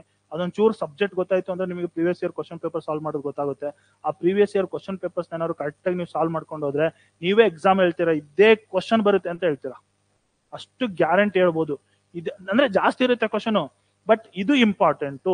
ಇದು ಎಕ್ಸಾಕ್ಟ್ಲಿ ಅದೇ ಹೇಳಿಲ್ಲ ಅಂದ್ರು ಈ ತರದ್ ಕ್ವಶನ್ ಬರುತ್ತೆ. ಇದ್ ಬರ್ಲಿಲ್ಲ ಅಂತ ಹಂಗ ಎಕ್ಸಾಕ್ಟ್ಲಿ ಇದೇ ಹೇಳಿಲ್ಲ ಅಂದ್ರೆ ಈ ತರದ್ದು ಆ ತರದ್ರಲ್ಲಿ ಒಂದು 10 ಟಾಪಿಕ್ ಬರ್ಬೋದು. ಅವ್ನು 10 ಓದುತ್ತೆ, ಅದ್ರಲ್ಲಿ 100% ಬರುತ್ತೆ ಅಂತ ನೀವೇ ಹೇಳ್ತೀರಾ. ಇದು ಪ್ರೀವಿಯಸ್ ಇಯರ್ ಪೇಪರ್ಸ್ ಬಗ್ಗೆ. ಅದು ನಾನು ನೆಕ್ಸ್ಟ್ ಕ್ಲಾಸ್ ಅಲ್ಲಿ ಹೇಳ್ತೀನಿ.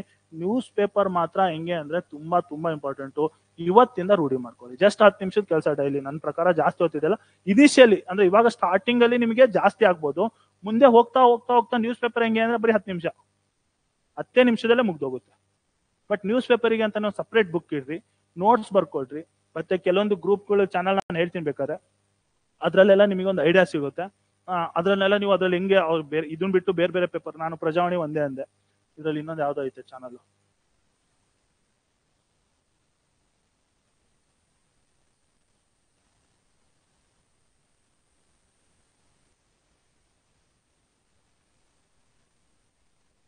ತೋರಿಸ್ತಿಲ್ಲ, ಇವ್ರು ಇಲ್ಲ ಅನ್ಸುತ್ತೆ ಆ ಗ್ರೂಪ್ ಅಲ್ಲಿ. ಸೊ ಇನ್ನೊಂದು gateway to IAS and KS ಅಂತ ಒಂದು ಚಾನಲ್ ಇದೆ. ಸೊ ಅವರು ತುಂಬಾ ಚೆನ್ನಾಗಿ ದಿನಾ ನ್ಯೂಸ್ ಪೇಪರ್ ಹಾಕ್ತಾರೆ. ಅವ್ರು ಎಲ್ಲಾ ನ್ಯೂಸ್ ಪೇಪರ್ ಹಾಕ್ತಾರೆ. ಎಷ್ಟು ನ್ಯೂಸ್ ಪೇಪರ್ ಇದಾವಲ್ಲ, ನಾನು ಬೇಕಾದ್ರೆ ಲಿಂಕ್ ಕಳಿಸ್ತೀನಿ ನಿಮ್ ಗ್ರೂಪ್ ಅಲ್ಲಿ, ಆ ಗ್ರೂಪಿಗೆ ಜಾಯ್ನ್ ಆಗಿ. ಅವ್ರು ಏನ್ ಮಾಡ್ತಾರೆ ಅಂದ್ರೆ, ನಾವು ಬರೀ ಪ್ರಜಾವಾಣಿ ಹಾಕ್ತಿವಿ, ಅವ್ರು ಹಂಗಲ್ಲ. ಸಂಯುಕ್ತ ಕರ್ನಾಟಕ, ವಿಜಯ ಕರ್ನಾಟಕ, ಯಾವ್ಯಾವ ಇದಾವಲ್ಲ, ಕನ್ನಡ ಪ್ರಭಾ, ಮತ್ತೆ ಹಿಂದೂ ಪೇಪರ್, ಎಲ್ಲಾದ್ರದ್ದು ಇಂಪಾರ್ಟೆಂಟ್ ಆಗ್ತಾರೆ. ನೀವು ಅಷ್ಟನ್ನೇ ಓದ್ಕೊಂಡ್ರೆ ಸಾಕು. ಅರ್ಥ ಆಯ್ತಾ ನಾನು ಹೇಳಿದ್ದು? ಸೊ ನ್ಯೂಸ್ ಪೇಪರ್ ಮಾತ್ರ ಕಂಪಲ್ಸರಿ ಓದಿ, ಅವತ್ತಿಂದ ಅವತ್ತು ನೋಟ್ಸ್ ಮಾಡ್ಕೊಳ್ಳಿ, ರಿವಿಷನ್ ಮಾಡಿ, ಕ್ಲಾಸಲ್ಲಿ ಏನ್ ಮಾಡ್ತಾರಲ್ಲ ಅದನ್ನ. ಏನಾದ್ರು ಡೌಟ್ಸ್ ಇದೆಯಾ ಇವತ್ತಿನ ಇದ್ರಲ್ಲಿ? ಅರ್ಥ ಆಯ್ತಾ ಹೋಗ್ಲಿ ನಾನು ಹೇಳಿದ್ದು? ನಾನು ಹೇಳಿದ್ದು ಏನು ಅಲ್ಲ, ಇವತ್ತು ನಾನು ಹೇಳಿದ್ರಲ್ಲಿ ಏನೂ ಕ್ವಶನ್ ಕೇಳಲ್ಲ. ನಾನು ಹೇಳಿದ್ದು ಏನಂದ್ರೆ, ನಿಮ್ಗೊಂದು ಐಡಿಯಾ ಬರ್ಲಿ ಅಷ್ಟೇ. ನಿಮ್ ಸಬ್ಜೆಕ್ಟ್ ಏನಿದೆ ಅದಕ್ಕೊಂದು ಐಡಿಯಾ ಇರ್ಬೇಕಲ್ಲ. ಸುಮ್ನೆ ಹೋಗಿ ಕುತ್ಕೊಂಡ್ಬಿಟ್ರೆ ನಾಳೆ ಏನೋ ಒಂದು ಹೇಳ್ಬಾರ್ದಲ್ಲ. ಅದಕ್ಕೋಸ್ಕರ ಸಿಂಪಲ್ ಆಗಿ ಹೇಳಿದೀನಿ. ಸೊ ಇದ್ರಲ್ಲಿ ಏನು ಕ್ವಶನ್ಸ್ ಬರಲ್ಲ, ಬಟ್ ಕರೆಂಟ್ ಅಫೇರ್ಸ್ ಅಲ್ಲಿ ಏನಾದ್ರು ಬರ್ಬೋದು. ಪಶ್ಚಿಮ ಘಟ್ಟಗಳು ನಿಮ್ಗೆ ಬೇಕಾದ್ರೆ 100% SL ಅಂತೂ ಯೂಸ್ ಆಗುತ್ತೆ. ಮತ್ತೆ ಅದು ಕ್ವಶನ್ ನಾನು ತುಂಬಾ ಸಲ ನೋಡಿದೀನಿ, ಸೇಮ್ ಕ್ವಶನ್ ಬಂದಿದೆ. ಸೊ ಮತ್ತೆ ಆರ್ಟಿಕಲ್ಸ್ ಇಂಪಾರ್ಟೆಂಟ್, ಅವೆಲ್ಲ ನಿಮಗೆ ಬೇರೆ ಕಡೆ ಬರುತ್ತೆ. ಸೊ ಎಲ್ರು ಚೆನ್ನಾಗಿ ಓದ್ತೀರಾ? ಸೊ ನಾನು ಏನಕ್ಕೆ ಹೇಳ್ತಿರೋದು ಅಂದ್ರೆ, ನೀವು ಬೇರೆ ಕಡೆ ಹಿಂಗೆಲ್ಲ ಸ್ಕೂಲಾಗಿ ಹೇಳಲ್ಲ. ಸುಮ್ನೆ ಅವ್ರ ಪಾಡಿಗೆ ಅವ್ರು ಪಾಠ ಮಾಡಿ ಹೋಗ್ತಾರೆ. ನಿಮಗೆ ಸ್ಮಾರ್ಟ್ ಆಗಿ ಹೋಗಿ ಅಷ್ಟೇ. ಸ್ಮಾರ್ಟ್ ಯಾವಾಗಲೂ ಸ್ಮಾರ್ಟ್ ಇರಬೇಕು, ಹಾರ್ಡ್ ವರ್ಕ್ ಇರಬೇಕು. ಅವಾಗಲೇ ನಮಗೆ ಸಕ್ಸಸ್ ಸಿಗುತ್ತೆ. ನಾವು ಎಷ್ಟು ಸ್ಮಾರ್ಟ್ ಇರ್ತೀವಿ ಅನ್ನೋದ್ರ ಮೇಲೆ ಡಿಪೆಂಡ್ ಇರುತ್ತೆ. ಸೊ ಇವನ ಏನಂದ್ರೆ, ನೀವು ಲಾಸ್ಟ್ಗೆ ಟ್ರಯಲ್ ಅಂಡ್ ಎರರ್ ಮಾಡೋಕ್ಕಿಂತ ಇವಾಗ್ಲಿಂದಾನೆ ಪರ್ಫೆಕ್ಟ್ ಮಾಡಿ, ಅರ್ಧ ಗಂಟೆ ಕೆಲಸನಪ್ಪ, ಟೀ ಕುಡ್ಕೋತಾ ಇಲ್ಲಾಂದ್ರೆ ಏನ್ ಮಾಡಿ ಆಗುತ್ತಾ, ನೀವೇ ಫ್ರೆಂಡ್ಸು, ನೀವೇ ಕ್ವಶನ್ ಕೇಳೋದು ಗೂಗಲ್ ಅಲ್ಲಿ. ನೀವು ಬಂದು ಕೂತಿರ್ತೀರಲ್ಲ, ಸರ್ ನಾನು ಬಂದ್ 10 ನಿಮಿಷ ಲೇಟ್ ಆಯ್ತಲ್ಲ, ಅಲ್ಲಿವರೆಗೂ ಪಕ್ಕದನ್ನು ಕೇಳಿದೆ, ಇವತ್ತು ನ್ಯೂಸ್ ಪೇಪರ್ ನಾನು ಕೇಳಿದೆ, ಒಬ್ಬ ಯಾರೋ ಹೇಳ್ದ, ಗುಡ್. ಯಾಕೆಂದ್ರೆ ನ್ಯೂಸ್ ಪೇಪರ್ ಓದೋದು ತುಂಬಾ ಒಳ್ಳೆ ಹ್ಯಾಬಿಟ್. ನೀವೇ ಕ್ವಶನ್ ಕೇಳೋದು ಅವ್ರ ಬಗ್ಗೆ. ನಾಳೆ ನಾನು ಹೇಳ್ದಲ್ಲ ಅಂಬೇಡ್ಕರ್ ಬಗ್ಗೆ, ನೋಡೋಣ ನಾನು ಏನ್ ಕ್ವಶನ್ ಕೇಳ್ತೀನಿ ನಂಗೆ ಗೊತ್ತಿಲ್ಲ, ಬಟ್ ನೀವು ಎಲ್ರು ಹೆಂಗೆ ಅಂದ್ರೆ ಎಲ್ರಿಗೂ ಚಾಲೆಂಜ್ ಒಂಥರ. ನಾಳೆ ಅಂಬೇಡ್ಕರ್ ಬಗ್ಗೆ A to Z ತಿಳ್ಕೊಂಡ್ ಬರ್ಬೇಕು. ನಿಮಗೆ ಎಲ್ಲಿ ಅಂಬೇಡ್ಕರ್ ಬಗ್ಗೆ ಸಿಗುತ್ತೆ ಅಂದ್ರೆ ಗೂಗಲ್ ಅಲ್ಲೇ ಸಿಗೋದು. ಅಂಬೇಡ್ಕರ್ ರಿಲೇಟೆಡ್ ಟು ಇದು UPSC ಅಂತ ಸರ್ಚ್ ಮಾಡಿ, UPSC ಯಾವ್ದಾದ್ರು ವೆಬ್ಸೈಟ್ ಅಲ್ಲಿ ಅಂಬೇಡ್ಕರ್ ಚರಿತ್ರೆನೇ ಕೊಟ್ಟಿರ್ತಾರೆ. ನಮ್ಮ ಎಕ್ಸಾಮ್ಗೆ ಏನ್ ಬೇಕಲ್ಲ ಅದು. ನಾನ್ ಕ್ವಶನ್ ಕೇಳ್ತೀನಿ, ಯಾರ ಕರೆಕ್ಟ್ ಆನ್ಸರ್ ಹೇಳ್ತಾರಲ್ಲ ಅವರಿಗೆ ಗಿಫ್ಟ್ ಇರುತ್ತೆ. ಕಾರ್ ಎಲ್ಲ ಕೊಡ್ಸಲ್ಲ, ಏನೋ ಚಾಕ್ಲೇಟ್ ಕೊಡಿಸ್ಬೋದು. ಅರ್ಥ ಆಯ್ತಾ? ಚೆನ್ನಾಗಿ ಓದಿ ಆಯ್ತಾ? ಓಕೆ, ಇವತ್ತಿಗೆ ಇಲ್ಲಿ ಇಷ್ಟೇ ಇರಲಿ, ಮತ್ತೆ ಸಿಗೋಣ ನಾಳೆ.